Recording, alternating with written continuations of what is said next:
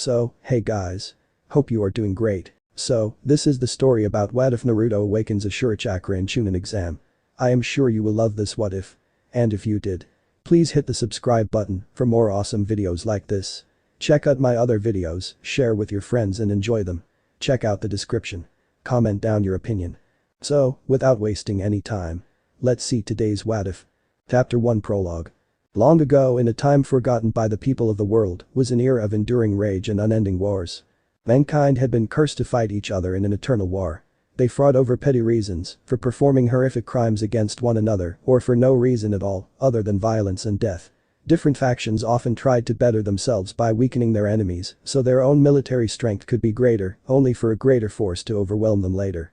Humanity had a curse, a distasteful and infectious curse that all beings were infected with. One, more powerful than any war. The curse of hatred. The potent force that can drive an innocent person to become a beast fueled by rage to hunt down those who wronged them. All the while inflicting more pain, brutality and spreading further hatred among people. Hatred was like a tree and it only continued to grow as more and more people were festered by it. Those who were directly affected by it and those who bore witness to those horrific outbursts of fury, no one was ever safe from it. One may even say it was genetic and had the possibility to be passed down the generations. But, what came after hatred? Most would say healing. Healing from the pain of their lives and the pain they brought on others. Only an imbecile would believe that it would bring about a stop to hatred. What comes after hatred would be either of the following things: emptiness, where a person would lose everything that was ever close to them. Their own self. The emptiness it brought forth was like an ever-spreading fire with nothing to quench it with, or even more hatred, where the anger would blind people to the truth and make them accept that the world itself was responsible for what happened to them. Among the humans and their inherited hatred was a tree. A tree of massive height and equally massive power. A tree that was worshipped as a god. This tree had a consciousness of its own, but very few knew the full extent of its intellect. This tree watched as the humans around it fought and murdered each other and cheated one another for their own gain, while turning a blind eye to others. The tree knew that while humanity had the capacity for good and evil, they overwhelmingly chose the latter option. The tree would often look down upon the humans and be disgusted by what it would see. At times it took pity upon them for their short lives and weakness. The colossal tree didn't know whether it liked being praised as a god or feared like the Shinigami. But it did tolerate the level of respect the humans showed it. Even the tree, with all its foresight, knew that one day wisdom would be lost, hope would diminish, fate would be turned in different directions, and justice would fall. It was merely waiting for that to happen and for humanity to be entirely consumed by hatred. Every 1,000 years, the god tree bore a fruit of immeasurable power and destruction, a fruit that held its own power within. The reasons why one could not lay their hands upon this fruit had been lost to ages. Thousands of years ago, a man named Tenji was the leader of the land of ancestors. He desired for peace and tried to avoid direct confrontation with his opponents to avoid wars being waged. He wished for a peaceful alliance and negotiations with them. One day he came across a lady who could be considered a goddess at first glance in terms of her beauty. She wore a white robe with 6 toes in the front and purple lining near her arms. She had beautiful silky and straight hair, the same color as that of snow. But what mesmerized him were her eyes. They were pupilless, giving off a silvery glow. He saw her gazing at the night sky with such patience. He had not seen this person before in his land, so he spoke to her. "May I know who you are?" asked Tenji, curiously looking at her. The lady, for her part, didn't reply for a while. A few seconds later she turned to look at him. "I'm Kagaya Otsutsuki." He found her voice to be very melodic. "Where do you come from? What do you desire here?" And again, Kagaya didn't reply for a few seconds. She didn't know if she could confide to him what she wanted or where she came from. From what she felt of these vile creatures called humans, they were filled with anger and darkness. Yet from him she couldn't feel much of it. "I desire peace. Peace among everyone. A place devoid of wars and hatred." She looked at him and saw the man nod his head. "I come not from another land in this world, but from the stars." Tenji, for his part, was surprised to hear this. Wanting to know more about her, he began to make small talk with her. After that fateful day, Tenji allowed Kagaya to stay within his palace. He was glad there was another who shared the same ideals as him. They began to meet each other more often and spend more time together each passing day. Soon enough the two became lovers. His devotion to Kagaya's cause for peace made him threaten his own followers with death if they dared threaten peace with the land of that. After Sukazu, the minister of land of that, tried to kidnap Kagaya, Tenji was horrified by Kagaya's godlike powers when he witnessed her kill many of his soldiers in self-defense. Eventually, Tenji decided to betray his love to prevent a war from breaking out. However, as the two sides attempted to capture Kagaya, she ate the fruit from the god tree aka Shinju and gained unimaginable powers. With her new powers, she casted the Mugen Tsukiyomi Infinite Tsukiyomi. As Tenji fell victim to he asked her what she was, unaware that she was carrying his children. Kagaya Otsutsuki, for her benevolence for ending the wars and stopping the spread of hatred, was named Usugai no Megami Rabbit Goddess because of her two horn-like protrusions which resembled rabbit ears. Like the Shinju, Kagaya was also worshipped as a living god on earth. People bowed before her in respect and reverence for her power and divine will that many considered to have no equal. However, Kagaya had not broken the chain of hatred, instead, merely fractured it. She forced more people to submit to her iron will to stop the hatred from spreading. Her power which was once praised soon came to be feared, and instead of being called the Asagi no Megami, she came to be known as the Oni demon. At some point Kagaya gave birth to two sons Hagoromo and Homura. Both children were born with the same power as their mother. The ability to use chakra. These two boys gained legendary prowess of their own, using their own innate ability. As the years passed by, the Shinju had become enraged that its fruit was consumed by someone. Angered and outraged that its fruit was stolen, the tree surfacing fiery hatred had appeared before Kagaya's own magnificent eyes, before she even knew the consequences of her actions. The tree underwent a metamorphosis of its own, transforming into a gigantic vile creature whose image mirrored its own hatred. A beast that was christened the Jubi 10 Tails, for its 10 massive tails which could split the land in half. The beast rampaged across the land hoping to retrieve the lost chakra and seek vengeance upon Kagaya for her arrogant acts. The entire world felt the might of the Jubi's hatred. The vile chakra of the fruit had corrupted Kagaya's mind. Thus, upon seeing the beast, Shinju called out to her to become one with itself. When Hagoromo and Homura found out about their mother's inhuman act of putting people under her control and using them as puppets, they wanted to confront her. But Hagoromo knew that he didn't have enough power to go against his mother yet. He soon came across a toad by the name of Gamamaru who could utilize natural energy.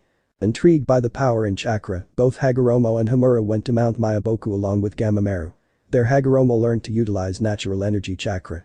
When he returned to confront his mother, he was further shocked. Hagoromo was horrified that his mother, who had given birth to him, could become one with the vile creature in front of him. During the confrontation, Hagoromo awakened the Rinnegan god's eyes due to the pain of harming his brother, Homura, who was being controlled by his mother. Hagoromo was fortunate that Gamamaru had given him a tag with a kanji for heal filled with sage chakra, which he used to heal his brother from the mortal wound Homura received. Why mother? Why would you commit such atrocious acts? Don't you care about the people of this land? Asked an enraged Hagoromo. Chakra is everything. It's life and it is soul. It needs to be whole again, you insolent child. You dare betray me? Spoke Kagaya with an emotionless face. The two brothers fought in a cataclysmic battle that scarred the very earth. The two sons with all their power had fought to the near end of their will to defeat the beast which was their mother. However, the Jubi was connected to the world, just as the world was connected to the Jubi. It was basically immortal. So, if they couldn't kill the beast, then the creature had to be sealed inside a person's body so as not to bring about even more catastrophe. Thus, Hagoromo sealed the chakra and soul of the beast within himself, and the body of his mother sealed off inside the moon which he created with one of his decisive moves, 6 Path Shibaku Tensei. The husk of the 10 tails was sealed inside the moon as well. So, Hagoromo became the world's first Jinchuriki. And like his mother before him, his own power soared to new heights. He, like his mother, became a god. One even more revered than his mother, wielding the greatest weapon in the world chakra.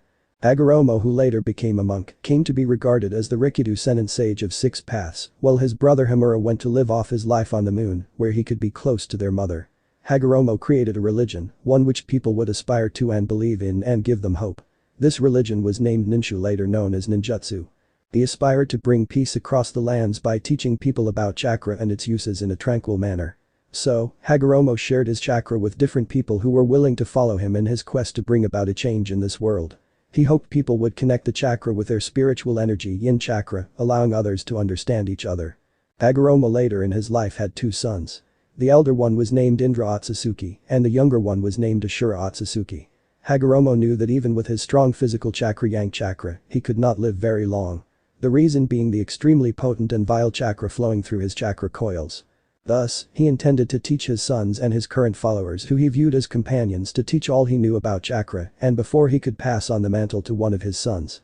Indra and Ashura had a relatively peaceful childhood growing up. Ashura was extremely close to his big brother Indra, whom he idealized and hoped to become like him someday. Indra, well, you could say he was more secluded out of the two young children, but he still cared for Ashura a lot. When the time came, both Indra and Ashura began to learn. It was quite clear that Indra was more intellectual and more into his studies and practicing the practical aspects compared to Ashura, who would mostly say it's boring. Why must I study this? One could say Indra was a prodigy in the field of ninshu, while Ashura was the complete opposite.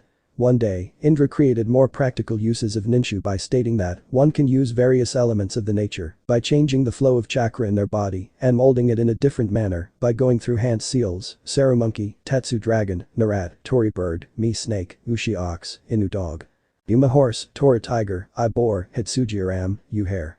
People were extremely impressed by this discovery and some even started whispering about Indra being the one who would carry on the way of ninshu. Although Hagorma was pleased that his son was making progress in ninshu and extending its uses, somewhere he had a nagging feeling that Indra will seclude himself more as his prowess increases while Ashura would remain in his shadow. Still, he had high hopes from both his sons that they would do what he wouldn't be able to in his life, that is bring about a revolutionary change in this world that will make people understand each other even better and create a world filled with love and harmony. It later became clearer that Indra acquired his father's yin chakra and visual prowess spiritual energy, while Ashura acquired his father's yang chakra and strong body and longevity physical energy, as, in the following years Indra awakened his Sharingan copy Wheel Eye while saving his brother from a rampaging bear. Ever since Indra awakened the Sharingan, he seemed to have become more cold towards people. He started visualizing that through power, one can conquer anything and always stick to what is correct and incorrect and abide by his rules. Compared to his brother, Ashura was not too advanced in the usage of ninshu, and he could never keep up with his brother during training sessions. Although, people did like Ashura's more cheerful and easygoing attitude, which in turn made him easier to talk to compared to Indra. One day a friend of Ashura came to him asking for his help. Ashura, my mother seems to be very ill, and the cure which I'm looking for is across the forests, and getting there through the forests will take time. You practice ninshu, yes? Could you help me out? The man said pleadingly. Ashura was considered a friendly and helpful person, thus people mostly came to him or Hagoromo when in need of assistance. Yeah, I suppose I could do that. Just wait here and watch me. Ashura said with a smirk. He did certain hand seals, and a strong gust of wind was blown from the palm of his hands, which tore down a pathway to the end of the forest, making a quick way to the end. Later that day, Ashura was reprimanded by Indra for blindly helping someone without considering the matter, because the man who Ashura helped just wanted the forests cut down for his own selfish gains. Indra later locked the man in a dungeon and warned Ashura not to go near him. Ashura, being a forgiving person, went to get him out. However, when Ashura got the man out of the cave, the dungeon was inside the cave, they came across Indra waiting there. What are you doing, Ashura? Did I not tell you not to go near the imbecile? Indra asked in a monotone voice. His face showed no emotion whatsoever. Nai-san, we should give him another chance. Punishing someone for such futile acts is not the way. And he hasn't harmed anyone, said Ashura. It doesn't matter. What he did was against the rules and he must pay the price for it. It was said in such an uncaring manner that it made Ashura flinch. Ashura jumped in front of the man to protect him. Indra jumped towards Ashura and pushed him towards the tree. Ashura hit the tree before falling to the ground. He wouldn't admit it, but his Nai-san hits hard. Indra, quicker than a flash, had his hand inside the man's chest sparkling with ration chakra lightning chakra. Nai-san, why did you do that? Ashura was astonished that his Nai-san could kill someone just like that. When Indra turned to glare at his brother, Ashura saw the three in his eyes spinning in a threatening way. That moment he saw the hatred in his brother's eyes. This world needs order. It needs change. And it is only through power one can hope to bring about such a revolution. That's all, Indra said darkly before vanishing from the spot. Ashura for his part could not comprehend why his brother started acting in an uncaring way ever since he awakened the Sharingan. He often felt intimidated by those eyes but shrugged it off thinking it was nothing. After a while he made a grave for the man and just stood in front of it in the stillness of the night. When he turned to his right, he saw his two sandfathers standing beside him. Indra has changed, Ashura. His eyes are like my mother's. Those eyes give him unimaginable power. He desires order in this world and wants to do it in his way. The way he goes about ninshu is not how I intended it to be spread. Hagoromo said with a tired sigh. After a few seconds of silence, Ashura walked away from the spot. As years passed by, it became more noticeable why Indra was hailed as a genius. He could accomplish anything with little to no effort and started living a solitary life. He primarily believed other people would merely inhibit his growth and potential. Ashura on the other hand could do nothing on his own. But through his determination and will, along with the ideals of relying on others, his friends, did Ashura's talents bloom like a flower in spring. Well, unlike Indra, who led a solitary life believing that others would only hinder him, Ashura became a capable leader, amassing many loyal followers, most of whom were his childhood friends. He, like his father wished, began to spread Ninshu to the world through the help of his friends.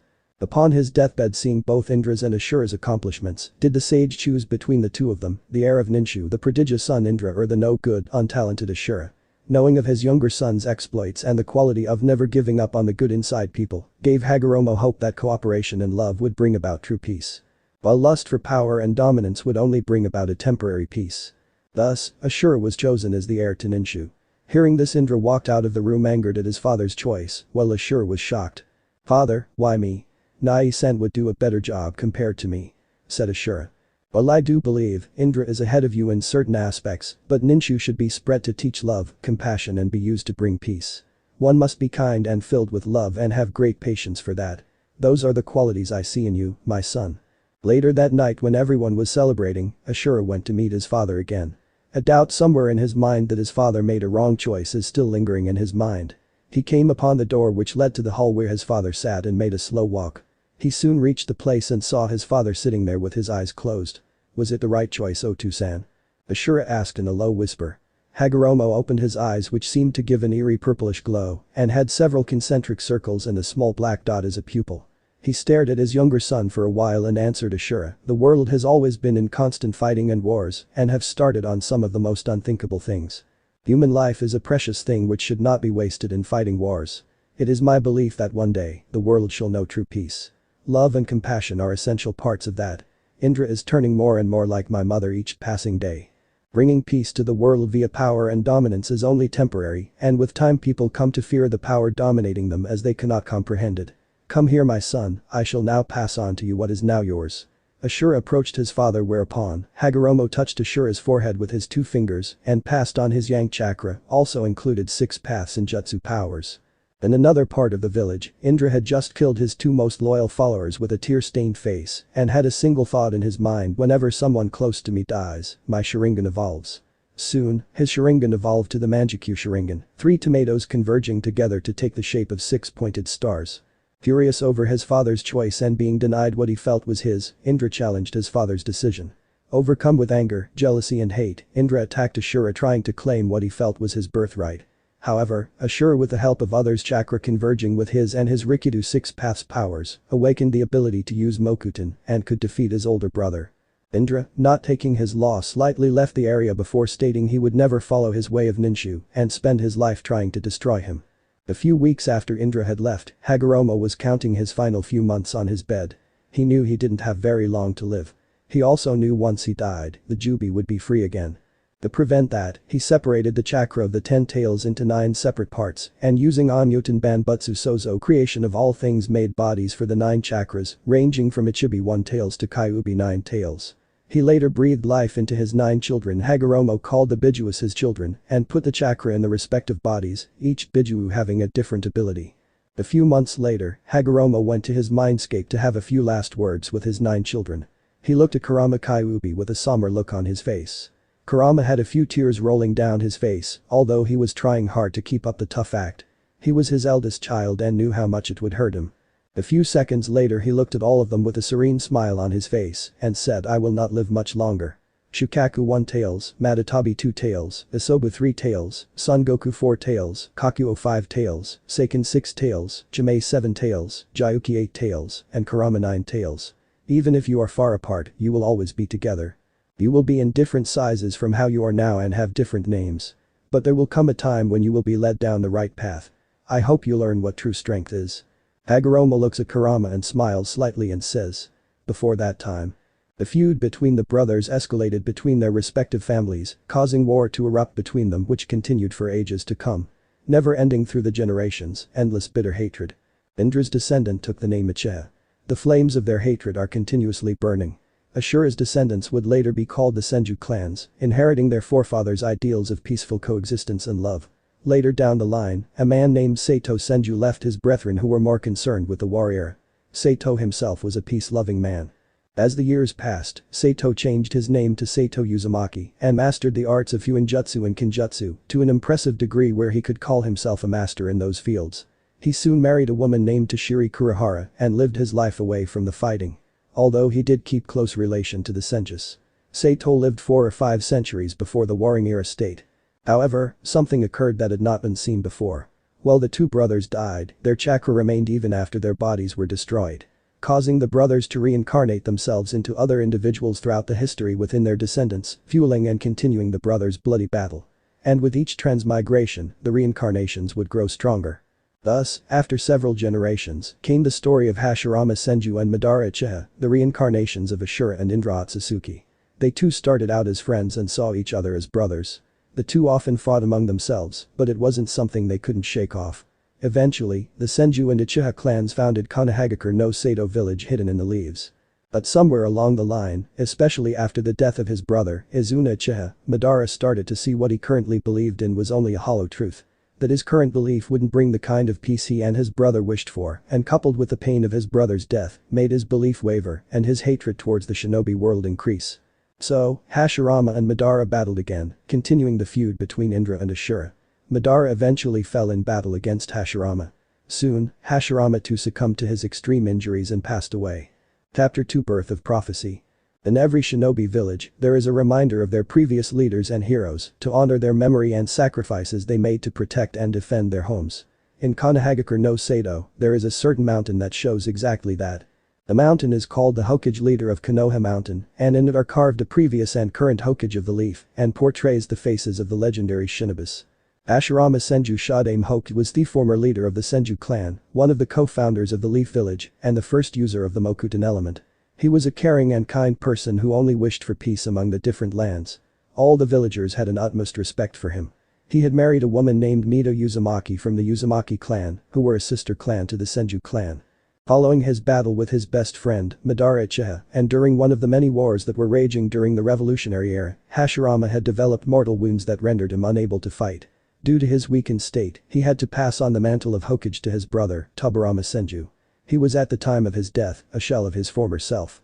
But even now, about 5 decades after his death, he's still remembered by everyone in the village as one of the greatest Hokages to have ever served Konoha. The second face belonged to Tobirama Senju Nidame Hokage. He was Hashirama's younger brother and became Hokage shortly before his brother's death. He too was an exceptionally strong shinobi. In fact, each of the Hokage were hailed as the strongest shinobi of their time. Tobirama was known for his sensory abilities and extremely strong Suiton affinity water affinity.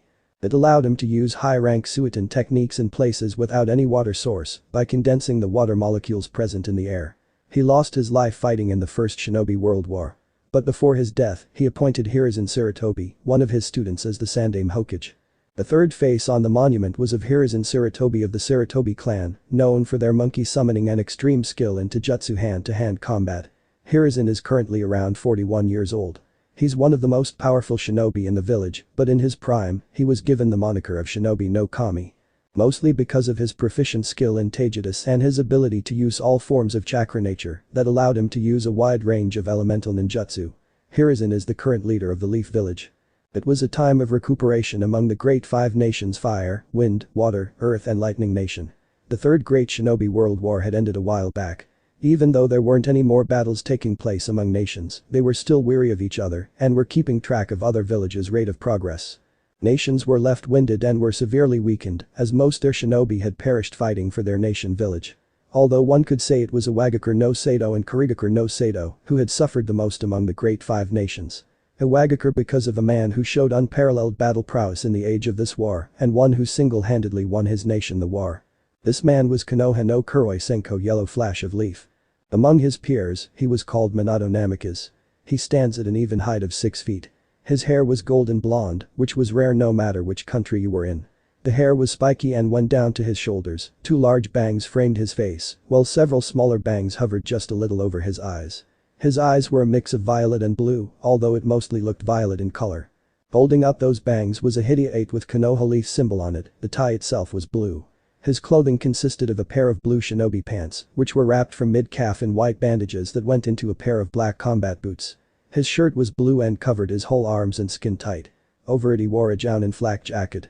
Now Kurigakure no Sato seemed mostly neutral in the war and played their cards when they felt it was plausible. They didn't lose much of their shinobi unlike the other nations.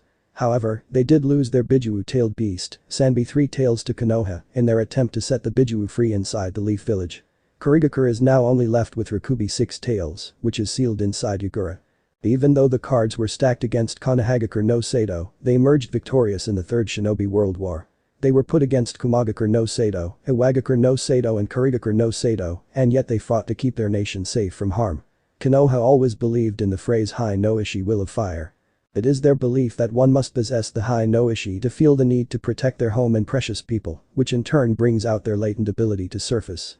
The shinobi of Konoha fought together, bled together and emerged victorious together at the end of the gruesome war.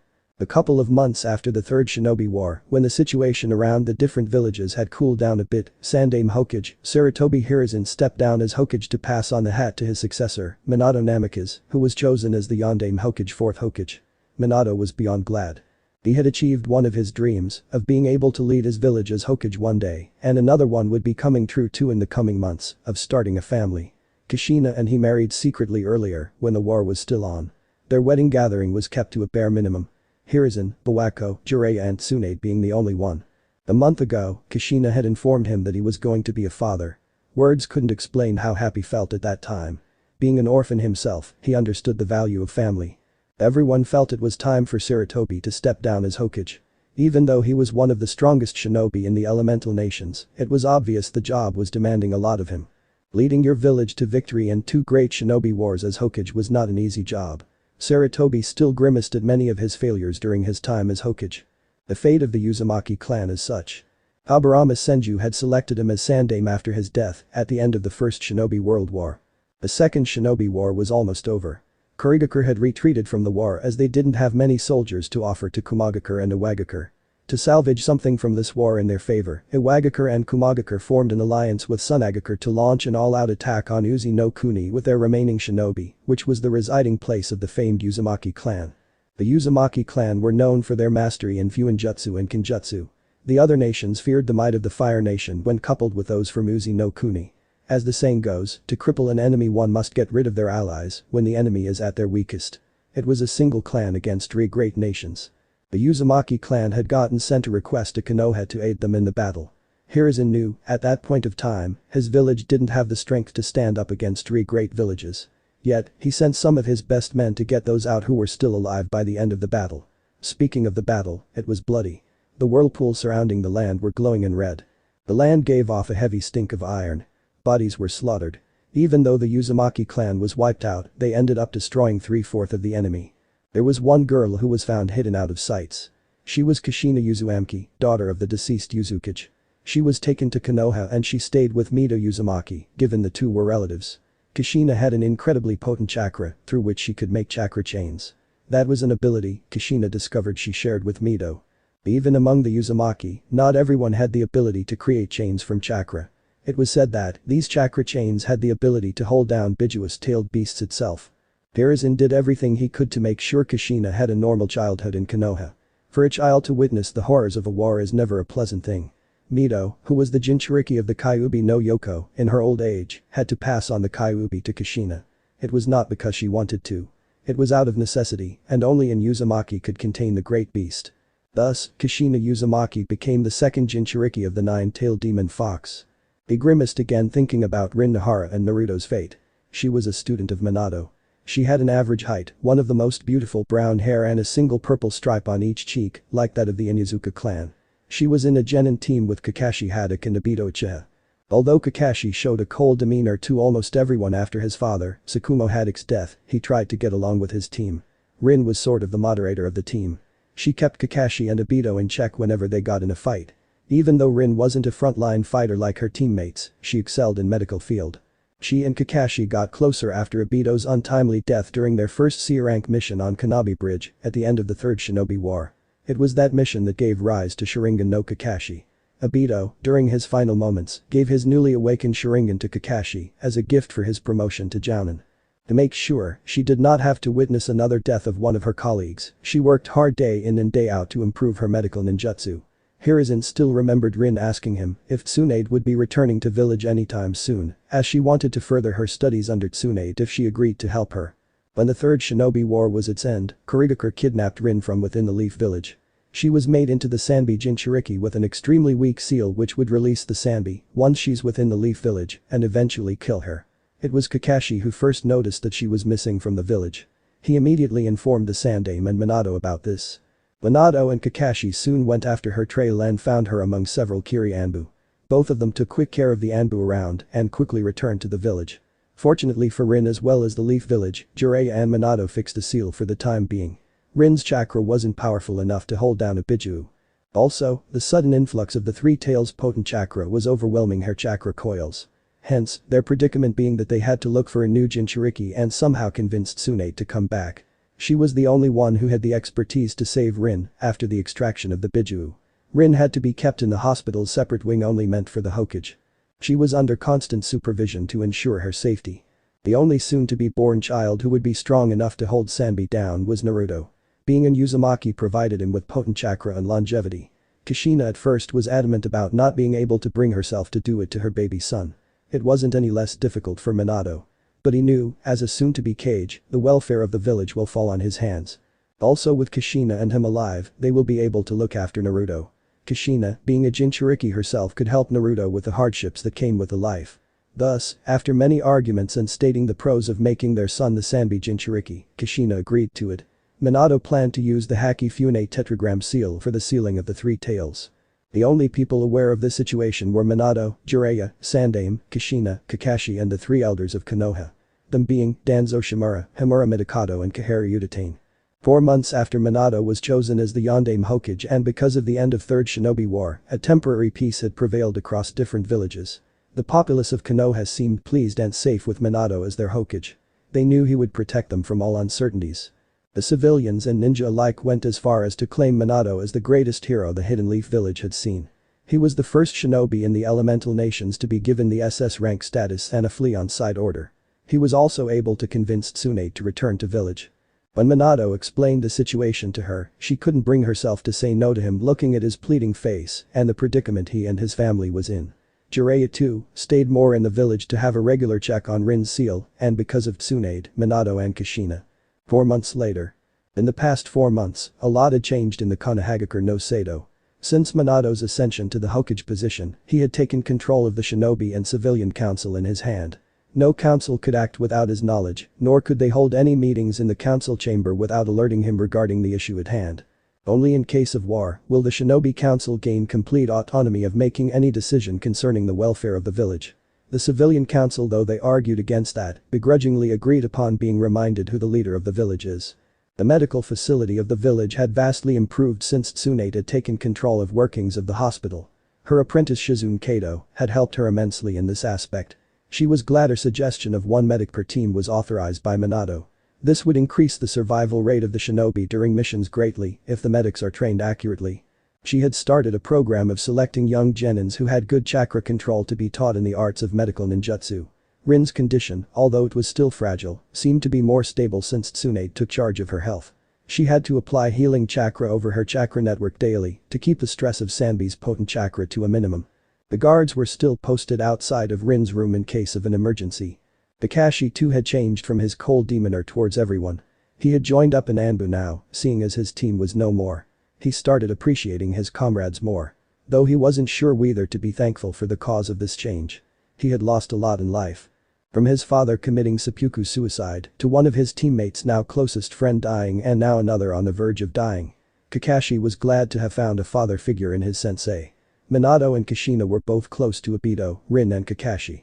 Obito's death had saddened them both and now seeing Rin in her current condition didn't make situation any easy for them. Kakashi knew Minato was going to have a child soon and the decision of the Three Tails to be sealed into him. He vowed to himself to look after the kid and help him guide along the right path. Kakashi was also glad to have little brother figure soon in his life. Night of October 10. Jiraiya, Minato, Kushina, Tsunade and Hiruzen were inside Hokage office. There were seals glowing around the room alerting the people in the room of the fact that they were not going to be disturbed or overheard. Minato was sitting behind his desk with Hiruzen standing next to him. Kushina was sitting on a nearby sofa along with Tsunade. Jiraiya was standing in a corner across the room. The last few months had also taken its toll on everyone. Kushina was suffering from exhaustion during pregnancy. She was constantly worried about her seal which held the 9 tails and about the sealing of the 3 tails into Naruto. Minato was working constantly as well along with Jiraiya to ensure the 9 tails didn't break free during the child delivery and the sealing of the 3 tails. Jiraiya stood looking at the people in the room. He sighed knowing that his apprentice was worried. Even he was. Until the ordeal of Naruto's birth and the sealing of Sanbi was over with, none of them could act naturally. He often took care of Kushina at her house when the others were busy with their work. He really thought of her as a daughter now from these last few months. Minato and Kushina even asked him to be the godfather of their kid. He was of course happy to accept. Seeing that everyone has been quiet for a while, Hiruzen cleared his throat to gain everyone's attention. As we know, Kushina will deliver the child at the safety of the Hokage safe house. Only we, the caretakers, Bawako and Tsunade in charge of delivering Naruto, know what is happening. Tsunade, would you ask Shizune-chan to stay with Rin since you won't be around to check up on her tonight? Tsunade nodded. Once Naruto is delivered, Jiraiya will take him to the sealing chambers and Minato will recheck the seal holding Kyuubi. Later, Minato will get Rin to the sealing chambers where the 3 tails will be safely transferred to Naruto. While the sealing will take place, Shizune-chan will look after Kushina and Tsunade will be alongside Rin to ensure her safety after the extraction of the 3 tails. Does everyone understand? Aye, everyone said at once. Good, the task beings tonight. Minato and Jiraiya, have you prepared yourself for any case? Aye, Hiruzen-sama. Minato said. Jiraiya settled for nodding his head. Good. I will see you all when this is over then. Be careful and good luck. Tsunade, Bawako and the caretakers had already arrived at the Hokage safe house along with Kushina, who was beginning to go in her labor. Outside the safe house were several Anbu who were guarding the place. They had been briefed on the details and had been sworn to utmost secrecy by both the Sandame and Yondame. Minato along with Jiraiya soon arrived at the Hokage safe house and saw Kushina already in labor. Minato dashed to Kushina's side and saw her screaming and held one of her hands with his left and his right hand on Kushina's seal to hold back the Kyuubi. Jiraiya stood next to his pupil while Tsunade and Bawako were working on the child's delivery.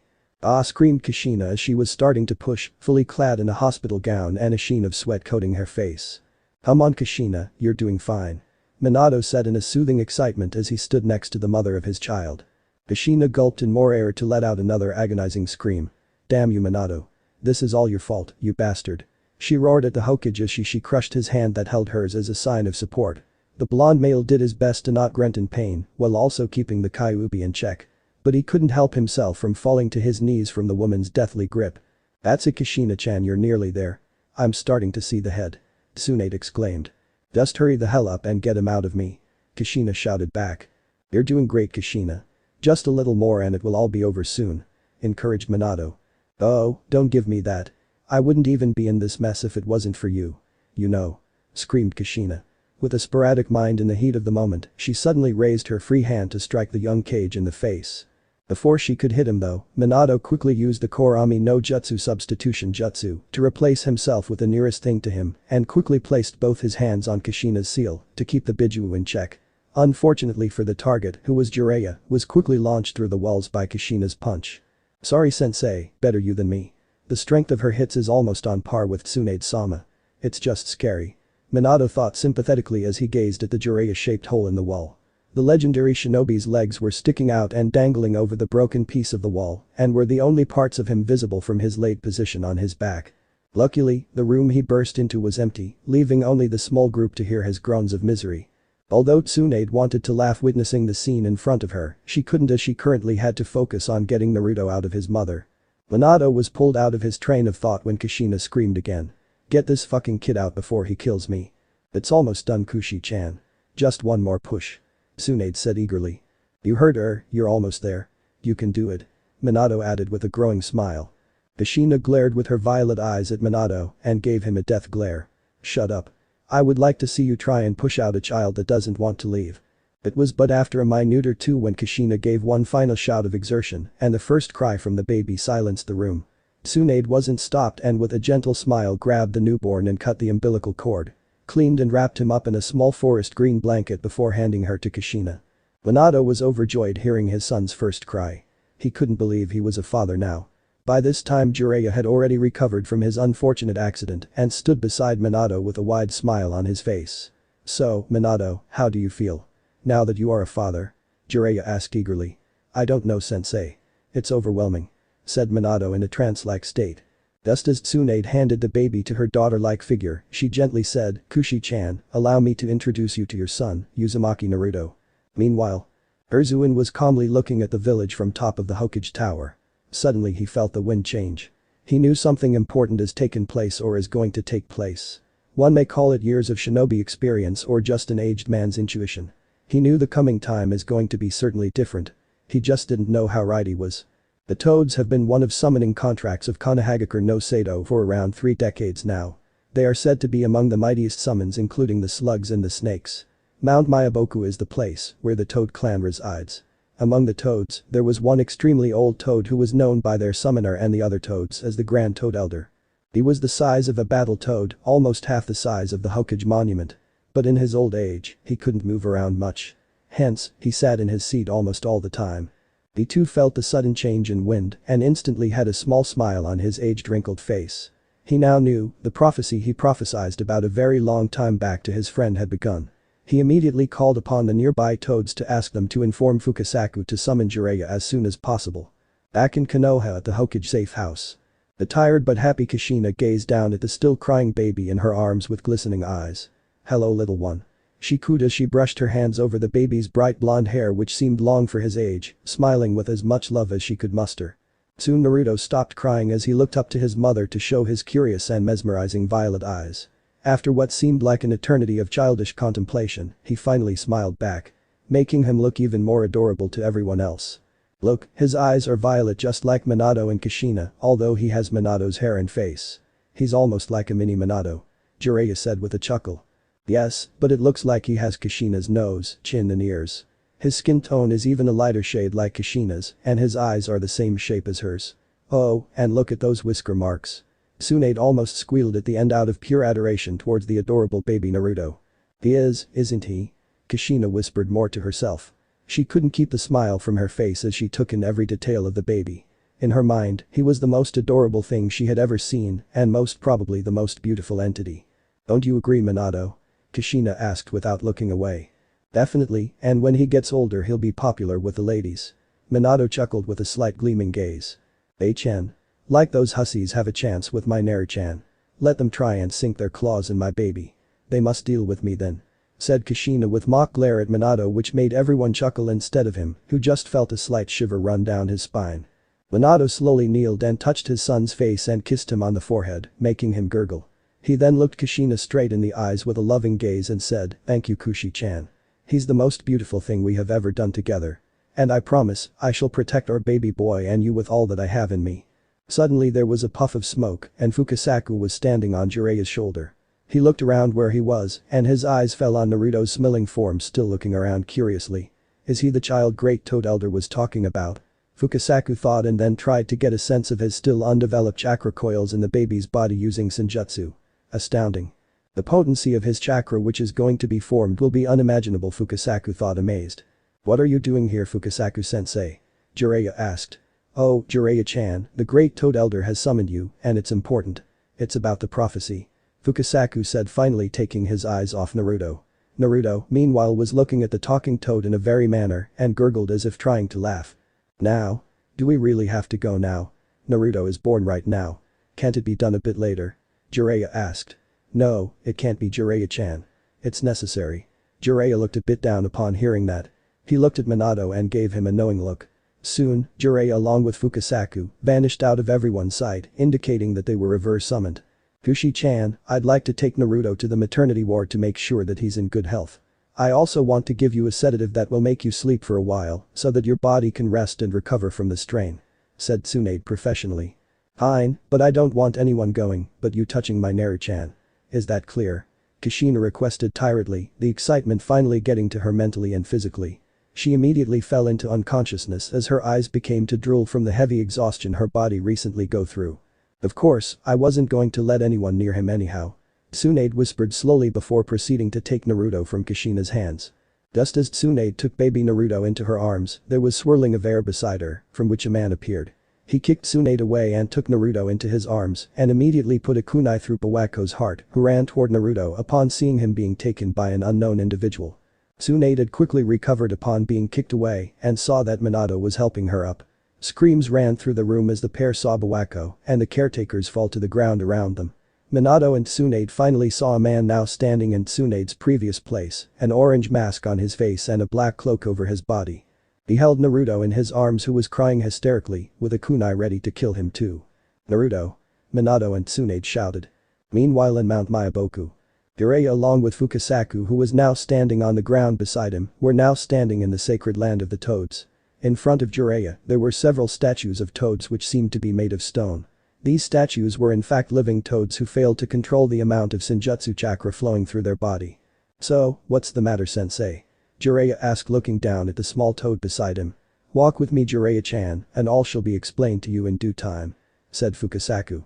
"Hey, don't talk with me in riddles.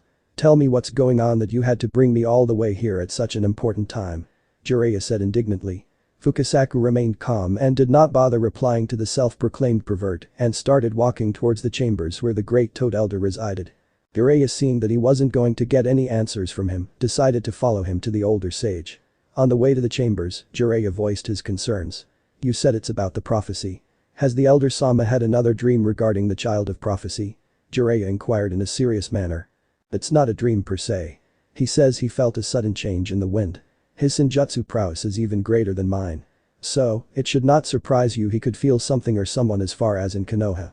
He did not tell me much about it. Just that it has something important to do regarding that prophecy and asked me to summon you immediately," said Fukasaku, still looking in front of him. Jiraiya and Fukasaku soon reached upon two large doors which were guarded two battle-attired toads. The two toads, upon seeing the pair walking towards the door, opened it for them. The great toad elder, who was sitting on his seat, had his eyes closed while Jiraiya and Fukasaku approached him. Upon looking at him, one might say he's just a senile old geezer who seems to be oblivious to his surroundings. Which is true to some point, as the elder toad seems have a sort of short-term memory at times. Fukasaku croaked once to gain the great elder toad's attention and said, "I have summoned Jiraiya-chan for you." Who did you summon again?" The old toad asked, not remembering himself asking Fukasaku to summon anyone. "You senile old fart, Jiraiya-chan, our summoner. You asked me to summon him regarding the child of prophecy," yelled an annoyed Fukasaku. "Ah. Yes. Jiraiya," spoke the elder toad as if he remembered something important now. All this while, Jiraiya, who was standing beside Fukasaku, sighed upon hearing his conversation again, for most probably the 1000th time. Jiraiya bowed to him once and spoke, "Elder Sama, why is it that you have summoned me?" "Fukasaku-sensei told me it is something important regarding the child of prophecy." He now looked straight at the great elder toad and said proudly, "I know Minato is the child of prophecy. He has excelled me in all aspects of being a shinobi. He even surpassed me in Senjutsu training. Although, I shouldn't be much surprised. He was always a prodigy when it came to shinobi arts. He even shares the same dream as me, of bringing peace to this war-stricken world." Jiraiya was indeed very proud of his prized pupil. Minato was his greatest accomplishment till now, and he believed he would be till the very end. The elder toad seemed amused upon hearing what Jiraiya had to say. "The child of prophecy has taken birth today, Jiraiya. I'm certain of it. This sudden change of wind, I have felt it only once before. And this time the wind seems much stronger than the previous time I felt," spoke the great toad sagely. "Do you remember the prophecy I told you about?" asked the elder toad. "Yes. I do remember. There will come a time when a man who proclaims himself as a hermit shall lead a boy with violet eyes to bring about a great change in the accursed war-stricken world. This child shall unite all the bijuous and befriend them. That is what you told me a long time back," said Jiraiya. "Yes, that is true. The child has taken birth today. You must look after him, Jiraiya. Train him, teach him the ways of the world, and make sure his heart stays pure. The child shall be the guide that will lead this dark world into the light," spoke the great elder toad, looking at Jiraiya. Jiraiya, for his part, did not know what to think. He always believed that Minato was the child of prophecy. So being told that he isn't, he felt disappointed. Thinking again, the only child Jiraiya knows that was born today was Naruto. Jiraiya now felt surprised finding out that Minato's kid is to be the one to become the light in the dark. "Are you sure about this? Is it not a bit too soon to tell?" said Jiraiya with a hint of uncertainty in his voice. "Yes. I am sure of it. I haven't felt such presence in 1000 years. The child has the potential to become the second coming of Rikido Senin, sage of 6 paths. Jiraiya, you must make sure the child grows up peacefully and grows to love the world around him. The child seems to have one of the purest hearts I have sensed. I am sure even Fukasaku shares similar thoughts as me," spoke the great elder toad. Jiraiya looked at Fukasaku and saw him nod once. Jiraiya, although was saddened that his first prediction hadn't come true about Minato, but at the same time was filled with joy about Naruto, his godson.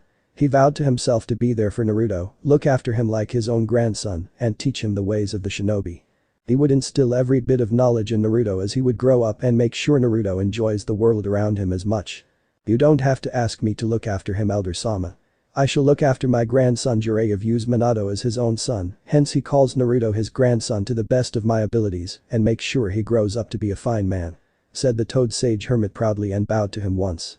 Jiraiya and Fukasaku soon left the chambers and went to the same place they appeared first when they left Konoha, with Fukasaku once again on Jiraiya's shoulder. "Well, Jiraiya-chan, you know what to do now. Naruto-chan will grow up to be an important boy in the future. If you want to finish your Senjutsu training anytime soon, you can come to me and Ma anytime you want," said Fukasaku. "Yes, Fukasaku-sensei. I will finish it soon. Now is not the time, I suppose. It was a lot to take in initially. But now that I think about it, Naruto is the son of two legendary shinobis, Minato and Kushina, and Minato has already surpassed in almost everything. Naruto is bound to grow up to be powerful figure, both in terms of being a shinobi and in getting the ladies," Jiraiya said with a lecherous grin at the end, in the hopes of getting inspiration for his future Icha Paradise books. Fukasaku did not know what to do with him anymore and just ignored his last comment. "Off you go now, Jiraiya-chan. Enjoy the first moments of Naruto-chan," said the small toad as he hopped off Jiraiya's shoulder and prepared to send Jiraiya back to Konoha. Jiraiya soon found himself standing in the same place before he went to Mount Myaboku. He saw that Kushina was unconscious and Minato was standing beside Tsunade, who seemed to be hurt, and Minato had a worried look on his face. Jiraiya immediately ran towards them and looked around the room to see dead bodies of the caretakers and Bawako lying in the pool of their own blood. Jiraiya turned around just in time to see a man wearing an orange mask with a swirling pattern, holding a crying Naruto with a kunai held at his throat. Before he could ask Minato or Tsunade what's going on, the masked man spoke. "Yondaime Hokage. Step away from the..." Chapter 3 Sealing of the Nine Tails and Three Tails. Previously. Jiraiya turned around just in time to see a man wearing an orange mask with a swirling pattern, holding a crying Naruto with a kunai held at his throat. Before he could ask Minato or Tsunade what's going on, the masked man spoke. Present time. "Yondaime Hokage, step away from the Jinchuriki or your child dies," spoke the masked man calmly. "Minato." Jiraiya and Tsunade shouted. "Just calm down. We can work this out," Minato said. "What do you want with Kushina, you bastard?" asked an enraged Tsunade. "Oh, you know. Just this and that. Take the Kyuubi out and destroy the village," the masked man said in a sarcastic voice. "You are not getting your hands on her. You got to deal with the three of us first," said Jiraiya.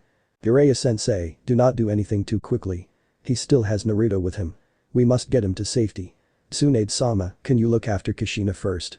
Minato asked without taking his eyes off the man who held his newborn. Tsunade nodded and was just about to move to Kushina when the masked man spoke again. "Do you care about your child, Yondaime Hokage?" the masked man asked. "I do," Minato said. "Choose now, Yondaime," the masked man shouted. With that, he tossed Naruto up into the air and held his kunai underneath, ready to kill him. Minato dashed across the room in a yellow flash and caught him. The man disappeared with speed and went to grab Kushina. Tsunade and Jiraiya, seeing the man move towards Kushina, went to intercept him with speeds that could only be rivaled by a cage. Jiraiya had a Rasengan formed in his right hand, and Tsunade had amassed a great amount of chakra in her left hand to smash the masked bastard into the next life. But what happened next caught all the people in the room off guard. The Rasengan in Jiraiya's hand and Tsunade's punch phased right through the masked man, and he just walked right through them as if they weren't even there.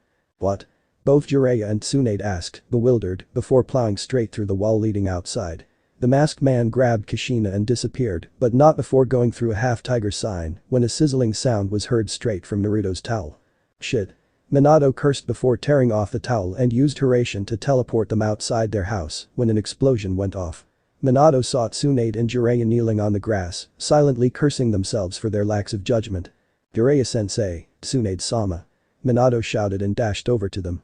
"I'm fine. We should have known better than to underestimate him. He got past the special Anbu outside and got through the barrier put up by you and Jiraiya," Tsunade said with a downcast look. "We have to assume the worst. Get back to the village and inform Sandaime-sama of everything that has transpired here. Take Naruto too with you, sensei, and keep him safe. Tsunade-sama, could you go and check on Rin? He may also be after her, considering he's after the Kyuubi," Minato said before turning away. "Alright. But where are you going, Minato?" Tsunade asked. "Hopefully to put a stop to this before it even starts," Minato said, determined. Tsunade nodded and immediately ran back to the village. Jiraiya stepped in front of Minato and took Naruto away from him, who had quieted down now.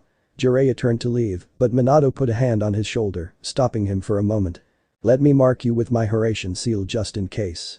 Push some chakra into it if you do required." There was a silence, then Minato said, "If all else fails. Promise you won't stop me from what I must do as the Hokage." Jiraiya froze on his spot when he heard those words from Minato and the look he had on his face. Jiraiya knew it all too well, that look on one's face. Jiraiya also knew that he was a tad bit afraid now. He was aware Minato was plenty strong, but you never know what may happen in the heat of the moment and what actions one may be forced to take, depending on how dire the situation might become. Jiraiya had always looked at Minato like his own son, and these past few months had only strengthened their bond, and he hoped everyone remained safe after tonight's ordeal was done with. Jiraiya looked at Naruto, then at Minato and said, "I won't get in your way, and I will be the godfather that Naruto needs and make him into a fine man." Minato nodded and disappeared once more in a yellow flash. Jiraiya sighed and put Naruto down next to him. He went and bit his thumb, putting blood on the palm of his hands and going through hand signs and slamming his hands on the ground while saying, "Fuchius no Jutsu summoning Jutsu." There was a large cloud of smoke, and Jiraiya was now standing atop a giant toad with Naruto in his arms again. The toad had a tanto on his side and was smoking a pipe. He also had a jacket on him. "Jiraiya. Why did you summon me?" "No time Gamabunta. The Kyuubi is about to be released. We have to reach the village fast, inform Sarutobi-sensei and get Naruto to safety." "Let's go," Gamabunta said with a hop, taking off a long distance, trying to reach the Hokage office within Konoha as soon as possible. Minato soon appeared in the safe house which he had informed Jiraiya about a long time back and grabbed his trademark Yondaime Hokage robes hanging off the wall. He then grabbed a full set of tri-pronged kunai and geared up. He checked himself over to make sure he was ready for what he was about to do and what he might have to do if the situation got out of hand. This wasn't supposed to happen. I don't know how it turned out like this. Naruto should have had a normal birth and then Kushina, Naruto and I were supposed to live normally. Guess it wasn't written like that. No. I must not think like that. I can still save Kushina and my village. I just hope we don't have more trouble than we already have coming our way tonight. I'm coming Kushi-chan. Minato disappeared in a yellow flash towards Kushina's current location thinking along those lines. Meanwhile, Tsunade was running as fast as she could towards the hospital to make sure Shizune and Rin were okay. She soon reached the hospital and ran towards their room. She saw the guards posted outside the room were dead on the ground and she instantly grew worried and rushed inside the room. The first thing she saw was the aqua blue colored chakra that was bubbling out of Rin's seal, and next to her bed was a bloodied Shizune, who was breathing heavily. Tsunade ran up to Shizune and started healing her immediately. Many of her worst memories were resurfacing now seeing Shizune in her current state. Shizune was one of the closest people she had, and seeing her like this reminded her a lot of the time when she was trying to save Dan. She quickly ignored those thoughts and focused on healing Shizune. She then saw that Shizune's breathing had stabilized somewhat and knew she was out of danger as of now. She then looked at Rin and felt remorse of not being able to reach here quicker and growing anger towards the masked man, who most likely was the reason behind the scene, she mused. There was nothing she could do now. She couldn't go near her or touch her. The biju chakra that was bubbling out of her was poisonous to human skin and would only serve to weaken her. She only had one choice left. Grab Shizune, get out of here and try saving those who would be able to survive the coming attack on Konohagakure no Sado. The combined attack of the 9 tails and the 3 tails was not something any village could come out unscathed, but she had hope in her village. They had come out of war situations and emerged victorious. But she wondered what the cost would be this time, that is, if they do somehow come out of this predicament. Tsunade kept staring at Rin for a few while. Looking at her, she assumed it would still be a few minutes before the seal set by Minato and Jiraiya would break and release the Sanbi into the village. She picked up Shizune and jumped through the open window and went to a slightly faraway area, away from the center of the village, where she can treat the younger girl properly. Tsunade then made a seal-less cage bunshin and ordered it to inform Sarutobi-sensei of Rin's situation. The field outside of the forests of Konohagakure no Sado. The masked man had taken the unconscious Kushina outside of Konoha to rip the Kyuubi out of the Uzumaki woman. The masked man's 3 Tomo Sharingan had now morphed into the legendary Manjikyu Sharingan. It is true that the Manjikyu Sharingan has the capability to put the 9 tails under its Jinjutsu, but having the capability doesn't mean everyone can do it. One needs immense mental fortitude and strong yin chakra to able to pull of such feat. Kushina was now suspended in midair because of the Fuinjutsu seal that held the 9 tails back was almost undone. Kushina, however, was now near death, and if the seal released there was a good chance she would die. She was suspended above a lake, the Fuinjutsu chained her to the surrounding rocks, and in front of her stood the masked man. "How does it feel, Uzumaki Kushina?" he asked mockingly. All she could do was breathe to keep herself alive and to restrain the Kyuubi as much as her will could allow. But her hold was weakening. "Now, it is time I suppose, for the nine-tailed demon fox to put Konoha down," the man said before making a hand sign. He channeled chakra through himself and formed a contract seal on Kushina's seal and said, "Kai. Release." The seal on Kushina that was holding the Kyuubi back completely shattered. The vile red chakra of the nine tails started coming of Kushina and started taking a shape behind her. Very soon, the tails started forming and in a mere seconds the great Kyuubi no Yoko was unleashed once again in the mortal realm. The fox unleashed a great roar before looking down at the heavily breathing Kushina and the masked man that was staring at the Kyuubi with those accursed red eyes. Kushina tilted her head slightly, looking at the Kyuubi. Unlike most people who assumed the great Kyuubi no Yoko to be mindless demon, the beast was aware that his host was a descendant of his father's son, ASHURA Otsutsuki. He was not close to Kushina, but he did not hate her as much, unlike the other humans.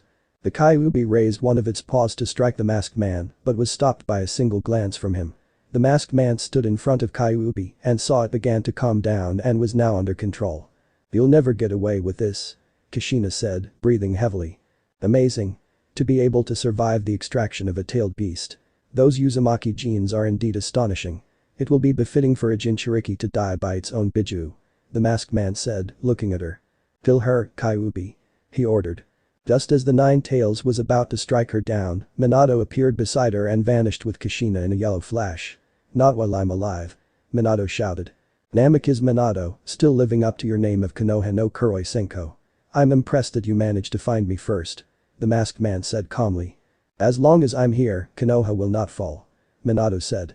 "The Kyuubi is mine now, you cannot stop me," the man said before the Kyuubi roared at Minato. The Kyuubi's tails extended and whipped out to attack Minato, but the Hokage had already flashed a safe distance away, with Kushina in his arms. "Impressive, Yondaime Hokage. Let's see how your precious village deals with two-tailed beasts at the same time," said the masked man before pulling the nine-tailed fox into some sort of space-time ninjutsu and disappearing along with it. Minato looked at this and frowned slightly, seeing how the spiral seemed to originate from his mask. He took a good look at Kushina and noticed how her breathing was very minimal at this point. He held her hand and transferred some of his chakra to her. His chakra was not as potent as Kushina's, but it would do the job for now. "Me not to," she said between heavy breaths. "Shhh now. Stay quiet. It's going to be okay," Minato said. "No, it's not. I was dead as soon the nine tails was taken out of me. Promise. Promise me. You will take care of Naruto," Kushina pleaded.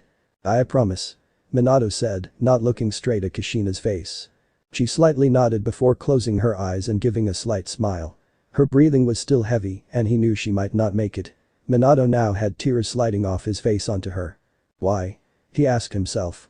He wiped away his tears, then he took his wife close into his arms and flashed to the Hokage's office to regroup with Jiraiya, Tsunade and Sarutobi as he thought of the most likely place where all might be present together.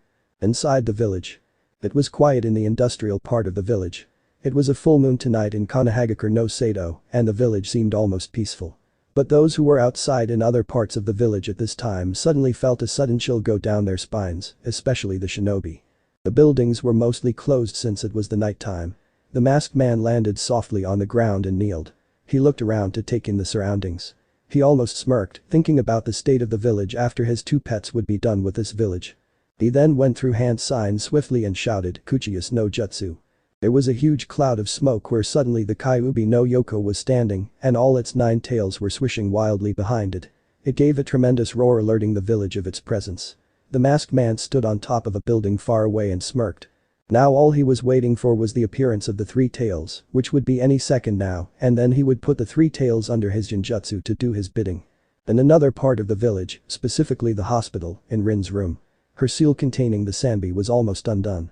In another few seconds, there came a massive surge of chakra from her body, and the three tails escaped its prison, crushing the hospital where it was now standing.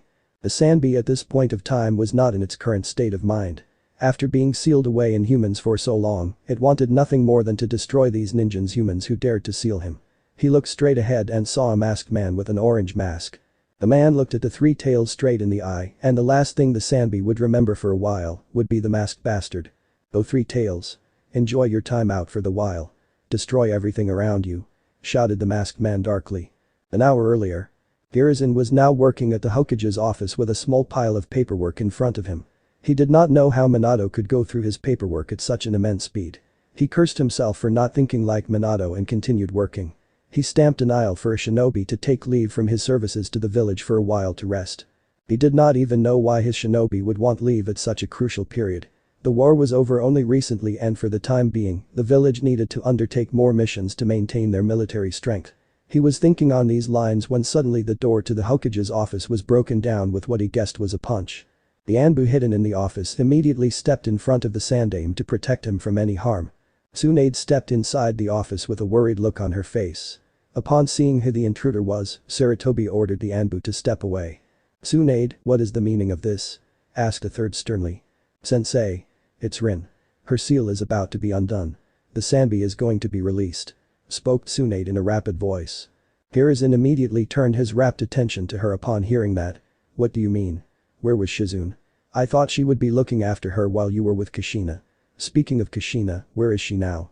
Seeing as you are not with her?" inquired Sarutobi. "I am just a cage bunshin. The real one is with Shizune, healing her. When I entered the hospital room, she was knocked out and lying on the ground, bloodied. It was most likely the masked." Before Tsunade could finish what she was saying, both her and Sarutobi felt a large shockwave. "Anbu? What was that?" "A large toad has appeared outside the Hokage Tower, Sandaime-sama," spoke one of the Anbu. Tsunade and Sarutobi both knew who it was when they heard the shockwave was caused by a large toad. "I will explain everything, sensei," Jiraiya said, jumping in through the window. He turned and looked at the Anbu and said, "Place the village on emergency orders. Inform the clan heads immediately to keep their clan members hidden in a safe place and evacuate the civilians as soon as possible. Tell the clan heads they will inform of the situation after and if the situation has been dealt with." "Hi!" the Anbu shouted before disappearing from their spots. Hiruzen stood and looked at Tsunade first and then at Jiraiya, who was holding Naruto in his arms. "Prepare yourself, Sarutobi-sensei. The Kyuubi is about to be unsealed and released inside Konohagakure if Minato fails." "What are you talking about, Jiraiya? How could this happen? First Tsunade tells me the Three Tails is about to be released any moment now and now the Nine Tails too," shouted the aged man in a panicked voice. Jiraiya immediately turned to Tsunade and gave her a knowing look. "So, the masked man got to her too. This is terrible. If we are not careful, there will not be a village standing here tomorrow. Facing the Nine Tails itself is no joke, on top of that the Three Tails, goddammit," shouted an agitated Jiraiya. "Explain," briefly spoke the third Hokage, turning to Tsunade. "When Naruto was born, I was about to take him to the maternity ward when suddenly a masked man appeared and snatched Naruto from me and held a kunai at his throat, saying if we didn't move away from Kushina, he would kill him," Tsunade said. "Did either you, Minato or Jiraiya try to apprehend him?" "We did. But all our attacks phased right through him. It was like he wasn't even there to begin with," Jiraiya spoke now. "We are sorry, Sarutobi-sensei. Your wife, Bawako-sama, was killed by the masked assailant," spoke Tsunade sadly. Jiraiya too looked sadly at his sensei, knowing how close he was to his wife. Sarutobi, upon hearing this, looked down at his feet and did not say anything. Many images and memories Bawako and him flashed through his mind. But he could not let himself break down at this point. His village needed him now. This was the life of a shinobi, he mused. Marching forward no matter what. "Where is Minato now?" asked Sarutobi after some silence. Suddenly there was a yellow flash in the room and Minato was standing there with Kushina in his arms. "Tsunade-sama, could you heal Kushina as much as possible, please?" asked Minato quickly. Minato then put Kushina on a nearby sofa and Tsunade knelt in front of her and started to heal her. "Minato, what happened to Kushina? Was the Kyuubi extracted out of her?" asked the aged Hokage worriedly. "Yes. It was. I was late in getting to Kushina. That masked man had already put the Kyuubi under his genjutsu. I believe him to be an Uchiha. But the only Uchiha who was remotely able to control the Nine Tails was Madara. I don't know for sure if it is him or not," said Minato. Jiraiya then stepped in front of Minato and looked him in the eyes. "Minato, you know there's no choice other than sealing the Kyuubi into him as well." It was not an easy job for Jiraiya to admit that to Minato, but it was the truth. Sarutobi and Tsunade got astonished looks on their faces upon hearing that statement. Jiraiya continued speaking, now with a serious look on his face. "The Haki Fuin is capable of holding up to at least 4-tailed beasts. I could use the Shiki Fuin to seal both the 9 tails and 3 tails inside of Naruto. With the seal being powered by the Shinigami, it will be powerful enough to seal those two for a lifetime." "No, Jiraiya-sensei. It shall not be required of you. I had thought of the possibilities already as soon as the masked man told me about 2-tailed beasts attacking Konoha," I am going to do the sealing. Minato said softly, looking at Kushina. Kushina, who was awake, had heard the conversation. She wanted to protest and say it would not be good for her Naruto to lead such a life without his parents around, but her logical part was saying to go with what Minato was saying. Because if not, her baby in her village may not be alive in a few hours. What? Are you even thinking straight, you two? Shouted Tsunade. Sealing two bijus inside of him. Will Naruto be even able to handle such stress on his chakra coils? The potency of 9 tails and the 3 tails chakra combined would be enormous. You can't do that to Naruto. He would not survive the sealing, even if the Haki Fuin is capable of imprisoning both the bijus. What about you, Minato? You're the Hokage. The village will need you. Tsunade said, trying to put down this messed up idea. Jiraiya went to retort and say something, but quieted down upon seeing Minato raise his hand. I understand your concern, Tsunade-sama. But, Naruto, he's mine and Kushina's son. I believe in him. He will be able to handle the pressure. I want him to grow up in this village, to understand what a shinobi is, to understand what a village is. To form a bond with this village. I know he will grow up to be an important figure. Minato said with a small smile on his face. He continued, I am the Yondaime Hokage of Konohagakure no Sado. I am supposed to lead from the front so none of my comrades would suffer. They all depend on me. It is my duty as this village's leader to save her from perishing, no matter the cost. Jiraiya-sensei once told me, a shinobi's life is not judged by how he lives his life, but by how he dies. If I die protecting and saving my village today, I will know that, for the future, she will be in capable hands. He said, looking down at Naruto's sleeping form. The participants of the room upon hearing it couldn't help but shed a few tears. The Sandaime was glad he had picked Minato as his successor. The will of fire he exuded was one Hashirama-sensei and Tobirama-sensei talked about. Jiraiya felt extremely proud of his student at this point. Although he was bitter that he wouldn't see his student alive much longer, he couldn't help but feel proud of the decisions Minato has made up to this point. Tsunade wanted to yell at him, but stopped when Kushina pressed her hand with her own and gave her a look saying not to say anything. Kushina herself had tears flowing out her eyes. Minato-kun, give me Naruto. I want to hold him close to me for some time. Kushina said in a soft voice. Tsunade had healed her internal injuries as much as she could, including her chakra network. Although, Tsunade knew, if she were to use her chakra for prolonged time, she would not live to see another day. Minato slowly took Naruto from his sensei and for a while just looked at him. Naruto soon opened his eyes and looked at him with those curious innocent violet eyes and yawned in his arms, making him look even more adorable. He felt his resolve weaken to sacrifice himself for the village and his son, but he knew he had to do it if he wanted his son and the village to have a future. He then placed Naruto in his wife's hands. Naruto seemed to recognize Kushina and Tsunade, who were looking at him with somber looks. He put out his tiny hands forward and held a few red locks of Kushina's hair, which made the Uzumaki woman smile a bit. Tsunade then went closer to Naruto and kissed him on the forehead and whispered, "Don't worry, Neri-chan. You will have a wonderful life ahead. I will make sure of it." Naruto seemed to gurgle a bit upon hearing that. He yawned again and closed his eyes slowly. Jiraiya, Hiruzen and Minato smiled upon seeing the interaction between the three. After a short silence, Hiruzen cleared his throat to speak. "If that is what you wish, Minato. We need to form an immediate plan of action to deal with the two bijus. I don't think we have much time," said Sarutobi. "I will go deal with the masked man to free the Kyuubi from under his control. Sarutobi-sama, would you and the other shinobi be able to push the Kyuubi out of the village and hold him down for a while?" Hiruzen nodded, listening to Minato. "Tsunade-sama and Jiraiya-sensei can handle the Sanbi in that time. After the masked man has been dealt with and I appear before the Kyuubi, Hiruzen-sama will go join up with Jiraiya-sensei and Tsunade-sama. I shall mark all of you with my Hiraishin marker. I will teleport with the Kyuubi once it's freed from the Jinjutsu to the outside forests of Konoha, and I shall then summon you three while you are holding down the Sanbi to the Kyuubi's location. My cage bunshins will take Kushina and Naruto there in advance. Kushina will be able to hold down the Kyuubi and the Sanbi with her Kongo Fuso chains once she has recovered enough for that.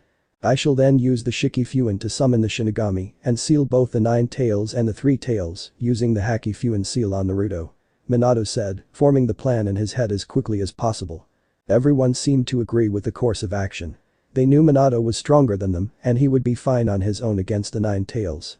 Minato then looked at Jiraiya and said, "Sensei, when the time comes, I want you to help him master the 9 tails and 3 tails chakra. The Kyuubi is said to be the strongest of all bijuus and is said to have near unlimited chakra. I believe there will come a time when Naruto will require their assistance." Seeing how the masked man knew about both the Kyuubi and the Sanbi, it is possible to think that he also knows the Jinchuriki of other bijuus. Please do look after him. Minato said the last part in a downcast voice. Sarutobi could not help but feel sad seeing the current situation. Naruto, not even a day since he came to this world and he was already losing both his parents. Tsunade-sama, I would like to request something of you. Minato said in a small voice. Tsunade looked at him and urged him to continue. Would you look after Naruto as your own son after tonight? I know it's asking a lot of you. But he will need a mother figure in his life. Kushina will not survive the night. Even with her Uzumaki genes, the way the Kyuubi was extracted from her, I'm sure it has left her chakra network haywire. He will need balance in his life. Would you do it, Tsunade-sama? For a moment, she did not say anything. She looked at Naruto again and saw his sleeping form. She was startled that Minato would ask her to look after Naruto as her own son. She knew growing up without parents would be hard for Naruto, and if by any chance the village comes to know of his Jinchuriki status, his life would become a living hell. She then thought about how her life would change if she does adopt Naruto. She couldn't help but feel happy upon thinking of raising Naruto as her own son. She never had a child of her own, and raising Naruto as a Senju will keep her legacy alive, even after her time comes. Tsunade looked at Minato with a determined face and said, yes, don't worry. I shall be the mother he needs. I will look after him like my own flesh and blood. Minato felt a little weight taken off his shoulders upon hearing that. He at least knew his son would grow up being loved by a mother figure. Kushina, too, felt happy and squeezed Tsunade's hand as a thank you gesture with her free hand. Suddenly they all felt a tremendous shockwave and they saw the imposing figure of the Kyuubi standing within the village. Not even a minute later, there was another large burst of chakra and the Three Tails was standing in another part of the village, particularly the crushed hospital. They all shared a knowing look and knew what was to come. They could see the Anbu running around the village, trying to evacuate as many civilians they could. Jiraiya immediately left towards the Three Tails, and Tsunade's Cage Bunshin dispelled herself to let the real one know of all the things discussed inside the office. The Sandaime summoned Monkey King Enma. He too left in the direction of the Nine Tails.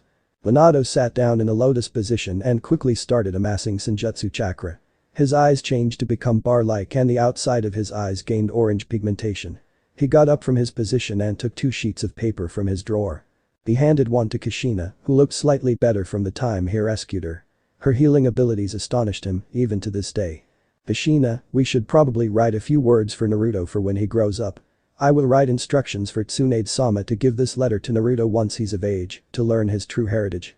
Minato said in a sad voice. Both the cage-level shinobi wrote few words as quickly as possible for their son, a few lines in Kushina's case, since she still felt very weak. Whatever she was doing right now was solely due to her willpower. And then Minato put it on top of the Hokage's table. Minato quickly made 2 cage bunshins and gave them orders to take Kushina and Naruto to the place he intended to do the sealing ritual. Once Kushina and Naruto were out of sight, Minato steeled his resolve. He sensed out the masked man's chakra and disappeared to his location in a yellow flash. Meanwhile, all the clan heads had been informed about the imminent threat of the Kyuubi and the Sanbi in Konoha. Panic, fear and worry were the obvious reactions from everyone. As soon as they received word of the information, they started gathering their respective civilians from the clansmen and began to get to safety. Those who were capable shinobi were preparing to go on the front line to get as many villagers to safety and contribute in stalling in Kyuubi until their Hokage would arrive. Hiruzen, Jiraiya and Tsunade had regrouped for a couple of seconds on top of a building, which gave them a wide view of the entire village. There were dozens of Anbu along with them on top of the building. Looking around the village, the 3 cage-level shinobi witnessed as the 2 bijuas thrashed their tails and destroyed several buildings. Many villagers were caught off guard due to the sudden attack, but they could also see several shinobi getting the civilians to safety. Anbu, we move out and defend Konoha. Hi!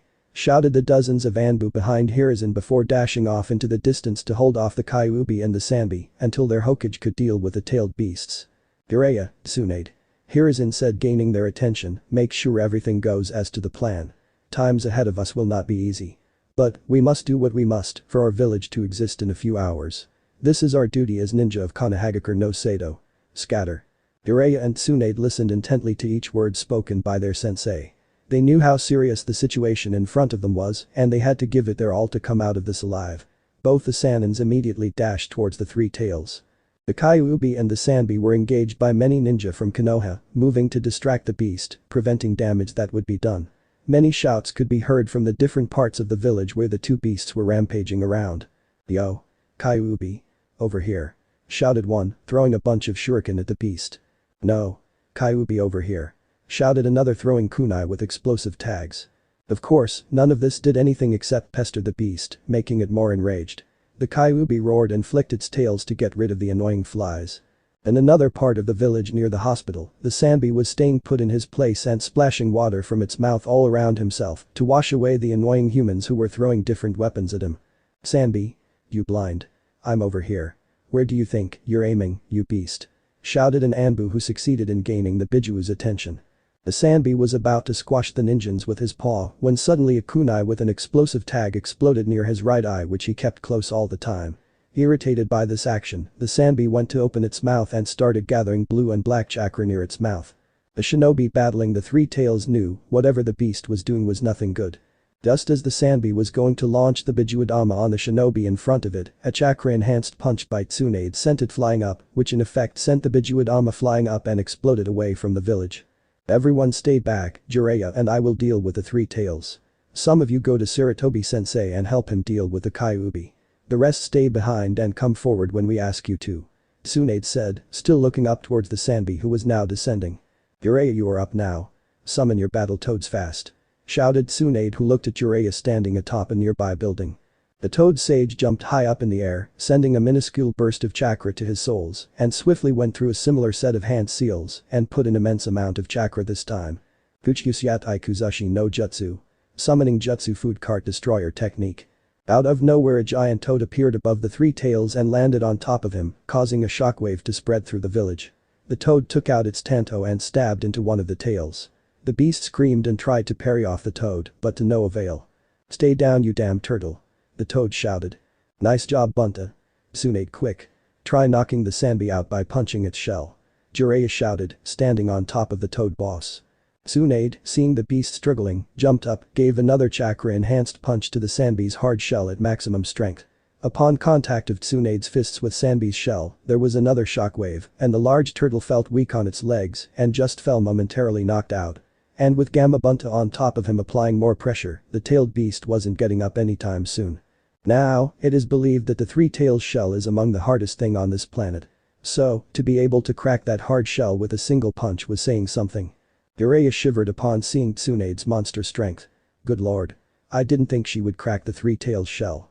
Man, the beating she gave me a few years back when I got caught peeking on her seems like a blessing. "That's how you beat a damn overgrown turtle," said Tsunade, proud of her handiwork. Jiraiya just sweat dropped on hearing that. The shinobi who were standing behind and watching the entire scene were shell-shocked on seeing the beast down for a while. They all had heard of Tsunade's monster strength but never knew the extent of it. Amazing. Such great strength. "So, this is the power possessed by one of the Sanins," said one of the awestruck Anbu. "Alright, 4 Anbu come here and form a Shishi engine barrier across us. That would immobilize the three tails from going elsewhere," formulated Jiraiya. The Anbu did as they were told and formed a purplish barrier trapping the three tails, Jiraiya, Gamabunta and Tsunade. Inside the barrier. "Phew, it's a relief, this turtle got put down for a while," said Tsunade. "Yes. That is. Now, all we have to do is wait for Minato to summon us to the location of the sealing ritual," said Jiraiya tiredly. Few minutes earlier in a forested area outside Konoha. Minato had soon appeared in a forested area outside of Konoha and came face to face with the masked man. Both the men were eyeing each other, but the yondaime could swear the masked man was smirking upon seeing the fate of the village. "This time, yondaime, we fight on even grounds," said the masked man. "I wouldn't call having the Sharingan fighting even, now would I? Are you? Uchiha Madara," Minato said. "Maybe. Maybe not. Who I am is not important or relevant to this world anymore. Yes. It doesn't matter who you are. Madara Uchiha or not, I shall put you down. Why are you targeting the Leaf Village?" Minato asked.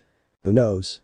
said the man as he brought a long chain, some of it wrapped around his hand from his black cloak. "Maybe it's for war, maybe it's for the peace that I want to bring to this accursed world." Minato did not say anything to that. This man had dangerous ideals. He looked at the man before him who was shrugging as if warming up, then saw the chains drop down from his cloak. He looked ready to fight. Minato took out his tri-pronged kunai from his pocket and prepared to engage him when suddenly the man laughed. "What is so funny?" asked a confused Minato. "You're clueless, yondaime. The Kyuubi cannot be stopped unless sealed once more. You do not have to worry about the Kyuubi.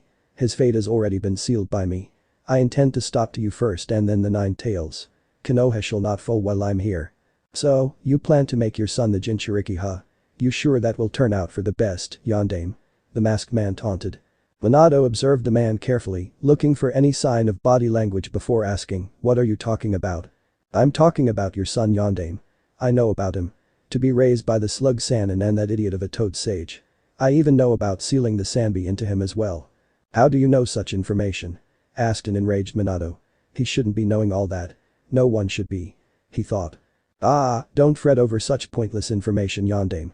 I have my sources to gather such things," said the masked man casually. "I look forward to fighting him in the future. This ends now. I won't let you get the chance," Minato said before throwing his kunai at the masked man. The man simply gave a huff of air and let the kunai phase through him, but not before seeing the Yondaime charge towards him, a blue spiraling ball in his right hand. Rasengan. Of course, this attack too simply passed through him. "Too slow, Yondaime," the man said before he pulled on his chains and whirling around to face him, only to find he had disappeared again. He sighed and turned to face the Hokage still waiting in the clearing. Minato still had the Rasengan in his right hand and had two tri-pronged kunai in his left hand. "You cannot hope to defeat an Uchiha," said the masked man. "We'll see about that," Minato muttered to himself before throwing the first kunai and charging at the man. The Sage mode helped Minato go at much faster pace than before. Minato moved as fast as the kunai behind it and planning his attack carefully. The man ran to meet him and let the kunai phase through him. The masked man then stretched his hand and said, "I win." "Haration Ribarunai Haration level 2. Minato shouted and disappeared, appearing behind the man and snatching his kunai between his fingers and slamming the Rasengan in his hand into the man. "Damn it. He flew to the kunai from earlier. I underestimated him," the masked man thought. "How about that?" Minato asked. "Impressed much? Now, you will definitely will be." Minato deposited his kunai in his kunai pouch and went through hand signs quickly before the man could recover and slammed his hand onto the man's chest and shouted, "Kyaki Fuin contract seal." The man cursed himself and felt his control on the Kyuubi and the Sanbi released all at once. He no longer had hold over the two beasts. Then he looked up at the man who ruined all his plans with a fire burning in his eyes. Then he said, "I must hand it to you Yondaime Hokage, being able to wound me and sever my ties with the Kyuubi and the Sanbi is not something to laugh at, but no matter. The Kyuubi and the Sanbi will be my playthings again. I will take over the world and there are so many ways to go around it." Then the masked man used his teleportation jutsu and disappeared before Minato's eyes. "So, I was right. He is after the Jinchuriki. If Naruto is to face him sometime in the future, he is going to need something extremely powerful by his side," Minato thought. He had many thoughts going through his head at a rapid pace. He knew the Kyuubi and the Sanbi were still attacking the village and he had to seal them into his newborn soon. He did not like that one bit, but he had no choice in the matter. Naruto was the only one he could entrust this burden to. Back in Konohagakure, Hiruzen appeared standing atop a nearby building where the Kyuubi was causing havoc. The shinobi battling the Kyuubi sighed in relief upon seeing the Sandaime joining the battle. "Uchius Monkey King Enma summoning Monkey King Enma," shouted Sarutobi after going through the hand signs for the summoning jutsu. There was a puff of smoke that appeared beside Hiruzen, who stood in full battle armor. It was a monkey that stood slightly taller than the aged Hokage. The monkey looked around before noticing the fox and said, "So, the Kyuubi has been unleashed now Hiruzen. Minato didn't do a very good job," he said. "There were circumstances that were unpreventable," Hiruzen said. "I can see that. Henge Konganyoi. Transformation adamantine staff." Enma then turned from his monkey form into a large adamantine staff that Hiruzen then gripped and allowed to extend into the Kyuubi, smacking him in his head. The Kyuubi became enraged and flicked its tail, smacking several shinobi away from him. Hiruzen saw his chance and extended his staff again, pushing Kyuubi through the wall and outside the village. The Kyuubi, enraged by this, started charging up a Bijuadama. Minato appeared at the battle site soon after dealing with the masked man, standing on top of his head at the Hokage monument. He looked at the fierce battle going on in the distance and noticed the Kyuubi getting more agitated and began charging up a Bijuadama. Minato cursed himself silently and started to go through hand signs. Then the Kyuubi turned straight towards Minato and launched in straight at him. Minato finished the hand signs and brought out his signature tri-pronged kunai and held it out in front of him and began the space-time ninjutsu. Out came what looked like a Fuinjutsu seal, but had a gaping hole in the middle of it and the Bijuadama went straight inside of it. The giant purple chakra ball disappeared inside and seconds later, a huge explosion could be heard a long distance away from the village. He smirked to himself at his quick thinking. Sarutobi looked at the Bijuadama as it was launched towards the Hokage monument and panicked slightly when he saw Minato on top of it. He smiled and saw him use a space-time ninjutsu to make the Bijuadama disappear. He then turned serious again at the looming threat of the Kyuubi. He gripped Enma who was still in his hands and charged at the nine-tailed fox. Minato then ran as quick as possible over the rooftops and jumped high above the Kyuubi and went through hand signs again. He was still in his sage mode, hence his chakra reserves were getting replenished quickly and so were his earlier injuries. Minato then shouted. Guchiyusyatai Kuzushi no Jutsu and a giant green toad with two tantos strapped to his back and dressed in a battle toad attire came out of nowhere and dropped on the giant fox. On top of the toad stood Minato, looking down at the Kyuubi who was charging yet another Bijudama. He cursed again and started gathering chakra, preparing to Hiraishin himself and the fox away. Hiruzen and the shinobi who were battling the Kyuubi were getting exhausted. They were firing jutsu after jutsu and yet there was not even a single scratch on the giant beast. So, upon seeing their Yondaime Hokage and the fox being put down by the giant toad, they cheered. It's the Yondaime. A ninja cheered around him. Hiruzen smiled upon seeing him, wondering what he would do now. So, when he saw both the fox and his successor disappear, he was astonished. Suddenly Hiruzen felt a tap from behind his shoulders and turned to look around. Sandaime-sama, I'm just a Kage Bunshin, you should go to Jiraiya-sensei and Tsunade-sama now.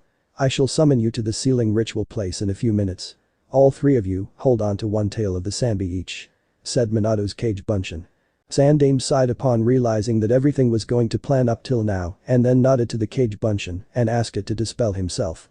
All of the shinobi present here, get as many injured you can out of here and set up medical camps so we can get them treated after everything has been dealt with.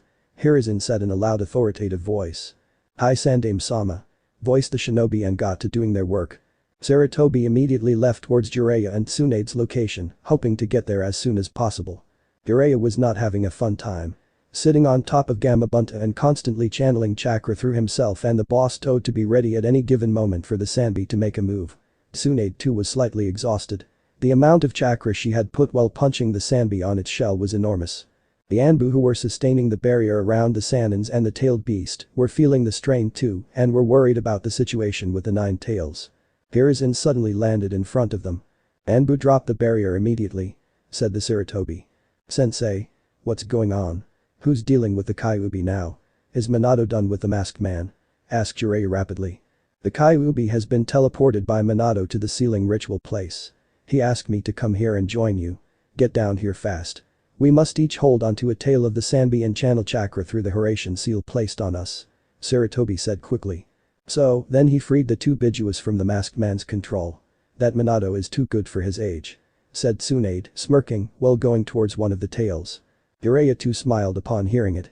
His apprentice wasn't a SS-class shinobi for nothing, he mused. Soon, the 3 Kage level shinobi caught one of tails of the beast and channeled chakra through the Hiraishin seal placed on them. The Anbu standing around them were wondering what each of them was doing when suddenly they saw Hiruzen, Jiraiya, Tsunade and the 3 tails disappearing out of their sights. Minato teleported the Kyuubi to the sealing ritual place and immediately fell on his knees panting. He was running dangerously low on chakra now and his sage mode had long since faded. He saw Kushina to the side along with Naruto who was resting on her lap sleeping peacefully. He had a few tears coming from his eyes upon seeing his child. He never wanted all of this to happen to his child. He steeled his resolve then and approached them. Kushi-chan. It's time. Hold down the Kyuubi with your chakra chains. Then I will summon Jiraiya-sensei, Tsunade-sama and Hiruzen-sama along with the Sanbi here and we can proceed with the sealing. Minato said somberly. No. I change my mind. We can't do this to our baby child. Please understand Minato. He's my son. How can we do this? Kushina shouted as her motherly instincts kicked in.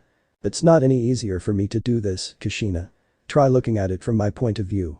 I cannot do it to another child and ask another parent to make the sacrifice. I am the Hokage of this village and I must do what is necessary to look after it. Plus, Naruto. I trust in him. He will grow up to be a fine and powerful shinobi one day. I can feel it. And to fight the masked man, he will need the Bijuu's help. The masked man was no joke. He was a powerful opponent. I couldn't kill him. He escaped in time. Minato said, looking down. Minato then took Naruto from her arms and Kushina who was on her knees still feeling extremely weak. She summoned her will to subdue the 9 tails through her chakra chains. Minato was panting hard with Naruto in his arms.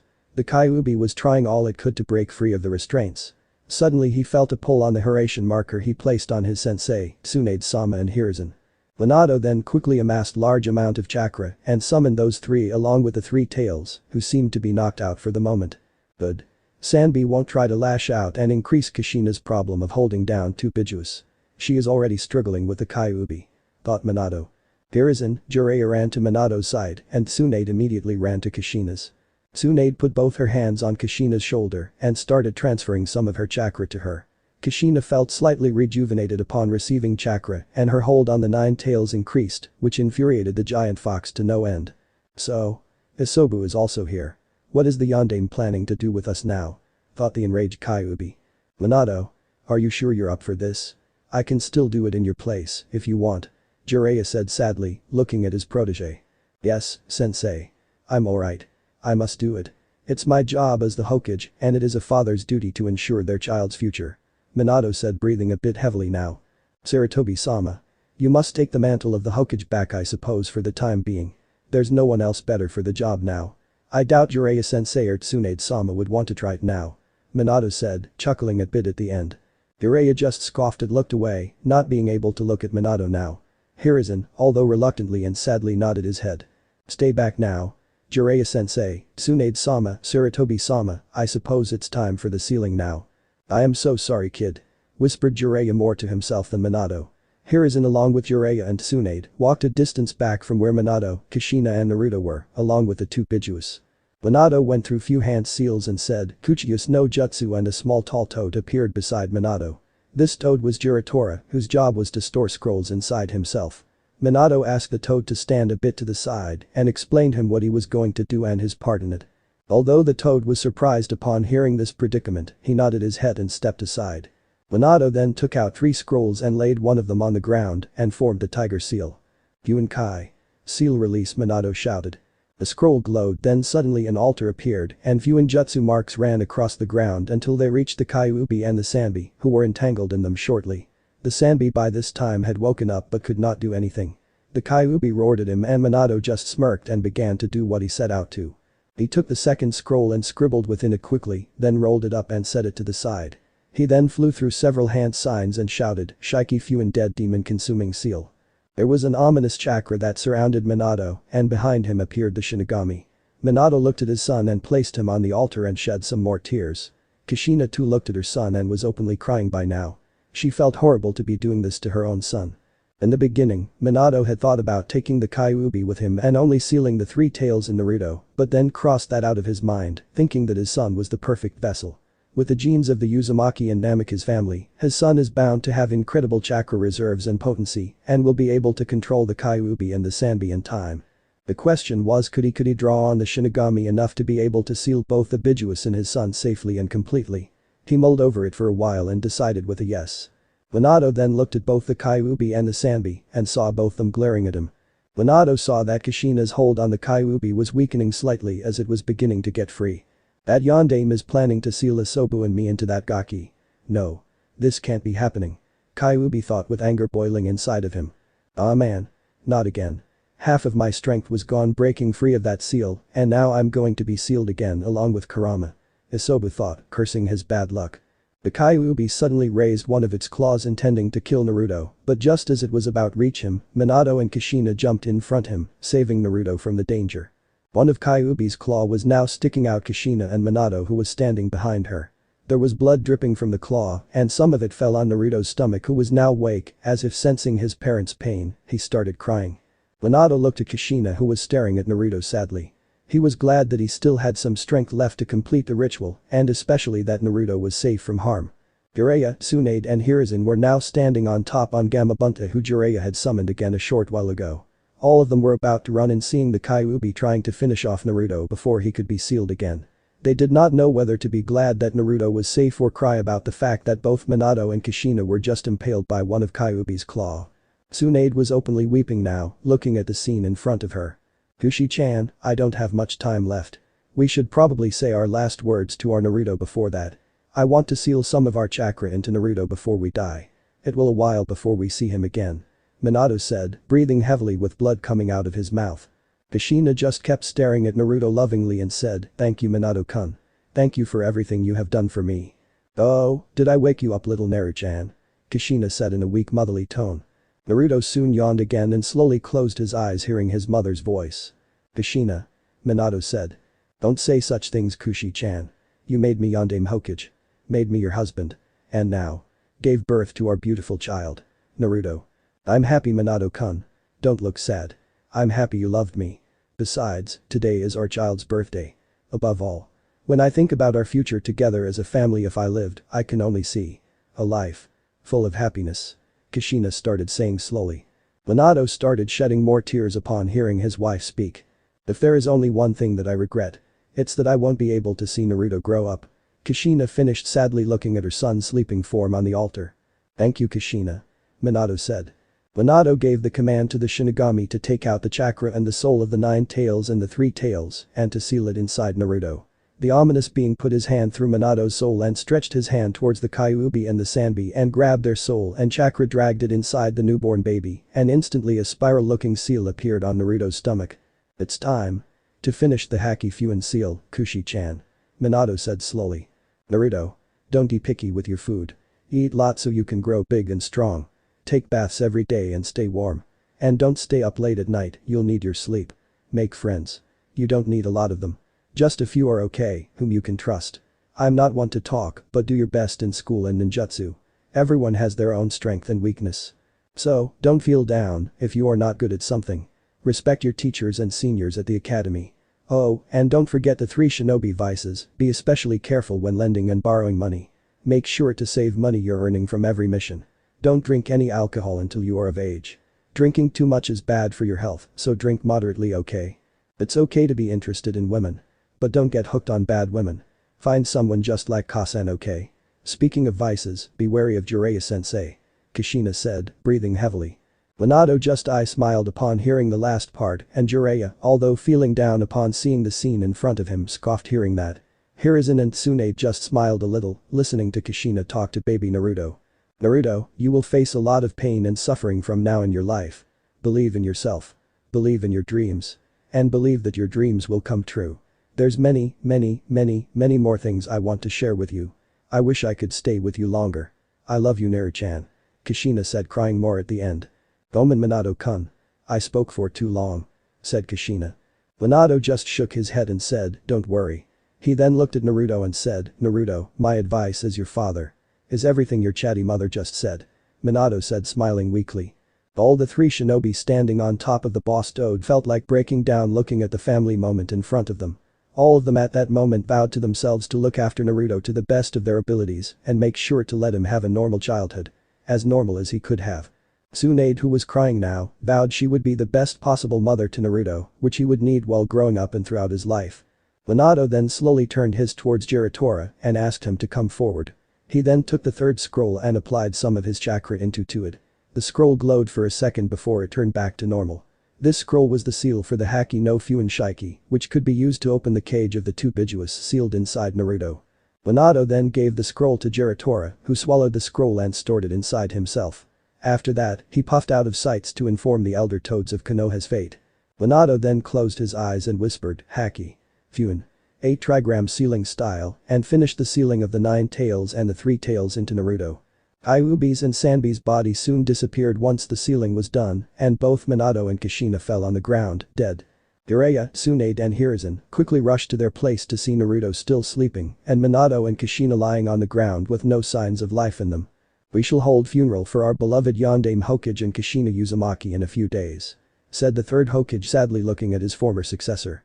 Tsunade went and picked up Naruto and held him close to her and kissed him on the forehead once. 2 Anbu suddenly dropped in front of them and asked, Sandaime-sama. What happened to Yondaime-sama? Is he dead? And the Kyuubi and the Sanbi? Are they gone too? These 2 Anbu were in fact Genma Shiranui and Kakashi Hatake. Hiruzen looked at them immediately recognizing the 2 in front. Yes. I am reinstated as Hokage as per the Yondaime's last request. And this is Naruto Namikaze, the Yondaime's son. He sacrificed himself to seal both the 9 tails and the 3 tails inside of him. His seal is absolute. There is no chance of the 2 bijuus breaking free. Please, do not tell about Naruto being his son to anyone else for now and about his Jinchuriki status. You both were close to Minato, hence my reason for telling you the truth. Hiruzen said. Jiraiya and Tsunade who were standing beside Hiruzen nodded to confirm what he just said. The 2 Anbu were shell-shocked and felt extremely sad upon hearing it. But they did a good job in hiding their shock and pain. Hi. Hokage-sama. Go back to the village and inform everyone that the two-tailed beasts have been defeated by our Yondaime Hokage and that he sacrificed his life to defeat those two and saved our village from being perished," ordered Sarutobi. The two Anbu nodded, and with that the Anbu disappeared to inform the others of the situation being dealt with and get the injured to treatment now. "Jiraiya, Tsunade. Let's get back to the village. It's been a long night today. And I would like some rest," spoke the old Hokage tiredly and in a dismal voice. They sealed off Minato's and Kushina's body in a body containment seal and slowly walked back to the village, with Naruto sleeping peacefully in Tsunade's hands. Chapter 4 Council Meeting.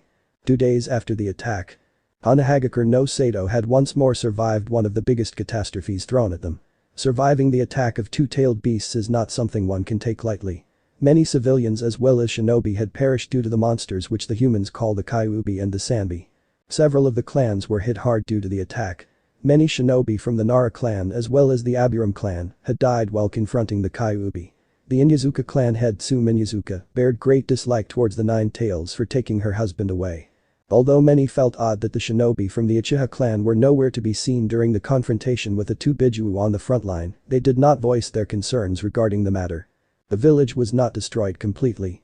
It's mainly due to their beloved Yondaime Hokage, Minato Namikaze, who prevented a Bijuadama to be blasted inside the village perimeters, the Sandaime Hokage, Hiruzen Sarutobi, who pushed the Nine Tails outside the village with the help of his monkey summon, and the two Sannin, Jiraiya and Tsunade Senju, who dealt with the Three Tails. The only parts of the village that were destroyed were the industrial area and the area around the hospital. By this time, the people of the village were informed that their Yondaime Hokage, Minato Namikaze, had died during his battle with the Kyuubi and the Sanbi by the Anbu. However, they were not informed that the two beasts were sealed inside of a child, the Yondaime's child in fact. It was a time of grave mourning for everyone in the village. Currently, many of the villagers and shinobi had to camp outside in tents until their homes were rebuilt. The medical staff under Tsunade were constantly treating patients and looking after them in specified tents to save those who had a chance.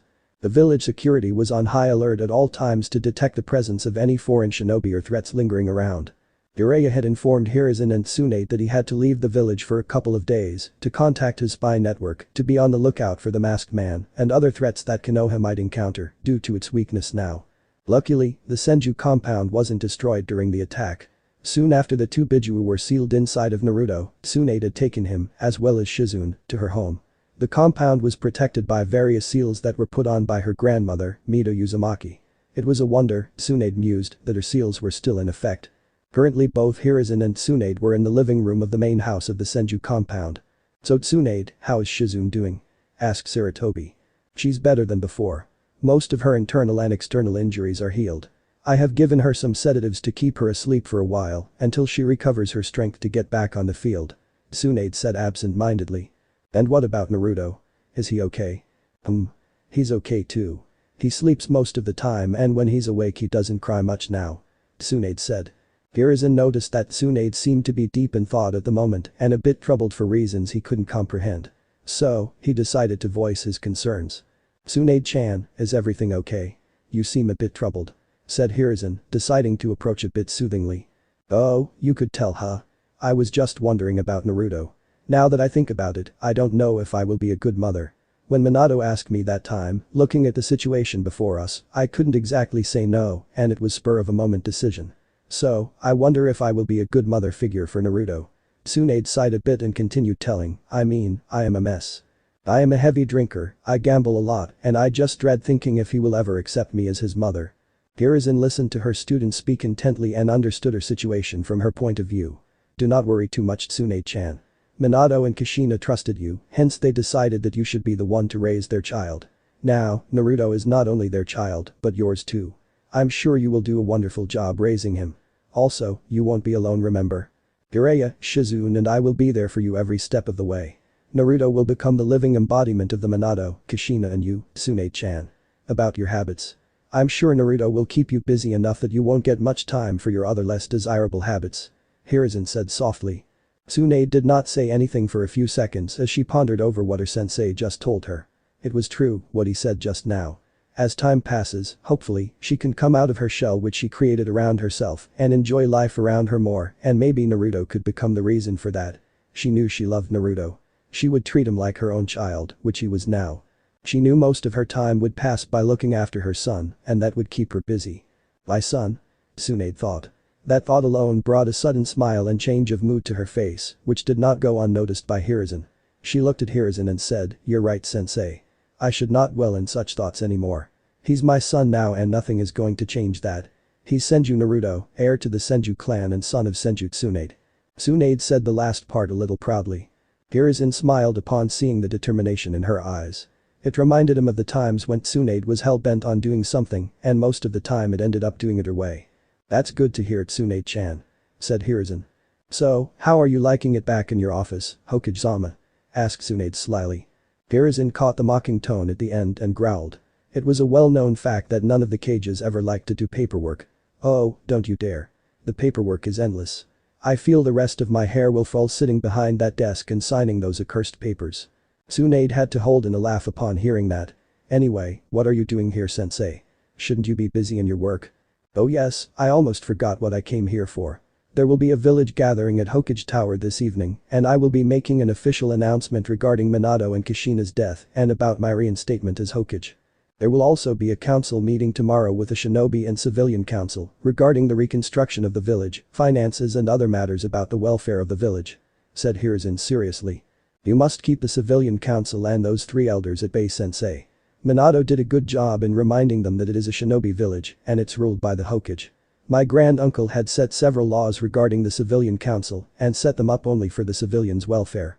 They must be reminded of their position should they try to usurp their power again," said Tsunade. "Yes, Tsunade. I'm aware of that. Do not worry too much about them," Hiruzen said with a sigh. "Well, I think I should be on my way now. Damn paperwork," Hiruzen grumbled. Hiruzen left the Senju compound after seeing Naruto's sleeping form in his baby crib and checking up on Shizune once and headed towards his Hokage office. Later that evening, at the Hokage Tower. The civilians as well as the shinobi had all been notified of the announcement that would be made in the evening by the Sandaime Hokage, Sarutobi Hiruzen. Many had not recovered yet, especially the civilians. Some of the civilians who used to run restaurants had put up stalls for those who were hungry, as this was a time of great need for everyone. The base of the Hokage Tower was currently crowded by the villagers of Konohagakure no Sado. Those who were not in good condition to stand were sitting down, while some were being supported by their fellow villagers shinobi. The major clans of Konoha were also present at this moment, as they were informed this was an important announcement. "I wonder what this announcement is about?" asked a random civilian to another nearby. "I don't know. But I have heard it's regarding the Kyuubi and Sanbi attack a couple of days back," replied the person with clear disdain present in his voice when he spoke the names of those monsters. Several conversations regarding the announcement by the Sandaime were being discussed by both the civilians and shinobi alike. On top of the Hokage Tower, Sarutobi Hiruzen was standing with the 3 Konoha elders behind him. Sarutobi looked down upon the crowd and saw some of them talking among themselves and smiled a bit. Even though there was a major-scale attack on the village not even 2 days ago, it had not broken the spirits of the people. They were helping each other out and talking to each other instead of drowning in their sorrows. What Hiruzen did not know is that among those very people were some who were festering immense hatred towards the fox and the turtle. The hatred that was developing in their hearts would soon consume them and drive them to do something unimaginable. Sarutobi looked back at his advisors and they indicated that he should start with the announcement. The aged Hokage applied some chakra to his voice and spoke, "Citizens of Konohagakure, it is good to see that people are helping each out in this time of need. A village is not made up of buildings and rules, rather it's made of the people that reside in the village. It is no matter that several buildings were destroyed. We shall recover soon from this catastrophe and get back to our normal lives. I do realize many of us have lost people close to us. But do remember, they did not die in vain. Several who have died have helped some to get to safety, especially the young ones. It is the younger generation that is the future of our village and thus our duty to protect and guide them until they can do the same." The citizens were intently listening to the Sandaime speak and some did find a lot of truth in what he was saying as they looked towards the young and smiled. Many shinobi were thinking of their comrades who helped get the civilians to safety and lost their lives on the front line. Sarutobi now had a somber look on his face as he continued. "Our beloved Yondaime Hokage sacrificed his life to preserve this village today. He battled the 2 biju, the Kyuubi and the Sanbi, and used an ancient Kinjutsu forbidden jutsu to take the life of the 2 demons. Kushina Uzumaki, our deceased Hokage's close friend, also assisted him in performing this jutsu, thus she too was killed during the process." Many of the villagers by this time had their head down in remembrance of Minato Namikaze, the greatest Hokage to exist up till now, and Kushina Uzumaki, the Akai Chishio no Habanero. The shinobi who knew Minato and Kushina well, shed some tears too. Sarutobi exhaled a deep sigh and said, as per the Yondame's last wish, I, Sarutobi Herzuin, the Sadame Hokage of Konohagakure no Sado, shall retake the position of Hokage. We will hold a funeral for our deceased Hokage and all those who sacrificed their lives for the future of this village. All the people standing in the crowd nodded and smiled at Sarutobi's words and cheered that he would be retaking the position as the leader of the village. Soon after the announcement was made, Hiruzen saw the people leaving back to their homes and he too turned to leave the office to catch up with his paperwork when a voice stopped him. Sarutobi, don't forget about the council meeting tomorrow. It is important that we get the village running smoothly as soon as possible. The other nations might consider this a good time to show their superiority to us," said Homura.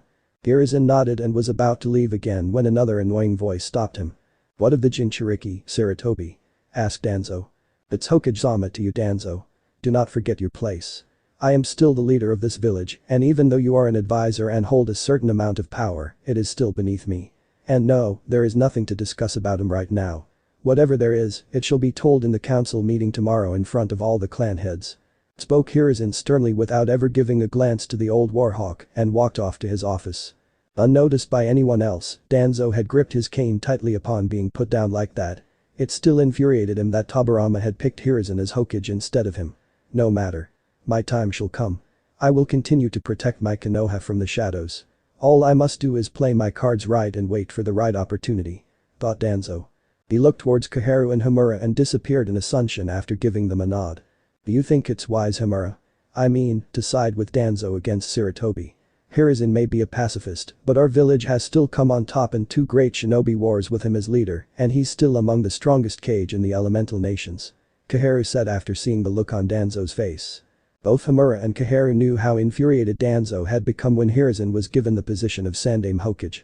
They were also the only ones in the village who knew the workings of the root Anbu who worked under Danzo's command. Both knew they had become old and were not much of use in the battlefield, but could still prepare the young to do their duty properly, that is the protection of their homeland. We have become old, Koharu. It is true some of our ideals do not match that with Hiruzen's, but yes, you are right. Sometimes it's hard to look at Danzo the same way I used to look at him earlier. He was different when we were all under the guidance of Tobirama-sensei.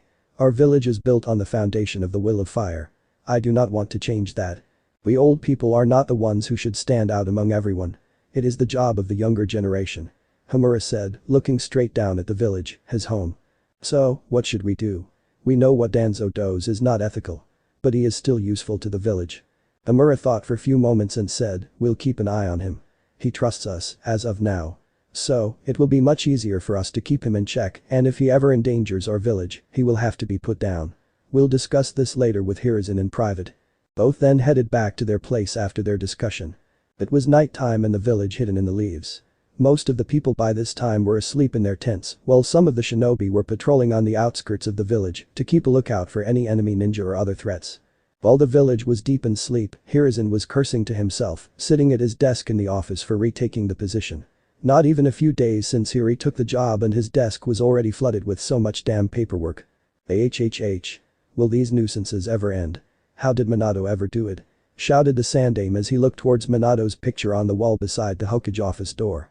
Said wall also hoisted the picture frames of Shadai, Nidaime and Sandaime Hokage. Sarutobi while muttering curses got back to signing the papers again as he realized just shouting will not help his case in any way. There were several useless requests made by the civilians which he denied and made the Hokage wonder if there was anything useful among these piles of papers. While Sarutobi was busy doing his work, he soon felt a presence in his room and knew exactly who it was. You can come out now, Jiraiya. Sarutobi said calmly. Oh, I could never hide from you, sensei. If it was anyone other than you, I wouldn't be sensed at all. Jiraiya said. So, what have you found, Jiraiya? Anything worthwhile? Asked Hiruzen. I couldn't find much on the masked man, sensei. I don't know how it's possible, but it's like he just disappeared into thin air. Although, I did come across an upcoming group of mercenaries. One of my informants in Tsuchi no Kuni informed me of a group made up of missing nin. They take up missions which are near impossible, and their success rate is 100% up till now. And the surprising thing is, all these missing nin in the group are S-rank criminals, said Jiraiya. Now, Hiruzen Sarutobi is among the smartest people in the elemental nations. It was his ability to discern a situation with little information and his battle prowess that gave him the title of Shinobi no Kami. So, there aren't many things that could surprise him. But hearing about a mercenary group made of only S-rank criminals did catch his attention. That would also mean that there was someone powerful enough to subdue several cage-level shinobi as their leader. That is indeed alarming, Jiraiya. A shinobi who can defeat several S-rank criminals and keep them in order is not something to laugh at. Do you know what their purpose is? I doubt someone would willingly gather several such missing nin with no purpose to guide them with, said an alarmed Hokage. Well, that's the thing. The group is extremely secretive. I don't know anything else about them. Do keep an eye on them, Jiraiya. They sound of trouble. As of this moment, Konoha is weak and we need to work hard to make the village stand properly in the eyes of our enemies. Hiruzen said slowly. Jiraiya knew his sensei was tired. This job of being Hokage was a hard one indeed. It demanded a lot of sacrifice and made you question your morals sometimes. But to keep the village prospering, it was necessary to be tactful and be ready to sacrifice yourself. That's what it meant to be Hokage. You must sacrifice the most, so the people of the village that follow you will have an easy road ahead of them. Jiraiya thought for a while whether he should tell Sensei about the prophecy and Naruto, but decided he could wait on that for a while. He felt Naruto is too young right now and should be given the chance to enjoy his life as much as he can. He looked at his sensei once again and said, "Well, Sarutobi-sensei, I guess I will take my leave now. I will stay in the village more often now, since Naruto and Tsunade will be here. I will be staying with Tsunade in the Senju compound." Yes, that's good actually. Naruto will need both of you while growing up. Also, with two of the Sannin in Konoha, I doubt anyone would try to attack the village, said the Hokage. Jiraiya and Hiruzen exchanged their goodbyes and the Toad Sannin left through the same window he had come in while masking his presence. Jiraiya started jumping from roof to roof at a slow pace and made his way towards the Senju compound. Meanwhile in the Senju compound, Shizune was in the living room sitting on the table with a cup of tea in front of her. She had woken up a few hours earlier and was now feeling completely better. She was informed of the events that took place after she fell unconscious.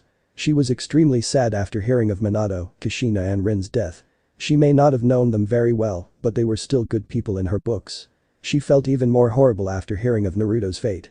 Being made into the Jinchuriki of not only the Sanbi, but the Kyuubi as well and losing both his parents on the day of his birth was not something she would wish on anyone.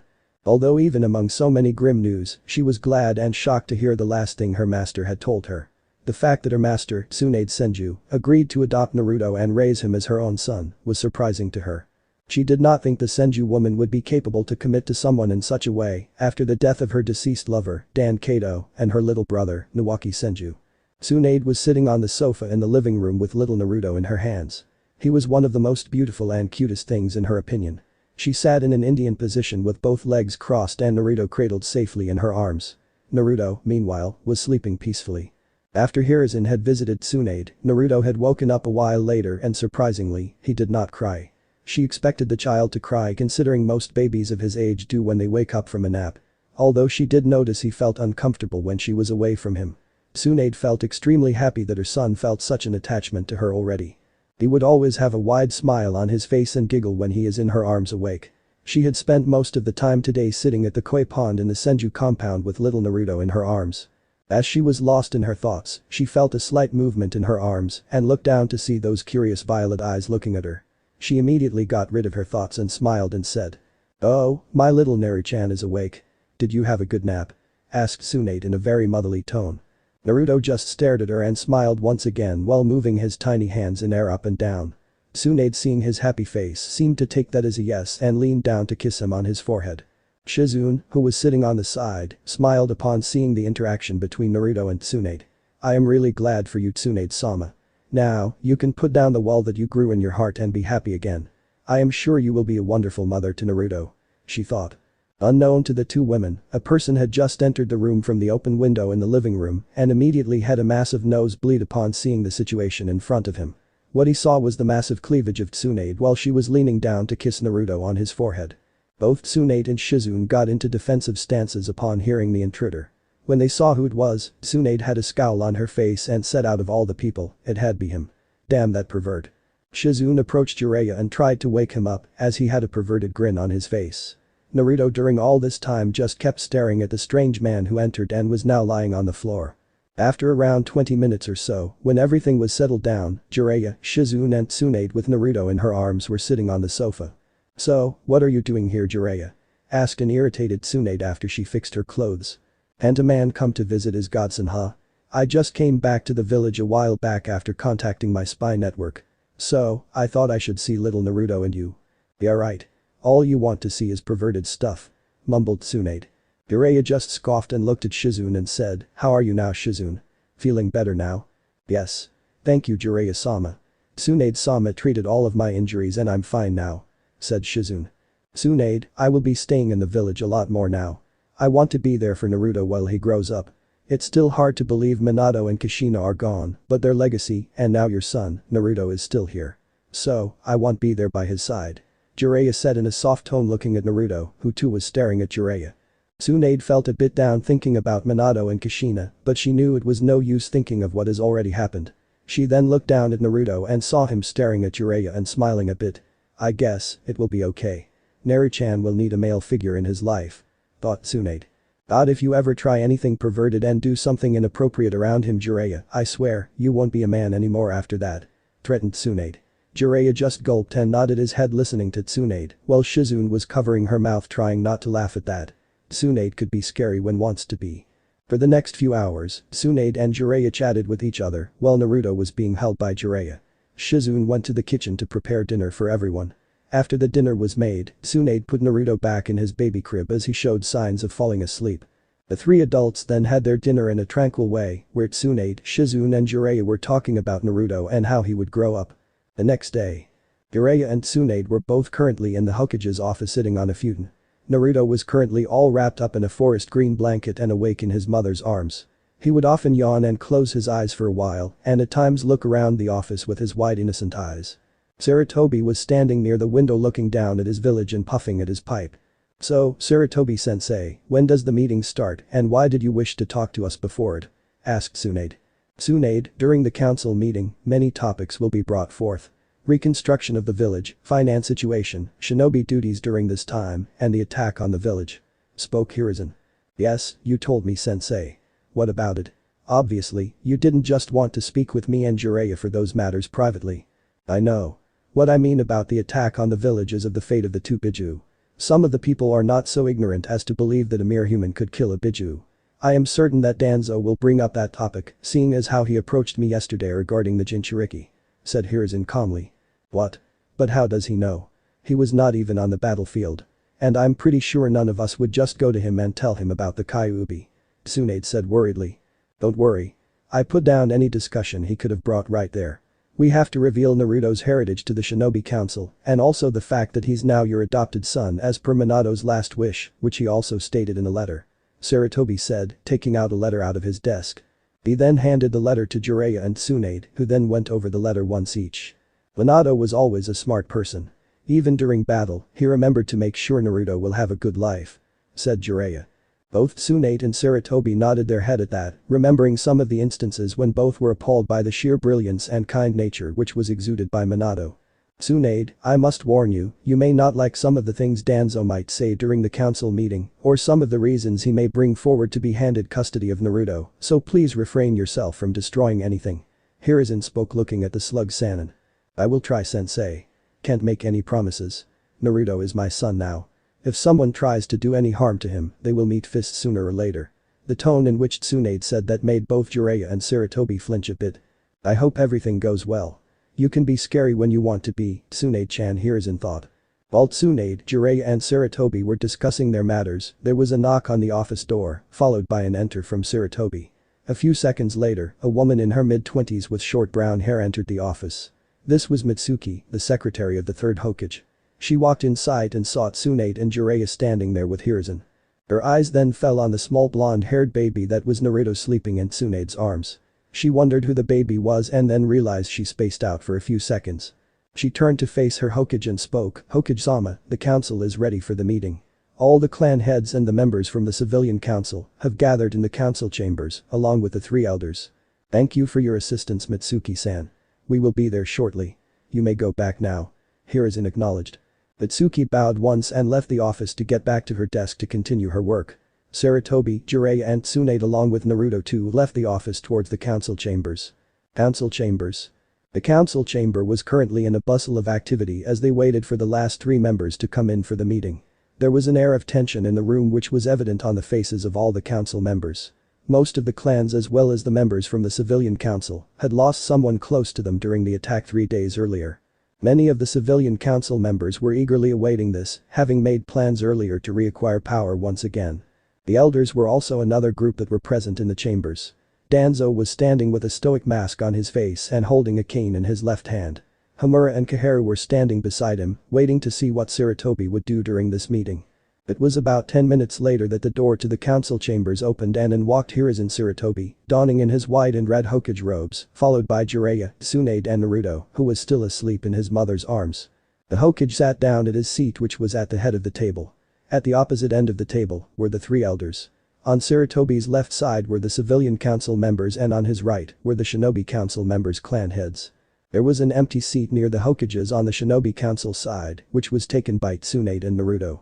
Next to her was the head of the Hyuga clan, Hiashi Hyuga, who just looked at her and nodded. She did notice he was particularly looking at Naruto, and his eyes did widen a little, although he kept quiet.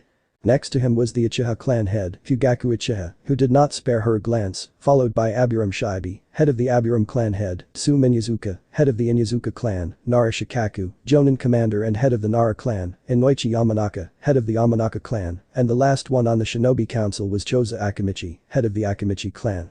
On the civilian council member side, there were various wealthy merchants and veteran shinobi who are now civilians due to an abrupt halt in their ninja careers because of their injuries. They also included some of the most important civilians of the village that ran most shops, provided food, clothes and other materials and services for the shinobi use. Sarutobi, seeing that everyone was just quiet for a while, cleared his throat to gain everyone's attention. The council is in session now.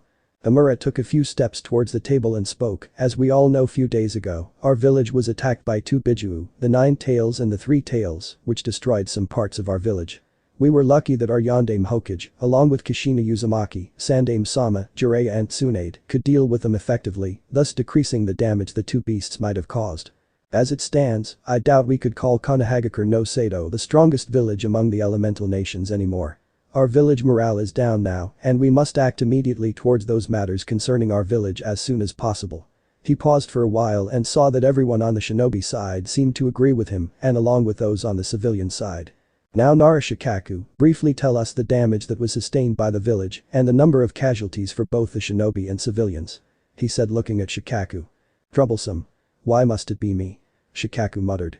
He then looked at Sarutobi and spoke, Hokage-sama, due to the prior information of the attack, which was given to all the clan heads in the Anbu, most of the civilians were taken to the emergency safe zones behind the Hokage monument. Although there were some unfortunate ones who were not able to get away in time. As of now, per my report, between 200 to 300 civilians lost their lives, mainly those who were still inside their homes during evacuation. Their corpses have been recovered and have been taken to the morgue. Now, in case of the shinobi, I would say around 40% of our ninja forces were killed during the attack. These include shinobi from the Nara clan, Aburam clan, Akimichi clan, Inyazuka clan and the Sarutobi clan. Most of these shinobi who were killed were on the front line battling the 9 tails and the 3 tails. Said Shikaku in a serious tone. Hokage nodded his head, listening to his Jonin commander's report and said, thank you Shikaku. We must increase the border patrol even more for the next few months and keep an eye on the other villagers in case they try to do something. Also, for the next few years, the number of the missions handled by our village will increase to increase the revenue of the village. I know many of you have lost someone close to you over here and may need some time to grieve, but it's a critical time right now. As Elder Hamura said, we are vulnerable right and our morale is down. The more missions we take, with the quality of our shinobi the mission success rate will be good, which in turn will increase our standing in the eyes of the villages and make them hesitant to do something against us. But we must work hard together at this point, as this village was built on the foundation of the will of fire and teamwork. I believe in this village and together, we will be able to recover from this situation in given time. Said the third Hokage looking at everyone. Many in the council chambers felt their spirits rejuvenated upon hearing their Hokage's words. Danzo, who was standing on the side, quiet up to this point, was the only one who felt what Sarutobi said was naive. It's time to increase our military strength and show other villages what we can do, Sarutobi. Your pacifist ideals are not going to take us anywhere. He thought. Hokage-sama? Asked the Uchiha clan head. Sarutobi looked at Fugaku and urged him to continue. What happened to the two Bijuus? Could you go into the details about how Yondaime Hokage was able to kill the Kyuubi and the Sanbi? Herzu intensed a bit and looked at Jiraiya and Swan upon hearing Fugaku ask that. He also noticed the way he asked how Minato killed the two Bijuus, as if taunting his abilities. I would ask the civilian council to leave now, as what I'm about to say it doesn't concern you anymore. Sarutobi said sternly. What? We are part of this council. And we have every right to be here. You can't just kick us out. Shouted one of the civilian merchants. There were several similar statements given by the other members of the civilian council. Silence. Might I remind you that you are only here for the welfare of the civilians and not concerning shinobi matters. As per Konoha law states, I, the Hokage, have every right to excuse you from the council chambers right now. The civilian council has no power during times of emergency which puts the village in danger. Sarutobi said, looking directly into the eyes of the member who first voiced his statement while also releasing a subtle amount of killing intent. Those who were shouting earlier were now brought back to reality when the killing intent seemed to hit their senses and immediately made them shut their mouths. Whatever requests you may have can be sent to me in a written form and I will go over them and decide if it's acceptable. I realize many of your businesses are hampered due to the attack and you all shall be given a certain amount of money to get your business back on track. Hiruzen spoke again to calm their nerves slightly. He then ordered the Anbu present outside the council chambers to escort the civilian members outside the room. Smart move, Hiruzen. I see what you're doing about not talking about the Jinchuriki in front of the civilians. No matter. They shall know soon. Danzo thought, who was keeping quiet, standing beside the other two elders of the village. All the clan heads, Jiraiya and Tsunade, were impressed with how Sarutobi had handled the civilians. None of them ever did like those power-hungry fools. Hiruzen then motioned for Jiraiya to come and state the matter at hand regarding the two biju, who was standing behind Tsunade, near the wall. Jiraiya stepped up in front of all the clan heads and looked at everyone as if trying to read their minds. He then started speaking. First of all, the bijuus are beasts entirely made of chakra. It is impossible for any human to kill them. Chakra cannot be killed. It can only be absorbed or be sealed. At this point, many of the clan heads were looking at each other and thinking the same thing, so it's true, the Kyuubi and the Sanbi are not dead. Jiraiya saw the look of fear on many of their faces and explained further, my student, Minato Namikaze did the next best thing he could to ensure the survival of this village. He sealed the two beasts into a child. There were many gasps heard among the clan heads, not because a Jinchuriki was made, but because two biju were sealed inside a single person. Jiraiya-sama. How is this possible? Two biju inside one person. I have never heard of such a thing. And who is this child you are talking about? Asked Sum. Minato sealed the two biju inside his own child. Jiraiya said. And that was the statement that brought chaos within the chamber walls. What the hell? His child? When did he have a kid? Forget that, when did he even marry? Why weren't we informed? Asked Fugaku. This question was in the minds of several other clan heads. Jiraiya just motioned towards the baby which Tsunade was holding, and now that everyone got a good look at him, they could see the resemblance between their late yondaime and Naruto. His name is Naruto Uzumaki Namikaze. It was Tsunade who said it. Uzumaki? You don't mean her, do you? Asked Shikaku. Tsunade just smirked and said, yes, Shikaku. It's her child too. Minato and Kushina married during the war in secret. Minato wanted to keep it a secret until the war was over and until Naruto was born. He had many enemies and he didn't want to risk Kushina's safety during the war, even though she was powerful on her own. The clan heads had mixed reaction concerning the matter at their hand. On one hand, this was the Yondaime Hokage's child, who is practically royalty in the village, and on the other hand, is that two monsters were sealed inside him who took the lives of many a friend and family. It was Tsum who spoke now. I won't lie. I am a bit apprehensive towards the pup. My husband was killed by the Nine Tails after all. But I know it's not his fault for the situation he is in right now. Just tell me, are you sure the seal which contains the two beasts is safe? Is there any danger of the two bijuus getting out? The Uchiha clan head decided to just stay quiet at this point. He knew what many of the shinobi thought of the Uchiha. Since they were not present on the battlefield during the attack, many suspected that it the Uchiha clan's fault for the presence of the Kyuubi and the Sanbi. It was no secret to anyone that the Sharingan can subdue the biju. No. Minato used an ancient kenjutsu called the Haki no Fuin Shiki to seal the two biju inside Naruto here. His Uzumaki genes give him fast regeneration and extremely potent chakra. This kenjutsu summons the Shinigami who seals the desired object in a host at the cost of the jutsu's caster's life. So basically, the seal is powered by the Shinigami. Also, another thing about this seal is that it slowly drains the chakra of the beasts and pours it into the natural chakra reservoir of the person, in turn making their chakra capacity increase and increasing the potency of their chakra. Lastly, there is no way for the two biju to escape their prison. The two biju are now bound to Naruto's soul, which means, if Naruto dies, the two biju will also die, that is, that their souls would be taken by the Shinigami.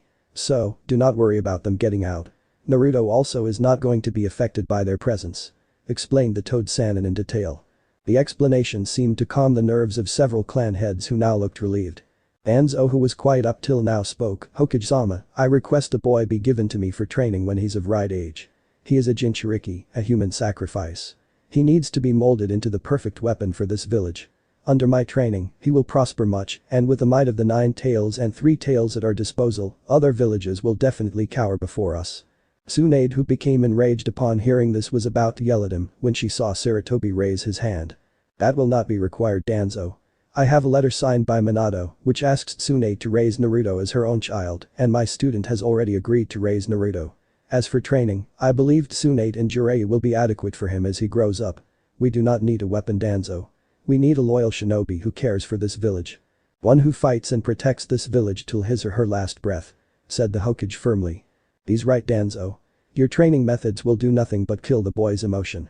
He's a child, and even now he's protecting the village by keeping the 2 beasts sealed. The child should be hailed as a hero." Surprisingly, it was Hiashi who voiced his thoughts in front of everyone. He looked at Tsunade and said, "Tsunade-sama, Minato and Kushina were good friends of mine in Hitomi. And I have no doubt in his sealing prowess.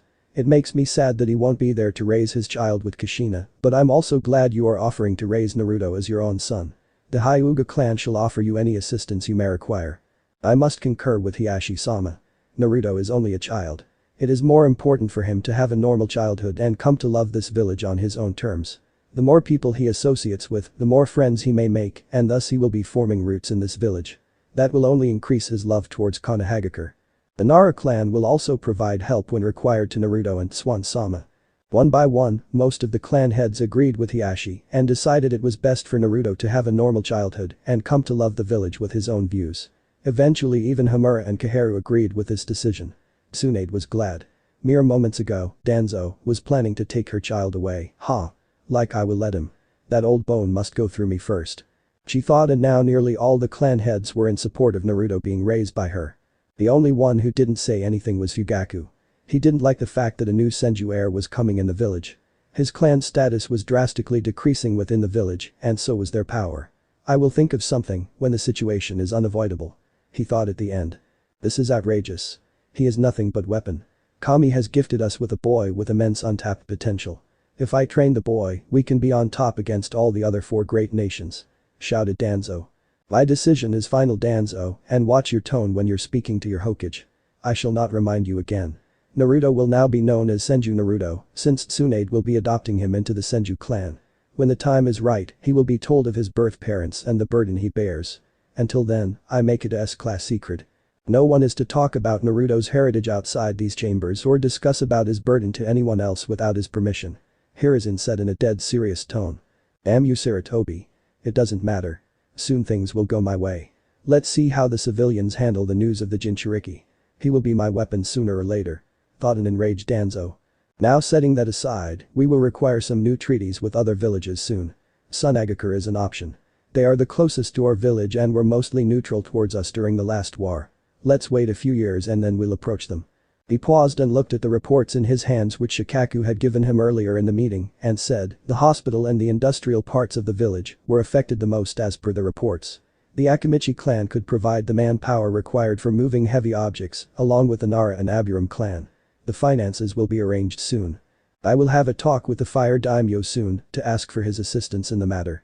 The other occupants of the council seemed to agree with their roles, and the Akimichi, Nara and Aburam clan were glad to help in the reconstruction of the village in any way they could. The rest of the meeting went without a hitch, and soon all the clan heads and the elders had taken their leave to their respective places. Sarutobi, Jiraiya, Tsunade and Naruto went back to the Hokage's office after the council meeting was over. "Well, that went well. It's good most of the clans consider Naruto to be a normal kid," said Jiraiya looking at Naruto, who awoke earlier due to the commotion in the council chambers. "Yes. I am happy about that. At least my Naru-chan can have a peaceful life inside the village now and can make friends with other kids of his age," Tsunade said. "Won't you, my little Naru-chan? You are going to make a lot friends and play with them, huh?" she said to Naruto, wriggling his little nose, which seemed to make Naruto really happy and made him giggle a bit looking at his mother. "Well, it is nice to hear the prospect of Naruto having a good life ahead. But we will still have to train him properly when he's of age, Tsunade, Jiraiya. Because of the burden he carries, he won't have an easy life outside the village. We can only make sure to keep him safe properly inside the walls of Konohagakure no Sado. Hiruzen said. Don't worry Sarutobi-sensei. I will look after his training personally and I know Jiraiya will help too when we start with Naruto. Tsunade said with a smile. You bet I will. He's my godson after all. I will make him into a fine shinobi and other things too. Jiraiya said with a perverted grin at the end which earned him a chakra-powered punch to his face. Sarutobi just sighed seeing his student's antics. He then looked at Naruto who was looking at the big hole created by Jiraiya when he was thrown outside by Tsunade's punch and thought, Senju Naruto, I can't wait to see how your story unfolds in the future. Chapter 5 Meeting of Two Brothers. Time skipped 3 years and 7 months. Damn boy. Get back here and eat your vegetables. Mock shouted Tsunade as she ran after an almost 4-year blonde boy. The boy had spiky blonde hair and jaw-length bangs on each side and some of his hair covered his forehead. He wore a white t-shirt with Senju clan symbol on the back of his shirt and black shorts. He had green slippers on, which surprisingly had several toad pictures imprinted on them. This boy was indeed Senju Naruto. He was now 3 years and 7 months of age. Hahaha. Ka-chan. Ka-chan, you're not going to get me to eat those vegetables. I don't like them at all. Playfully said Naruto while sticking his tongue out to his mother and once again running off to the gardens at the back of the house. The gardens behind the main house of the Senju compound was a scene to behold.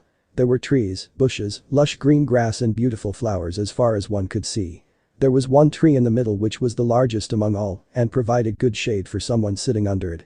There was also a koi pond at the side of that large tree where several ducks swam. The special character about these trees, grass and bushes in the garden was that they contained Hashirama Senju's chakra as they were in fact grown by him. While the pond in the garden was Tobirama Senju's doing, which he made by gathering the moisture in the air particles. The Nidame's control over Suiton natured chakra was considered an epitome even among the shinobi of Kurigakure no Sado who excelled in Suiton ninjutsu. Naruto ran as fast as his little legs could take him and went under the shade of the largest tree in the garden and sat down. He put his back on the tree and spread his legs on the soft grass in a carefree manner. He put his hands behind his head for support and closed his eyes to enjoy the calm breeze that was blowing. He instantly felt at ease and calm. He couldn't explain it why, but sitting in a garden, forest or in general nature itself made him feel a sense of serenity. It was as if the nature was beckoning him to come to it. He opened his eyes and looked towards the sky. It was a cloudy day today, with a slight tint of orange to it. He could barely see the sun. Ah. I like it here, Naruto thought to himself, as a content smile formed on his face, and he closed his eyes again. Unknown to Naruto, Tsunade who was standing nearby without alerting Naruto of her presence, saw the content smile on her son's face and how he seemed to enjoy nature so much. It eerily reminded her of her grandfather, Hashirama Senju, but thought nothing much of it. She slowly approached Naruto from behind the tree and went in front to stand in front of Naruto. She bent down and casually poked Naruto on the forehead. Ow ow. Ka-chan. Whined Naruto. Hearing Naruto call her Ka-chan still warmed her heart. She looked at him smiling and said, Naru-chan. Come on. You know, you have to eat healthy food to grow up strong. Said Swand. But I don't want to. I don't like them and I like just lying down here on the grass. It's peaceful. He said the last part with a soft whisper. You know, I thought I would take you outside to play at the playground with other children your age, had you eaten your vegetables. But seeing the situation now, I guess, I will have to go alone with Shizune. Tsunade said with, smirking in her mind. Hearing that, made Naruto perk up a bit. Really? You were really thinking to take me to the park to meet other children? He asked with an innocent voice. Yes son, I did. I even thought of getting you an ice cream cone after that. She said with a straight face. Naruto eyed his mother with a hard gaze, as hard a gaze a 3-year-old could make. Tsunade instantly wanted to hug her blonde boy to death upon seeing his cute face, but held her straight face. After what seemed like eternity, Naruto nodded to his mother. She picked him up in her arms and he happily put his head in the crook of her neck and sighed contently. Tsunade always liked how Naruto felt peaceful and happy whenever she was close to him. The mother and son duo then went inside their haven to the dining table and sat down. Somewhat glaring at the vegetables, Naruto picked up his spoon and started gulping down the vegetables on his plate as fast as he could. As Naruto was eating his food, Tsunade looked at her son again and thought about how 4 years almost passed and how much her life had changed in those years. Flashback. Tsunade was sitting at the porch at the back of her house. Jiraiya was standing beside her looking at a small blonde boy who too was looking at them. Naruto, at this point was almost a year old. He couldn't speak properly yet. Most of the time, it was baby language which Tsunade and Shizune for some reason seemed to understand, while Jiraiya couldn't make heads or tails of it. Wah wah wah. Naruto said with a chirpy expression on his face, looking at his mother, who was sitting a few distances away. "Naru-chan. Come over here. Come on. Come to Ka-chan," Tsunade said with a hopeful expression on her face as she opened her arms to urge Naruto to come to her. Oh, how she wished Naruto would call her Ka-chan.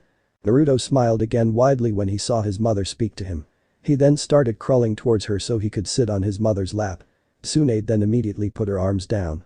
Naruto, seeing that, sat down confused and tilted his head to the side cutely as Tsunade resisted with all her heart to not hug the boy to death. She opened her arms again and he smiled as he again started crawling to her and she again put her arms down.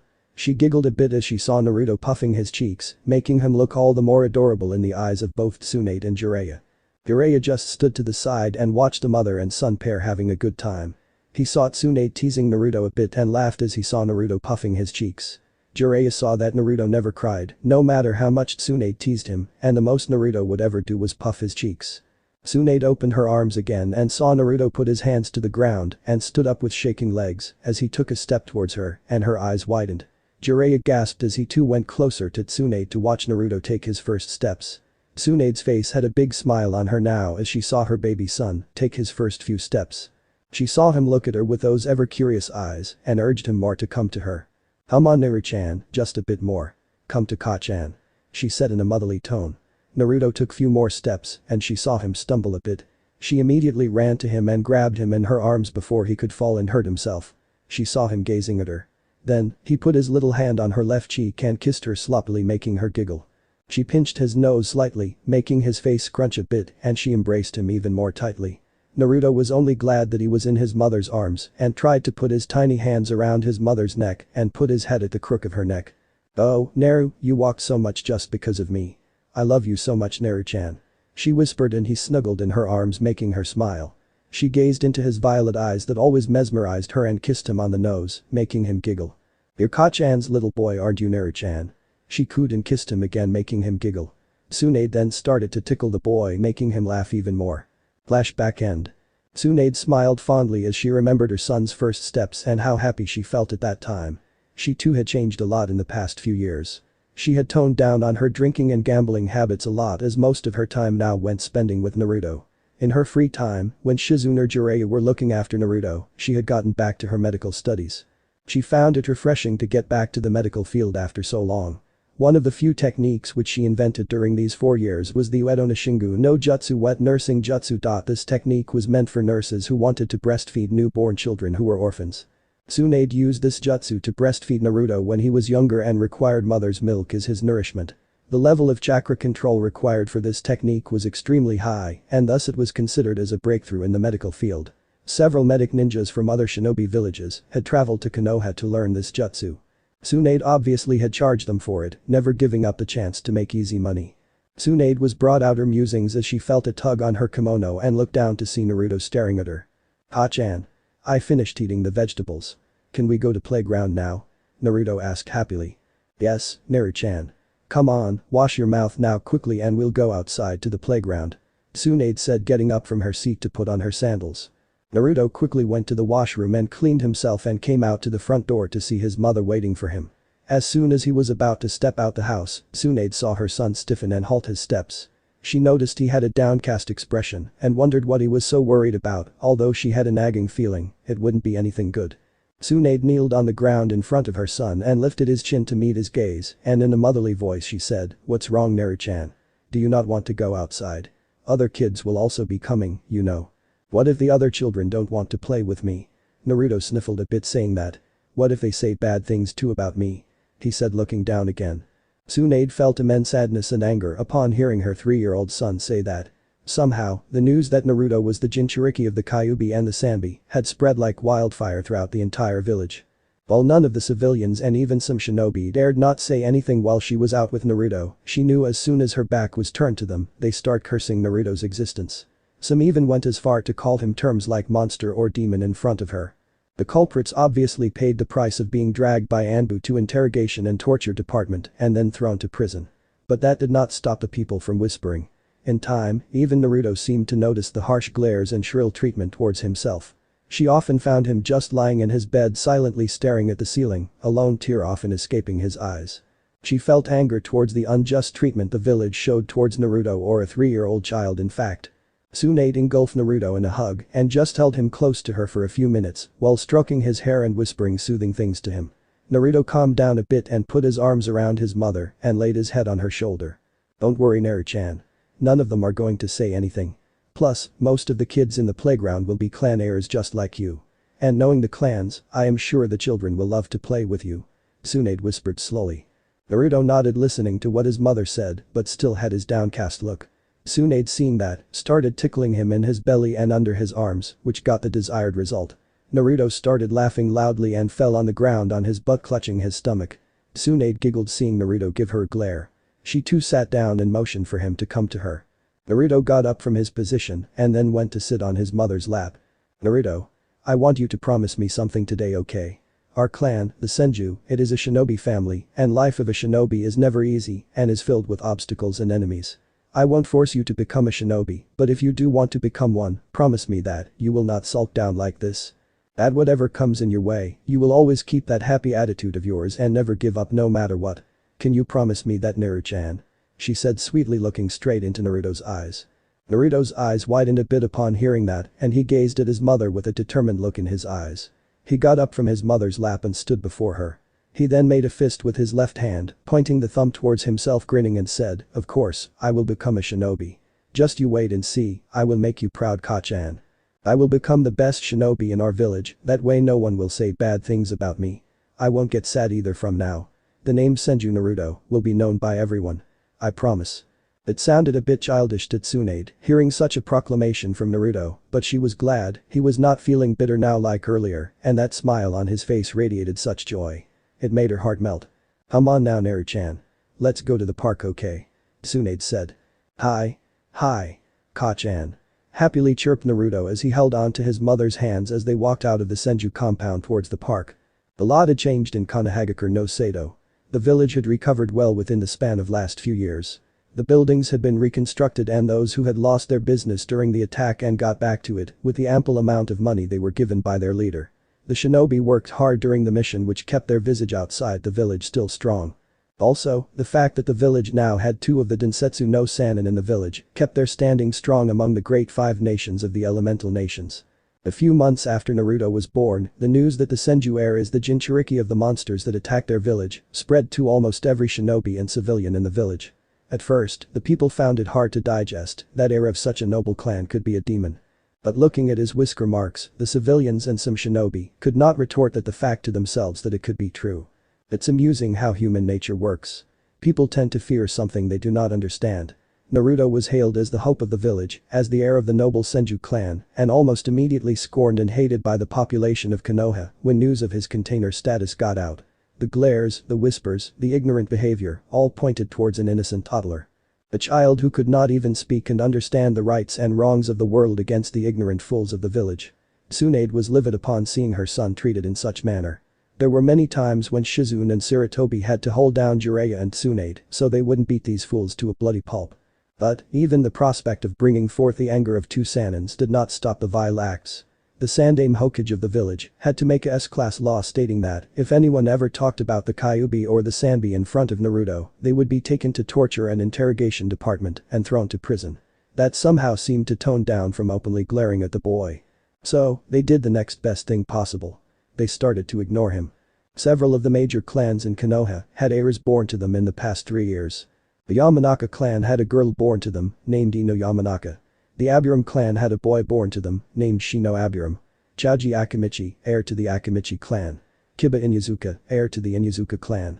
Shikamaru Nara, heir to the Nara clan. All these children had a healthy birth, and Tsunade seemed glad there wasn't any attack on the village during those times. Uchiha compound.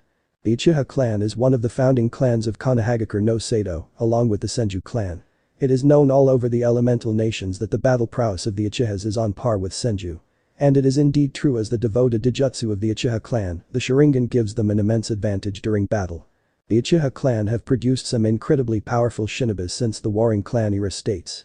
The legendary Uchiha Madara, even though labeled a traitor to his own village, was the only one who could go toe-to-toe with Hashirama Senju, the Shodaime Hokage, and hailed as the Shinobi no Kami. Kagami Uchiha, a student under the belt of Niddame Hokage, Tobirama Senju, was said to be almost on par with his sensei. Itachi Uchiha and Sasuke Uchiha. The two heirs of the Uchiha clan and the sons of the current clan head and Uchiha matriarch, Fugaku Uchiha and Makoto Uchiha. Itachi is now 8 years of age, while his little brother Sasuke was now 3 years and 9 months. Even though the age gap between the two brothers was considerably big, the two were inseparable. Itachi absolutely adored his little brother, and Sasuke never left Itachi's side when he was at home. Itachi became a genin at the age of 6. He graduated the Shinobi Academy in Konoha in a mere 1 year on top of his class. He was hailed as the prodigy of the Uchiha clan. Many might call him arrogant considering what he has achieved at the age of 8 and his immeasurable talent, but he was far from it. He has the humblest soul. Even though young, his mind was sharp and one might say an ideal candidate for the position of a Kage. Oni-chan. When are you going to take me to the park? You tell me every day but you just come home and say later Sasuke all the time. I want to go outside. Whined a black-haired boy with chubby cheeks. Itachi turned to glance at Sasuke and saw him sitting on his butt indignantly with his hands folded on his chest. Sasuke's childish demands made him smile as he always wished for his little brother to have a normal childhood. But his hopes seemed to be diminishing considering the course of action he might have to take in the coming years. It made him frown a bit but he schooled his facial features. Sasuke. You sure are excited today. Itachi said with a small smile. Sasuke just grinned more making his brother sigh. Come on, get ready. I will take you to park. And be quiet about it alright. You know father doesn't like us to associate with people outside our clan much. Yes, Oni-chan. Sasuke then quickly left the room to get ready. Sasuke soon met up with Itachi near the front gates of the Uchiha compound and he held his brother's hand as they both left towards a nearby park. As they were walking outside, Itachi noticed how it was very cloudy today, with a slight tint of orange. It was an odd weather for Fire Nation. It was usually sunny. The day will be the day, two lost brothers shall meet each other again for the first time and commence their tumultuous journey. With Naruto and Tsunade. Demon, monster, inhuman creature. These were some of the whispers that were coming out of the civilians' lips as the Senju clan head, Tsunade Senju and clan heir, Naruto Senju, passed through the crowded streets of Konoha. Look at that child. Walking beside Tsunade-sama and among us, as if he thinks he can ever be human like us. Said one of the shopkeepers who was standing outside in a low voice dripping with hatred. I know. I don't know why Sandaime-sama and Tsunade-sama can't see that the beast is just waiting to strike again. Said a lady standing nearby. Several such things were being said as the mother and son walked through the streets. Some were openly glaring at the innocent 3-year-old child, while others seemed to not care that he's there. Tsunade felt her hand being gripped tightly and noticed that it was Naruto. She saw the pain in those eyes for a moment and it hurt her knowing how much her son is suffering. Naru-chan? Tsunade asked him in a soft voice. Yes, Ka-chan. His voice seemed to tremble a bit. Remember what I said? You're my strong boy, yeah? He nodded. Then don't listen to the bad things others say about you, okay? These people's opinion does not matter. Only those who are close to you, theirs do. You understand what I'm trying to say? Tsunade asked looking softly at her son. Ahoo. I understand. Naruto said in a small voice. He seemed to pause a bit before speaking again, then looked at his mother and said, you consider me your precious person, don't you, Ka-chan? Of course, my baby.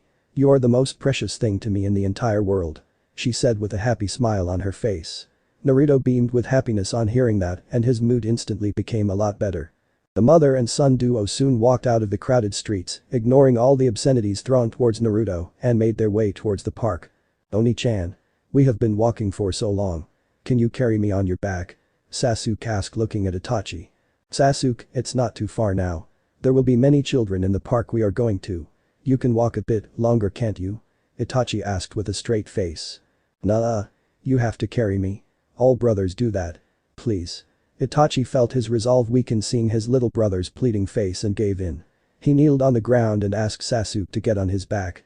He gently picked him up making sure to keep a firm grip.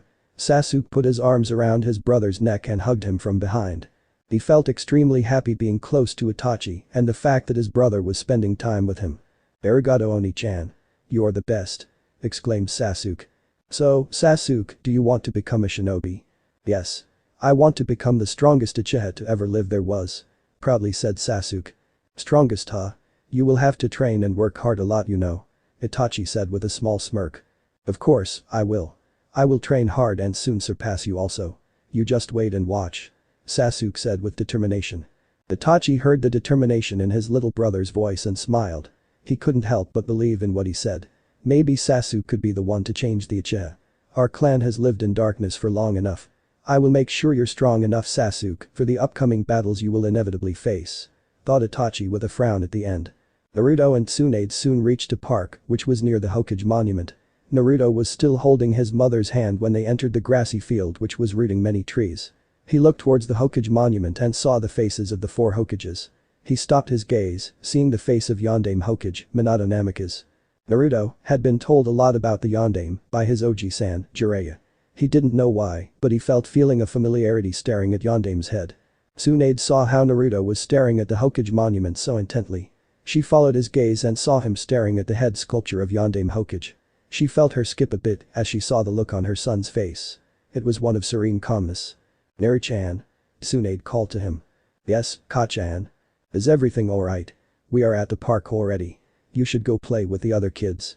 I will be sitting in that seat nearby, okay?" Tsunade said, pointing to a seat at the side where several other women were sitting and chatting. "Okay, Ka-chan. You wouldn't go anywhere else, would you?" he asked a bit shyly. "SHHH. Now. Remember what I told you? You are a strong boy. Plus, do you really think I can leave someone as precious as you here alone?" Tsunade said, smiling sweetly. Naruto gave a bright smile on hearing that, immediately ran off towards the children playing in near the swings and sandbox. Tsunade, seeing her son go, went towards the other women who were sitting on the seat. As Naruto reached towards the other children, he saw several of them who looked like they were his age. There was a feral-looking boy with brown hair and 2 pointed red stripes on each cheek. A pineapple-shaped black hair boy who was lazing around by just lying on the grass. There was a blonde-haired girl in the sandbox, although her hair had lighter shade. She was sitting with a girl who had one of the oddest hair colors he has ever seen in his short life yet. It was pink. Another thing he noticed about her was her huge forehead.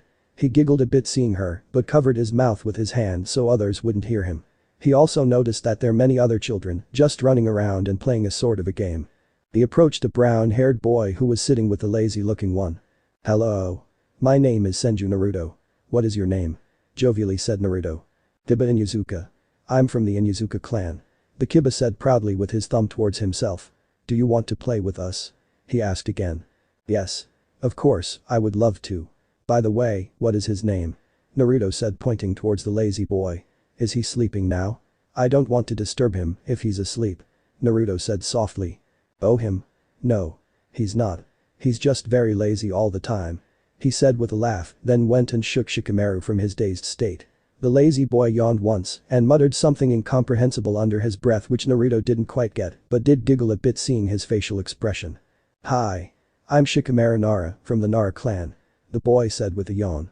He extended his hand towards Naruto, which Naruto shook with a bright smile on his face. "Hello, Shikamaru. I'm Senju Naruto. It's nice to meet you. Do you want to play something?" Naruto said. "Yeah, sure. Let's call Ino and Sakura, then we can all play together," Kiba said as he was pointing his fingers towards the 2 girls sitting and playing inside the sandbox. "Alright, sure." Naruto was very happy that he got some people who were willing to play with him and didn't say any bad things about him like some of the people in the village. "Boy, Ino, Sakura. Come over here. We got a new friend over here.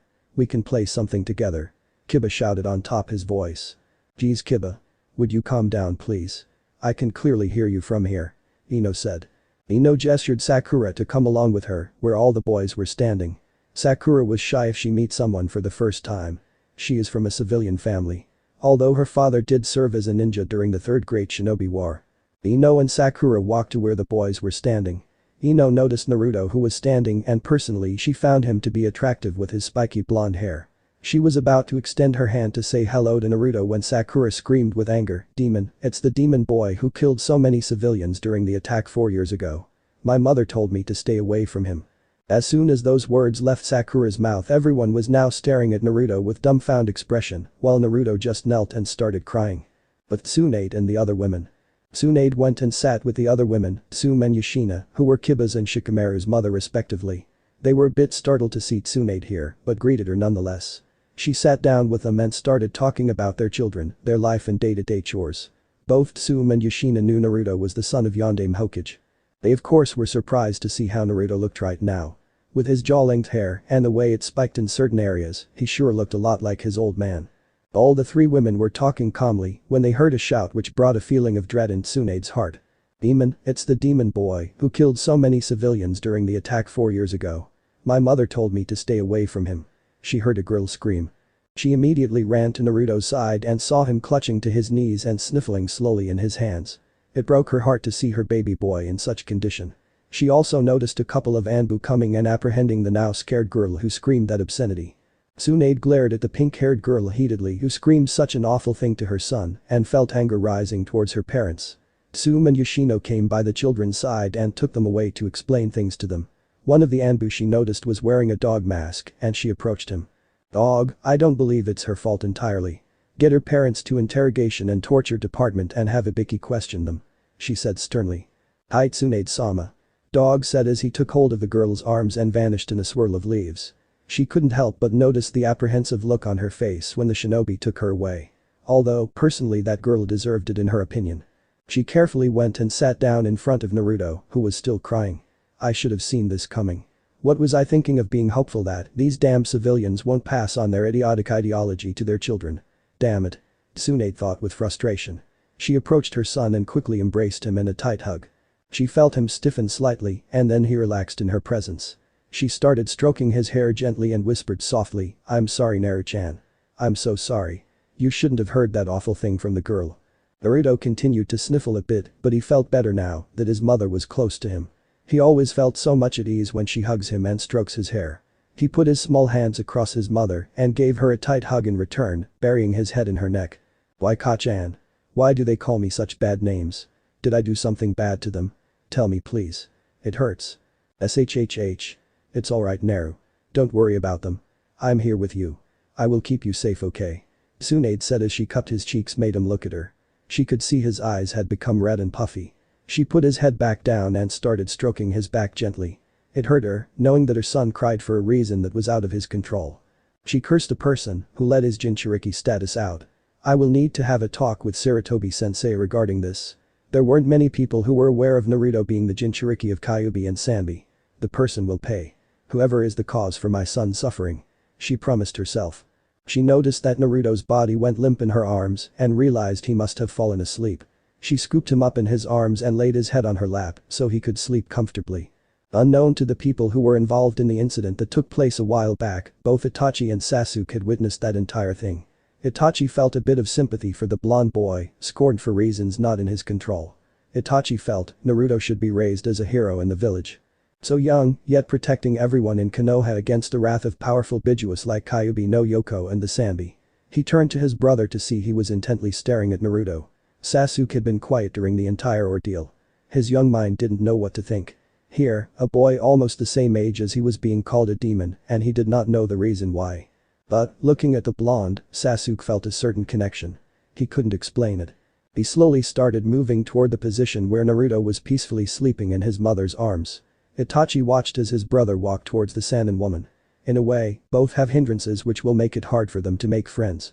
One because he is hated by the village for container status and the other because his clan considers other people beneath them and forbids from associating with lesser people. So alike, yet so different. Thought Itachi with a thoughtful expression on his young face. Tsunade didn't know how much time passed since she was sitting here with Naruto sleeping in her arms. He looks so calm and peaceful when he's asleep. Don't worry Naru-chan. Your Ka-chan will protect you until you can do so yourself. And even after that, I will always stand by your side. I just wish the people of this village saw you for who you truly are. It hurts me too Naru, seeing you in so much pain at this young an age. She thought. Suddenly she felt two presences behind her. One familiar and one not. She turned behind her and came face to face with a young boy. He looked almost the same age as Naruto. He had black hair and coal black eyes. Icha. She thought. Is he okay? Sasuke asked with a sad voice. Tsunade was a bit surprised hearing that question. She didn't expect an Uchiha to come and ask about the welfare of her son. He's asleep right now. It's best to let him rest. She said softly so as not wake Naruto up. It's bad. What that girl said. I didn't like it. She must be very mean to say such things. Why would she say such bad things about him? He replied. What is with this boy? Tsunade thought surprised. I don't know child. Some people, they just don't understand. Naruto. My son's name is Senju Naruto. She said in a tired voice. Can I sit beside him? I want to be there when he wakes up. I don't have many friends you know. Maybe. Naruto and I could become good friends. Once again, a child, and Uchiha nonetheless was willing to become friends with her son. She felt a bit conflicted initially, not trusting another person right after what happened, especially in Uchiha. But the look in the child's eyes showed nothing but concern. She eventually nodded to him and Sasuke came and sat beside Naruto. Itachi, who was watching the interaction between Tsunade and Sasuke from a distance himself, was surprised by his little brother's actions.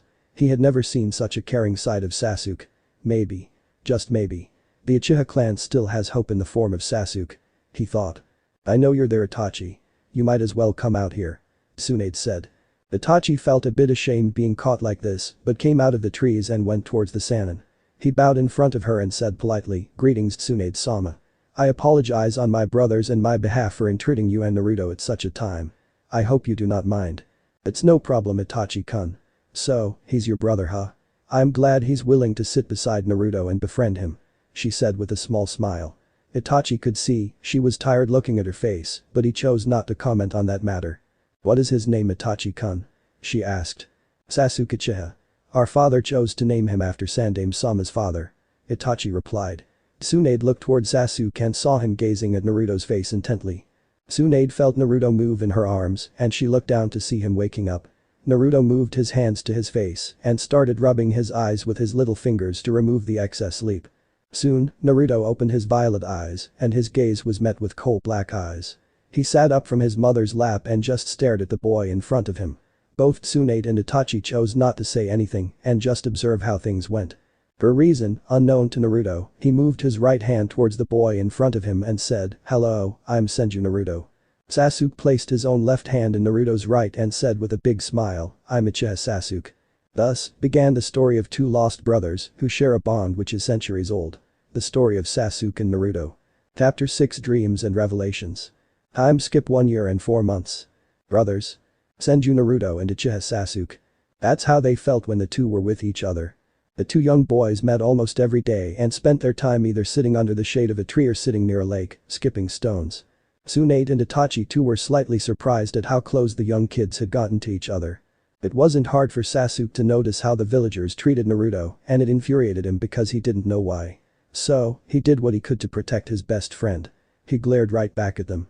Although Naruto ignored the behavior the villagers shown towards him to the best of his ability now, somewhere in his heart he still wished if they could stop. Today, the two young boys were sitting on top of the Yondaime Hokage's head. Naruto couldn't explain it why, but he felt at peace sitting in this place. Naruto exhaled a deep sigh as he opened his eyes and stared at the red and orange glow of the sky. He looked to his right and saw that Sasuke was lying down with his hands behind his head and eyes closed. But he knew Sasuke was still awake. He could sense another presence close by, but knew the person had no ill intentions towards him or Sasuke. Probably one of those Anbu who always trails me when I'm within the village. He got up from his position and went to the edge and sat down. From there, he had the view of the entire village. Kakashi Haddock, the last surviving student of Yondaime Hokage, who was also an Anbu agent, was a few meters away on a tree keeping guard on them, especially Naruto. He never tried making any contact with the boy. He knew Naruto was the son of Yondaime Hokage, his late sensei. The death of his father, Tsukumo Haddock, hit him hard and his life had become a mess at that point. It was Minato who looked after him and helped him with his problems and taught him the ways of a shinobi. So, when he was informed by the Sandaime that his sensei and father figure had died in battle, he was devastated. He did not hate the blonde boy at all. Far from it. He was among the first ones to know that Minato and Kushina were expecting a child and was ecstatic on the prospect of meeting someone he could call his brother. It's just whenever he looked at Naruto, he saw his sensei's face in him and was reminded of the times he spent with him and he couldn't bring himself to talk to the little blonde. He was broken out of his thoughts when he heard Naruto speak. "Sasuke." Naruto called out, still looking at the sky. The boy in question was now sitting beside his friend, who had woken up the moment Naruto left his earlier position. Sasuke saw a thoughtful look on Naruto's face and answered, What is it? Why do you want to become a shinobi?" He quirked an eyebrow upon hearing the question, but answered nonetheless. "To become strong. To become the strongest Uchiha there is to ever live." Naruto glanced toward Sasuke once and saw the look in his eyes. It was filled with determination and confidence. It made him believe his friend could achieve his goal in the long run. "What about you, Naruto? Do you want to become the strongest shinobi in your clan?" asked Sasuke. Naruto thought over it. He knew there were several amazingly strong shinobi in his clan and two of those were the first two Hokage of the village. As well, his mother, Senju Tsunade, is regarded as one of the strongest shinobi in the elemental nations. He looked towards the sky again and saw how majestic it looked in its evening color. I want to become Hokage someday. He answered confidently. Sasuke widened his eyes upon hearing that and looked towards Naruto. He then smiled a bit upon hearing that. Only he can think of such big dreams. Sasuke thought. I don't know why they hate me, Sasuke. But I want to show them that I'm not a bad person. So, someday when I become Hokage, they will all acknowledge me. I will surpass the Yondaime one day. He is regarded as the strongest and the greatest of all the Hokage. Naruto said looking at Sasuke. Sasuke obviously knew the tales of the Yondaime Hokage. His brother, Itachi, had told him a lot about the man. So, to think his friend wanted to surpass the strongest of all Hokage was a bit surprising for him. He saw Naruto stand up and look down at the village. It's beautiful, isn't it? Naruto asked in a small whisper. Sasuke followed the blonde's gaze and indeed had to agree the village looked beautiful under the red and orange glow of the evening sky. The village looks so peaceful now. I want to protect this. I can sense how happy the village is at the moment. I want to do everything in my power to keep our village like this. The people of this village may not like me now, but this is still my home and the place where I was born. That is why I will be Hokage, to keep this village safe. I will train hard and become strong. No matter what happens, I will protect this village from anyone who tries to harm it. Then people will acknowledge me as Senju Naruto. People will start looking at me like someone important. Spoke a highly passionate Naruto. Sasuke didn't know what to say. He had never heard anyone say such a thing. His father always taught him that the Uchiha were above everyone else and that the village should work with them as their leader. I don't know about the village, Naruto. But I will always be there for you. No matter what happens, I will be there to protect you. You are younger than me, so it is my duty to protect my little brother. I will help you become stronger. Sasuke said the last part in a bare whisper looking down at the village. Naruto became a bit flustered upon hearing Sasuke call him his little brother, but maintained his calm persona.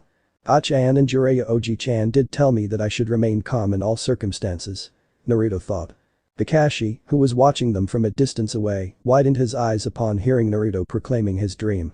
Kakashi couldn't see his face since he was facing Naruto's back, but he was sure the expression on the blonde's face would be one to remember. Sensei. That one word was the only thing that he could think of right now. If only you here to see your son. Minato-sensei. I am sure you would be proud of the way he's growing up. Kakashi thought with one of his eye smiles. He saw Naruto and Sasuke leave the Hokage monument and make their way towards each other's home. After some time, Kakashi came out of the trees once he was sure the two boys were gone. He stood at the same spot Naruto was standing a few minutes ago and looked down at the village. He just stared at the village for a few seconds and then looked towards the setting sun. He closed his eyes and thought, maybe I could help Naruto with his dream, Minato-sensei. I will help him in any way I can. I know you would have wanted me to. Kakashi thought to himself as he opened his eyes. After all, he's the only family I have remaining. And with that thought, Kakashi disappeared in a puff of smoke. A few minutes earlier at the Senju compound. The Senju compound was among the first compounds to be built, along with the Uchiha and the Hyuga, when the village was first formed. During those times, the Senju clan was vast and had several hundred members. Thus, to suit everyone's needs, Hashirama had built a large compound with several houses within. In the middle of the compound was the largest house, which belonged to the clan head. Tsunade, Naruto and Shizune lived in the clan head's house, as Tsunade and Naruto were the last living Senju in the elemental nations. Shizune, who was the niece of Dan Kato, Tsunade's former lover, had no other family left after her uncle had died fighting in the Second Shinobi War. Hence, Shizune had been staying with Tsunade ever since. Tsunade was sitting in the living room, going through one of her medical books, while Shizune was out in the gardens watering the plants. It was a pretty normal day at the Senju compound. While the Senju woman was going through her books, she felt someone enter through the window in the living room and sit beside her. She didn't need to look at the person to know who it was. Years of witnessing him doing similar things and not using the door to enter a room like any normal human had made her familiar to the person and his presence. What do you want, Jiraiya? Tsunade asked without looking away from her book. Oh, you heard me, Haim. No hello or any greetings for me, said the white-haired Sannin with a wide grin on his face. She eventually looked at him and said, you will get a proper greeting when you enter the house properly. Until then, no. So again, why are you here, Jiraiya? You usually come on days when Naruto-chan learns Fuinjutsu from you. Today is certainly not that day. She saw his face become serious and grew a bit concerned. She knew Jiraiya only became serious when the matter was of grave importance. Somehow she knew this matter related her son and it wasn't anything good. Alright Haim, all joking aside, you're right. There's a reason I'm here today. Jiraiya spoke, leaving all humor aside. Tsunade immediately straightened up and began to listen to what Jiraiya had to say intently. You might remember, a few years back I told you about a mercenary group made of several missing ninjas. I had my spy network keep their ears open and listen to any news that might travel regarding that group and information about other shinobi villages. One report I received recently is concerning Naruto. It's not good. He said with a grim expression. Jiraiya had decided it was best not to tell Tsunade about the missing ninjas being S rank at that time, since she had just agreed to take care of Naruto, and hearing about such a disturbing group might have increased her worries as a mother. Tsunade nodded but did frown upon hearing the last part. It's not an easy task for a village to maintain its military strength after getting attacked by two biju and their strongest shinobi dying in the line of duty. Currently, several of the other villages are observing us carefully, especially our military, to see how badly we were hurt. I would say Wagakure rejoiced upon hearing the news of Minato's death. Also, Iwa is one of the main villages which is currently keeping an eye on us. That old fence-sitter, Inoki, was always a cunning and a hot-headed man. Kumagakure's Sandame Reikage died a couple years back as you know, and A was selected as the Yondame Reikage. Although I doubt Kumo would do something drastic as of this moment, since A and Minato had a friendly relationship and rivalry between each other. But still, we can't rule them out yet. Kurigakure no Sato has been staying neutral towards any village for the time being, so it's hard to devise their motives. Jiraiya informed, to which Tsunade nodded for him to continue. Thankfully, Sarutobi-sensei has been keeping other villages in the dark about how badly the village was actually hurt. As far as the other villages are concerned, Konoha still stands strong. Plus, the alliance which Konoha gained 3 years back with Tsunagakure no Sato is also another thing which would make them hesitant to take any measures. So, I don't believe that they will try to attack the village. Also, word has spread around different villages that there's a Senju heir in Konoha and that you are the mother Tsunade. But as of yet, no one knows that Naruto's the Jinchuriki for the Kyuubi and the Sanbi. Some of the minor villages were indifferent to the news, while some such as Kumagakure and Iwagakure were not happy regarding the news. Although, they haven't taken any steps regarding this matter, we will still have to be careful. He said, to which Tsunade was in complete agreement. Now, what new do you have concerning Naruto? Tsunade asked with worry present in her voice. Just then Shizune entered the room and saw Jiraiya sitting on a couch along with Tsunade, who had a worried expression on her face. Upon the question about the reasons for her worry, Jiraiya explained it to her teammate's apprentice briefly about what he had told Tsunade up till now. The mercenary group are keeping low profile currently to not attract too much attention and are highly secretive. From what my informants told me and from what I gathered from people traveling around the elemental nations in the last few years, they will be big trouble in the future. What do you mean by that, Jiraiya-sama? Asked Shizune. All the members of the group are S-class criminals. This is also the group which concerns me the most, as they are after people like Naruto, replied Jiraiya. This shocked both the women sitting in the room. S-class was given to shinobi of the highest caliber.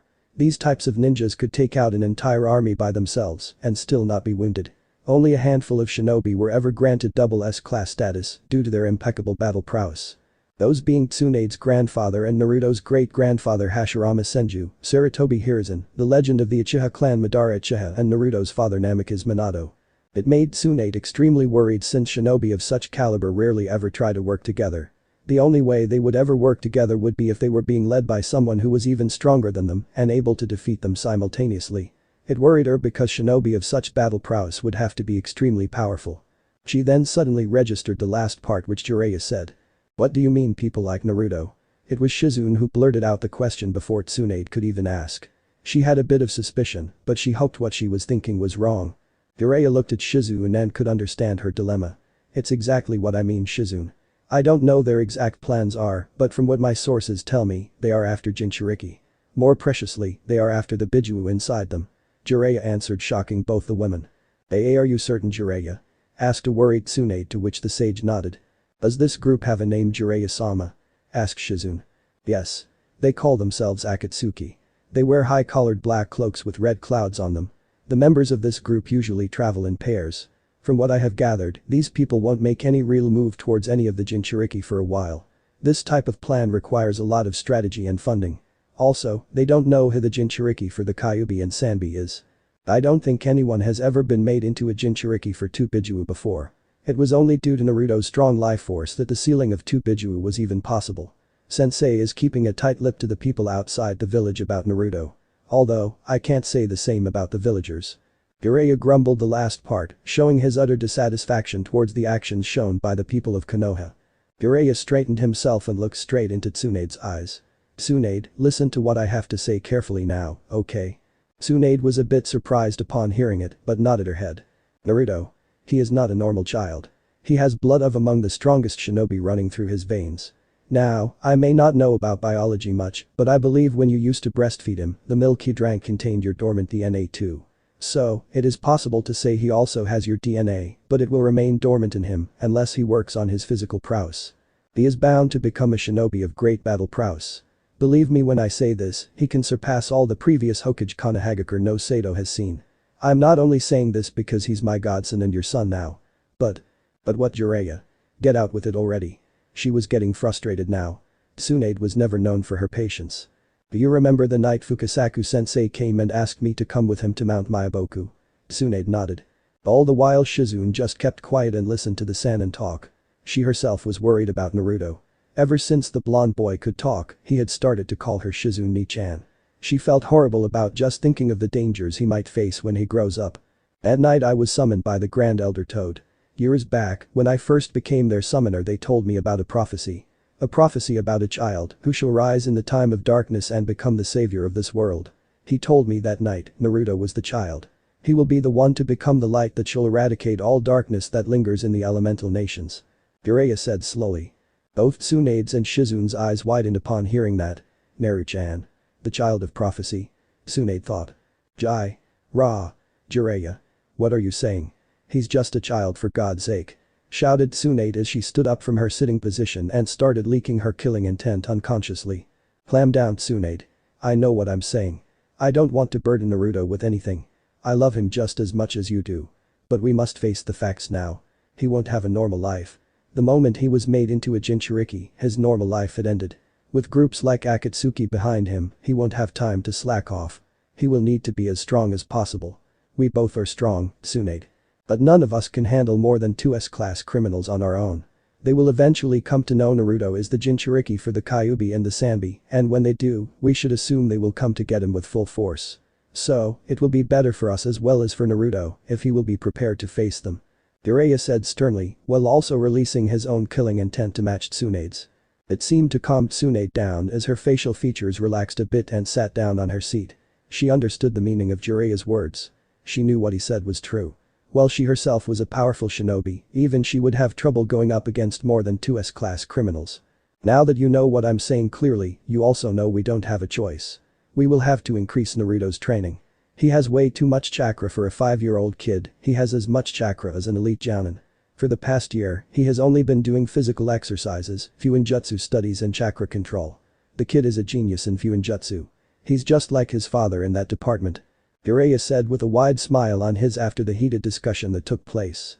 Hearing about her son's progress in Fuinjutsu made Tsunade extremely happy. "He's my son after all.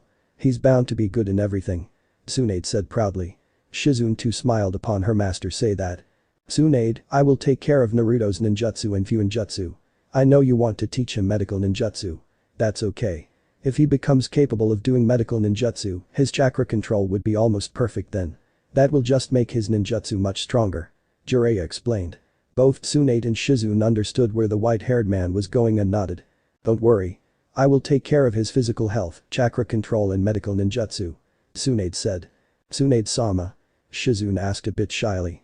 "If you don't mind, I would also like to help Naruto-kun. I may not be as good you or Jiraiya-sama, but I would like to teach him what I know." Tsunade looked at her apprentice, confused, and said, "Shizune, must you ask for that? Naru-chan considers you as his elder sister. Of course, it won't be a problem." Before Shizune could thank her master, all the people sitting in the living room heard a very familiar voice. "Ka-chan. Ka-chan. Where are you?" asked Naruto as he was running through the house. Tsunade had to smile a bit upon hearing her son's voice. It always brought joy to her. "Naru-chan, I'm in the living room. Come over here." She spoke loudly to make herself audible to Naruto. Naruto, hearing his mother's voice, ran as fast as he could and entered the living room. He quickly went to his mother and gave her a tight hug. "Oh? Looks like my little Naru-chan missed me a lot today, huh?" Tsunade asked playfully. "Uh-huh. Sasuke and I were sitting on top of Yondame's head today the whole day. And when the sun was setting, I could see the entire village from the edge. It looked so beautiful, Ka-chan." exclaimed the excited blonde. Jiraiya stood behind Naruto and ruffled his hair. That's good to hear, kid. Oji-chan. How come you are here today? Are we learning Fuinjutsu today also? Naruto asked. No. Not today, kid. Today, your mother and I have something important to tell you. So, sit down now. Naruto did as he was told and sat down on the couch beside his mother. Neri-chan. We are going to start training you in the different arts of shinobi starting from tomorrow, okay? So, today you take rest and from tomorrow we will start training you seriously, okay? Naruto became very excited upon and a huge smile found its way to his face. Now I can become stronger and be Hokage someday. He stated happily. Tsunade just froze upon hearing those words coming out of her son's mouth and stared at him. What did you say, Neri-chan? She asked him again just to make sure what she heard was correct. Jiraiya too was staring at Naruto and waiting to see what the kid would reply. Naruto felt a bit awkward being put into the spotlight like this. He saw his Ka-chan, Oji-chan and Ni-chan all staring at him and waiting for him to reply. He calmed his nerves looking straight at his mother and said, I want to be Hokage someday, Ka-chan. So, someday the people of this village will acknowledge me and notice that I'm not a bad person and start seeing me as someone important. I will surpass all the previous Hokage, especially the Yondaime, and show everyone that I'm Senju Naruto. I will protect the village with everything I have just like the Yondaime. To be Hokage, that is my dream. Tsunade did not know what to say. Those words. Those exact same words. She had heard that so many times. And every time, the person was taken away from her, as if life was playing a cruel joke on her. Suddenly she saw a faint image of her grandfather Hashirama, standing to Naruto's left with one hand on his left shoulder, Dan and Nawaki standing on his right with each of their hand on his right shoulder, and finally Minato, with his right hand on his son's hair. All of them had smiles on their faces, and they nodded their heads. She blinked her eyes, wondering if she was hallucinating. The next moment, they were gone. She saw Jiraiya kneeling in front of Naruto to his eye level, and both his hands firmly on Naruto's shoulder. I believe in you, Naruto. That is a very noble dream. Your mother, Shizune and I shall help you all the way until the time you become the strongest shinobi to ever live in the elemental nations. And if you work hard enough, you can make all your dreams come true. Jiraiya spoke softly, looking at his godson with a smile. Maybe. I could trust in someone else again with that dream. I believe in you too, my little Neri-chan. Thought Tsunade. She wiped away the single lone tear that rolled down her left eye, unnoticed by anyone else, and looked her son. Come on now, Neri-chan, time for your dinner. And this time you're eating your vegetables without making any fuss.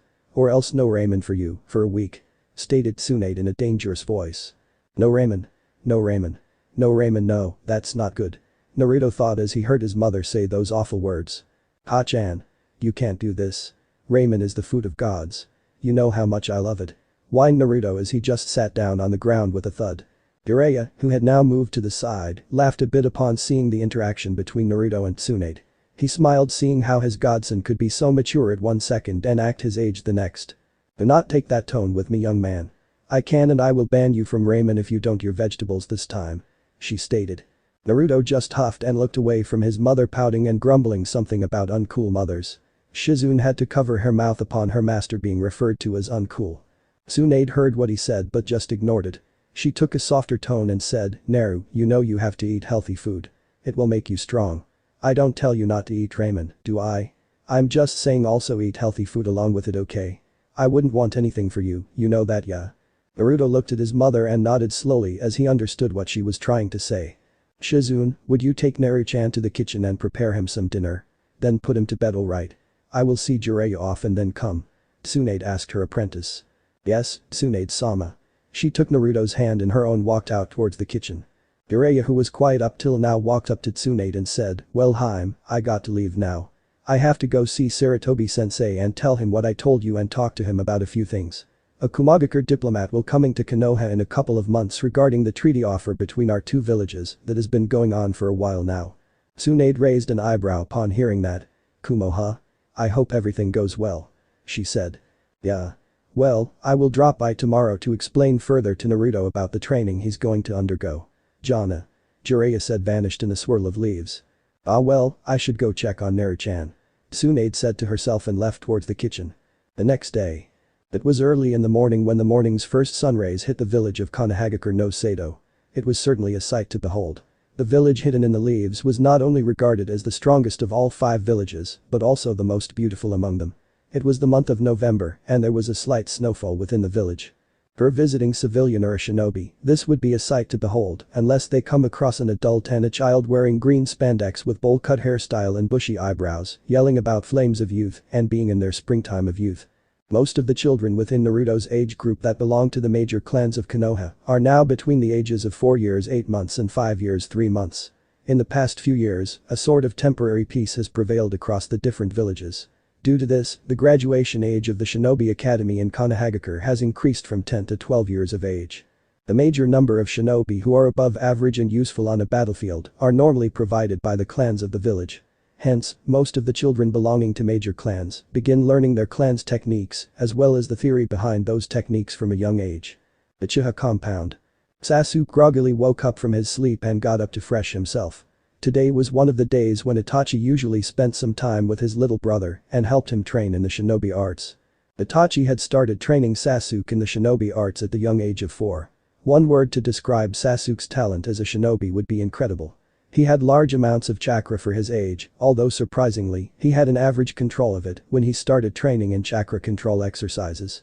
He had good analytical skills for someone his age and most of all, had the sense of being calm and to study the opponent during his spars with his elder brother. Sasuke absolutely adored his Nai-san. Itachi was among the few people who liked to spend time with him. His mother and matriarch of the Uchiha clan, Mikoto Uchiha, was another person whom he loved a lot. She would often spend time with him at home when Itachi and his father were busy. Then there was his father. Current clan head of the Uchiha clan, Fugaku Uchiha. Ever since Sasuke's mind could comprehend things, he saw his father giving most of his time to Itachi, the prodigy of the Uchiha clan. Whatever he tried, his father never seemed to give him much time of the day and always said that he should strive to be more like his brother. There were times when Sasuke found himself envying his brother because Itachi had one thing he, himself, always yearned for, his father's praise. A pat on the back saying good job, Sasuke. But he never complained and never truly seemed to fester any hatred towards his Nai-san. Sasuke dressed up after taking a bath and went downstairs to see his mother and Itachi already sitting on the dining table. He was wearing black shinobi shorts and a high-collared dark blue shirt with the Uchiha clan symbol at the back of his shirt.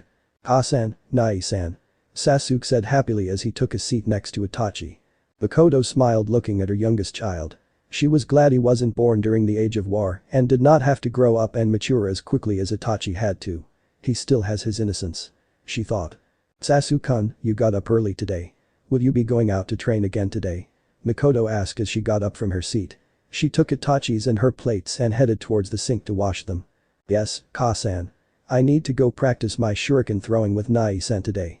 I can almost do it perfectly now. I can hit about 9 targets out of 10, said Sasuke. Itachi felt a bit sad knowing he wouldn't be able to go to training grounds with his brother today. He being the firstborn put him next in line to be the clan head.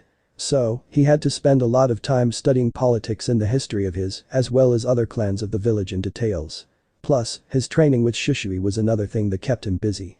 Almost everyone in the Uchiha clan believed him to be the genius of the clan, mainly because he awakened his Sharingan at the age of 6. But he knew it was Shishui who deserved all the praise.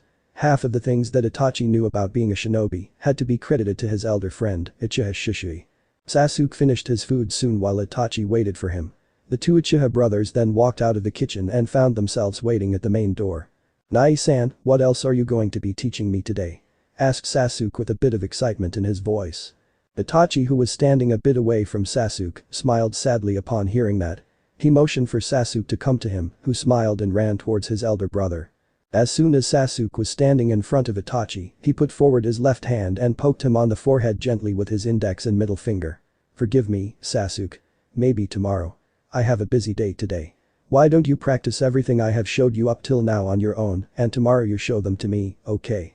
Sasuke rubbed his forehead after being poked there and looked down at his feet a bit sadly, but it disappeared as soon as it came, although Itachi could catch a glimpse of that.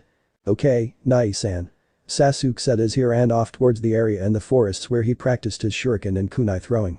As Itachi stepped out of the house, a figure stepped out of the shadows and approached him. "It's time to go, Itachi," the person stated.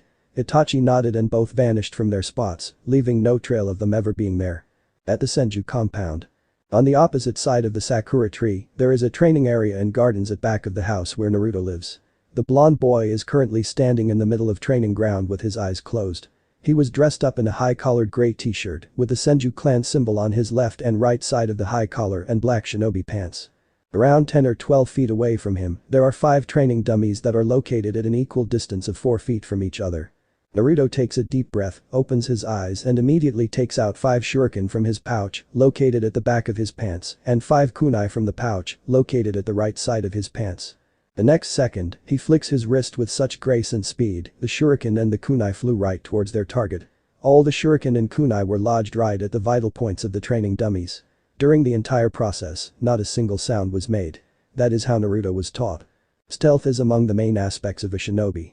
The more attacks you can conjure up without making a sound, the more of a shocker it would be for the opponent.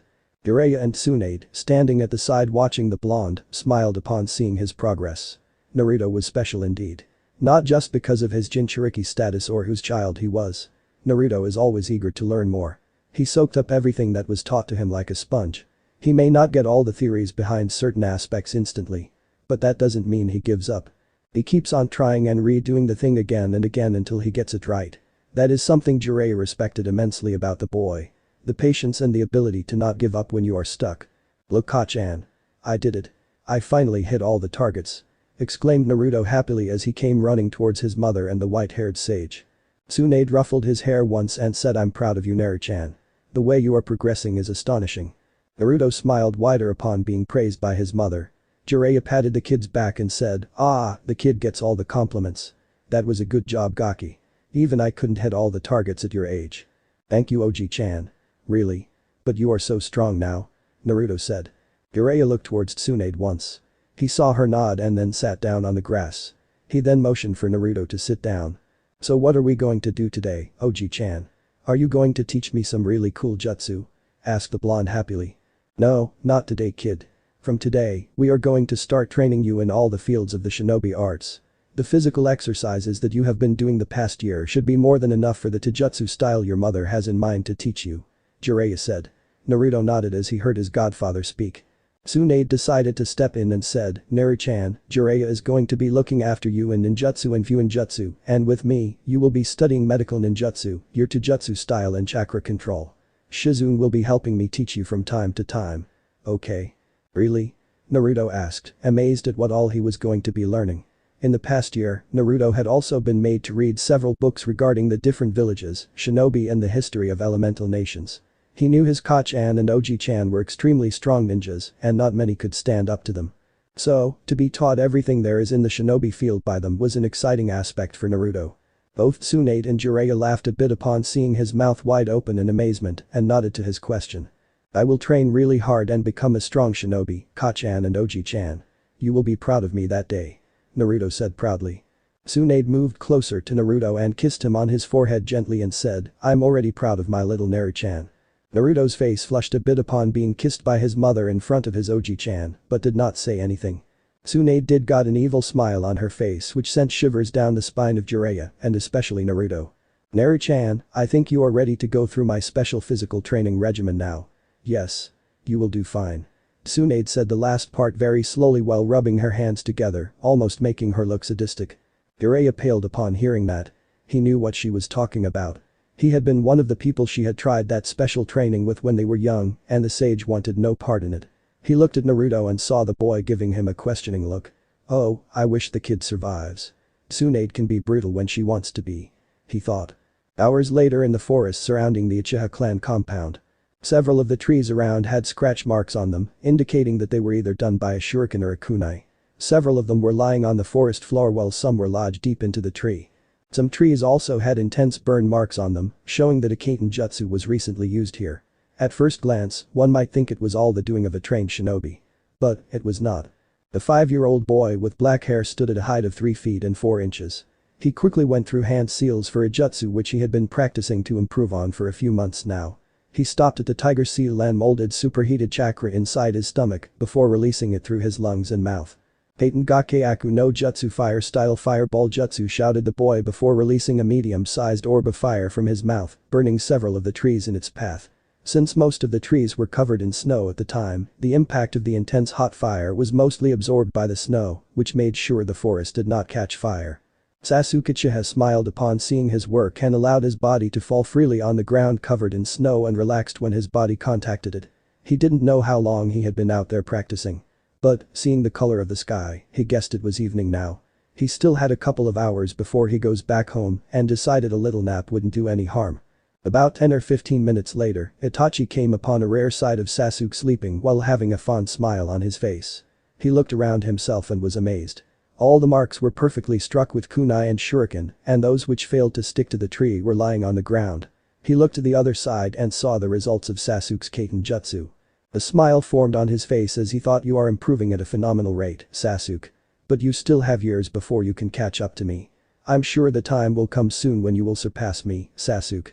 He picked Sasuke's sleeping form and piggybacked him to the Uchiha compound. 2 months later. Sarutobi Hiruzen was sitting in his office at his desk signing away the papers as he does most of the days. The secretary sitting outside often heard random shouts of "Curse this paperwork and I'm getting too old for this shit." But after working there for so long, she had gotten used to it. The day is the day the diplomat from Kumagakure was supposed to arrive in Konoha. It was around 8 AM in the morning right now. The Sandaime had spent a good time of his night preparing for this meeting. If the meeting with the diplomat went well, Konoha would now have 2 powerful allies with her. Sunagakure, even though considered to be the weakest among the 5 great nations, still stands strong and has a lot to offer to Konoha, as well as Kumo in form of trade routes, more clients and surplus business opportunities. As Sarutobi was doing his work, one of his Anbu dropped down in front of him in a kneeling position. "Lord Hokage, the diplomat from the Kumo has arrived. Should we bring him straight to the Hokage Tower Council chambers for the meeting or take him to the hotel first?" Hiruzen took a pipe and filled it with the fine quality tobacco which he had gotten from the Land of Springs a few months back. He lit it with a small Kaiten Jutsu and puffed on it for a few seconds to let his nerves calm down. He looked back at the Anbu and asked him to stand. "Kindly take him to the hotel first and inform him that the meeting is scheduled for noon. Do have an Anbu tail him all times," Hiruzen said. The Anbu nodded and disappeared towards the gate to get the guest. Both Naruto and Sasuke were advancing tremendously in their respective training. Itachi trained with Sasuke about 4 days a week, during which he mainly focused on his taijutsu, shuriken jutsu, and the speed of his hand seals. During his free time, Sasuke mostly trained by himself or read books on the history of Uchiha clan. He was glad as Nai-san was spending time with him and helping him move towards his dream. It only strengthened the bond between the 2 brothers. While Sasuke trained with his brother, Naruto trained with Ka-chan and Oji-chan. Tsunade had found an old scroll of taijutsu katas in her clan library, which was written by her grandfather Hashirama Senju, and had decided to make Naruto become adept at it. She was even more surprised when Naruto had learned all the katas for beginner and intermediate stages within the first 2 weeks. It was as if the taijutsu style was made for him. He was simply flawless in it. During the last year, he mainly focused on chakra control exercises such as leaf balancing, tree walking and water walking. Due to the amount of chakra Naruto possessed, it took him few months to get those exercises completed. Now, he was proficient enough in all 3. The past 2 months, he has been practicing kunai balancing on his hand. There are 2 stages to this exercise. First, one must balance the kunai within the palm of their hand. To do this, one must channel equal amount of chakra from all directions of the palm to a single point below the kunai and make it hover over your hand. The second part is the more difficult one. One must balance the kunai on a single finger. This exercise is essentially important for the basics of medical ninjutsu. As by controlling your chakra at a very minuscule point, such as a small dot on your finger with much less surface around the dot, one learns to control the movement of their own chakra to a finer degree within their own body. For the past 2 weeks, Naruto was stuck on the second stage and it often infuriated him that he couldn't complete it yet. But he kept on trying it day after day. In terms of ninjutsu, Jiraiya hadn't deemed his chakra control up to par to learn any elemental ninjutsu. Naruto was a bit sad in the beginning that he couldn't learn any cool techniques yet, but he understood his Oji-chan's reasoning. So, he settled for learning non-elemental techniques such as Henge transformation, Korami substitution, Sunshin no Jutsu teleportation jutsu, and a variation of the Bunshin no Jutsu clone jutsu. Due to the excessive amount of chakra in Naruto, it is nearly impossible for him create a standard clone, which requires minuscule amount of chakra.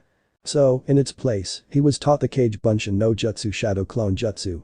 It is a air and kinjutsu that was created by Naruto's great-granduncle, Tobirama Senju. It splits the caster's chakra in the number of clones they wish to create. The meeting between the Kumagakure diplomat and the Hokage as well as the elders of the village had ended. The talks between the 2 villages had gone peacefully, much to the Hokage's joy. He thanked Minato for having a friendly relationship with the Yondaime Raikage, a many believed was brash and hot-headed in all situations, but that is usually not the case. Yes, if someone taunted him personally, he would talk with his fists rather than tongue, but when it concerned his village, he was a different person altogether. During the whole meeting, Himura and Kaharu had extensively talked with the diplomat to find any traps that may end up in Konoha's downfall. It wasn't them that worried the aged Hokage. It was Danzo. He was eerily quiet in the chambers, which is unusual. Nonetheless, Kumo had agreed to all the demands made by Konoha, and so did Konoha to theirs. It was late at night, and Naruto was lying alone on top of Yondaime Hokage's head. A while back, he had gone to Ichiraku Ramen, which was run by Tucci, a 50-year-old man, and Am, his teenage daughter. They were among the nicest people he had ever met and never scorned him. His mother and Shizune were busy at the hospital today regarding some case, and his Oji-chan, Jiraiya, went out of the village after his training for the day was done. He was peacefully gazing at the star-filled sky when he sensed someone moving through the forests at fast pace. He wouldn't have done anything initially, but he sensed another presence with that person who felt scared. So, he immediately got up from his position and went after them in pursuit. Naruto, even though only 5 years and 3 months old, was tall for his age. He was around 3 feet and 4 inches, and with all the physical training his mother had been giving him, he was extremely agile and fast. So, he ran as fast as he could and soon stopped in front of the person. Judging by his appearance, he's a shinobi, and a Kumagakure shinobi non-ethylus. Naruto thought as he noticed his headband. He then noticed the shinobi was carrying a bag on his back. He tried sensing what was inside the bag and realized it was a girl around his age, if the amount of chakra was any indication. Naruto realized the shinobi's plan was to kidnap the girl and take her away from the village. Quickly throwing a couple of shuriken at the shinobi, Naruto settled into his taijutsu stance and ran towards the shinobi at fast pace. Naruto knew the person in front him is probably a jounin of his village, and in terms of skill, he was nowhere near the kidnapper. His plan was to stall him for some time if possible and move the girl away from him and release a large amount of chakra so his mother and Hokage Jiji would come to his location immediately. The Kumo shinobi quickly deflected all the shuriken and faced his attacker. He was surprised to see it was only a kid. "Hey kid, leave before I am forced to kill you. I am a jounin. You are no match for me," the man said arrogantly. It was true Naruto wasn't even a shinobi yet and couldn't match the jounin's power. But that didn't stop him from running towards him while carrying a kunai in his left hand. The Kumo shinobi threw several shuriken and kunai towards the blonde boy at a fast pace. Months of training with Jiraiya and Tsunade helped Naruto now, as he could deflect all of them. The shinobi saw the look in the kid's violet eyes for just a second and hesitated to do anything. That look was cold and of one who isn't afraid to do what he is doing. The Kumo shinobi reminded himself he was only facing a kid and that it would be fine. When Naruto reached the Kumo shinobi, he threw a punch with his right hand towards his thigh. The shinobi, with his fast reflexes, parried away the strike with his gauntlet hand and immediately got hold of Naruto's left wrist, which was coming to strike him with the kunai he was holding. With his extreme agility, Naruto kicked the man on his chest and freed himself in the process. The man gasped for breath as soon as he was hit and skidded back a few meters away. Naruto saw that the bag the shinobi was holding had rolled out of his hands towards a nearby tree. He immediately ran towards the bag and opened it. What he saw caught his breath. There was a little girl around his age. She had neck-length indigo-colored hair and wide eyes, trademark of the Hyuga clan. She had the most beautiful face he had ever seen. Beautiful, he thought. He found himself staring at her for a second and then realized the danger wasn't over yet. He heard the girl sniffling a bit and rushed her out of the bag. "Are you okay?" he asked her with concern. The girl nodded her head weakly and looked at the boy's face, who had come to save her from the kidnapper. Wide eyes met with violet ones. She was about to ask his name when a kunai was thrown towards the boy, which made him jump a few meters back. "Ouch. That hurt you, damn brat. I never thought I would have to hurt you seriously. But now you are going to have to pay," the man shouted before he took out a kunai. Naruto and Hinata saw the man cover the kunai with his chakra, which started sparkling. Naruto knew what the man was doing. Covering the kunai with his Raiten chakra. It was dangerous, he knew it. He moved slightly closer to Hinata to protect her, if need be. The Kumo shinobi, on seeing the blonde boy stand protectively beside the Hyuga girl, got an evil smirk. He threw the electrified kunai towards Hinata at fast pace. Naruto immediately covered the distance between himself and the girl and pushed her out of the way. Hinata fell to the side and saw her savior was about to be killed because of her. She felt so weak and pathetic at this moment. She covered her face with her hands as she did not want to see him get killed right in front of her face. In an instant, she was pushed a few meters back when she felt an outburst of incredibly large chakra. She looked up to see who it was and her eyes widened. For Naruto, time had literally frozen. He didn't know what to think. Is this how I'm supposed to die? I never even reached my dream. I'm sorry, Sasuke. thought Naruto. He closed his eyes and thought how his mother would feel if he died now, and that feeling brought forth an immeasurable sadness in his mind. He didn't want to leave his mother. He didn't want to leave Shizune-chan. He didn't want to leave his Oji-chan, Hokage-jiji. A lone tear slipped down his right eye, and suddenly, a wild, uncontrolled violet chakra exploded out of Naruto. In the hospital. Tsunade and Shizune were both packing things up in their office when they both felt the uncontrolled explosion of chakra. Tsunade's heart started beating rapidly as she left whatever she was doing and ran out of the window to the back of the Hokage monument from where she felt her son's chakra. Naru-chan. Please be safe. Ka-chan is coming soon. She thought. Shizune was following her master, equally worried for her brother-like figure. In the Hokage office. Sarutobi was doing his paperwork when he felt the chakra. He knew it was Naruto's. But something felt different about it and yet familiar at the same time. He got up from his seat and immediately rushed towards the place from where he felt the chakra being released. Kakashi, who was there inside the Hokage's office, also ran after Sarutobi as he too knew Naruto's chakra signature. Back with Naruto. The Kumo shinobi, watching this, was shocked as the amount of chakra that was being released right now. What is this kid? He's probably not even a genin, and the amount of chakra he's releasing is already more than mine. He doesn't seem to be moving. Let me finish him quickly. The chakra swirled around Naruto in random directions. Naruto felt like he was in a trance. He couldn't move.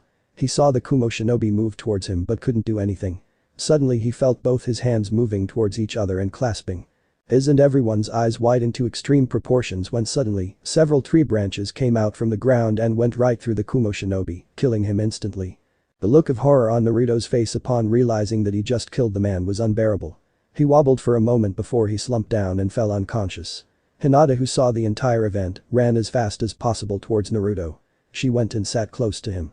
She looked at him with concern and said in a soft whisper, "I don't even know your name." Sarutobi, Tsunade, Shizune and Kakashi soon came to the location and saw the disaster that had taken place. Their eyes fell on Hinata and the unconscious form of Naruto. Tsunade immediately ran towards Naruto to help her son. Sarutobi saw the body of the Kumo shinobi, who was in fact the Kumo diplomat with whom he had the treaty talks with, impaled by several wooden branches. His eyes fell on Naruto as his experienced mind concluded the events that took place. Ashurama-sensei. Thought Sarutobi. Thank you for watching this video, I hope you enjoyed it.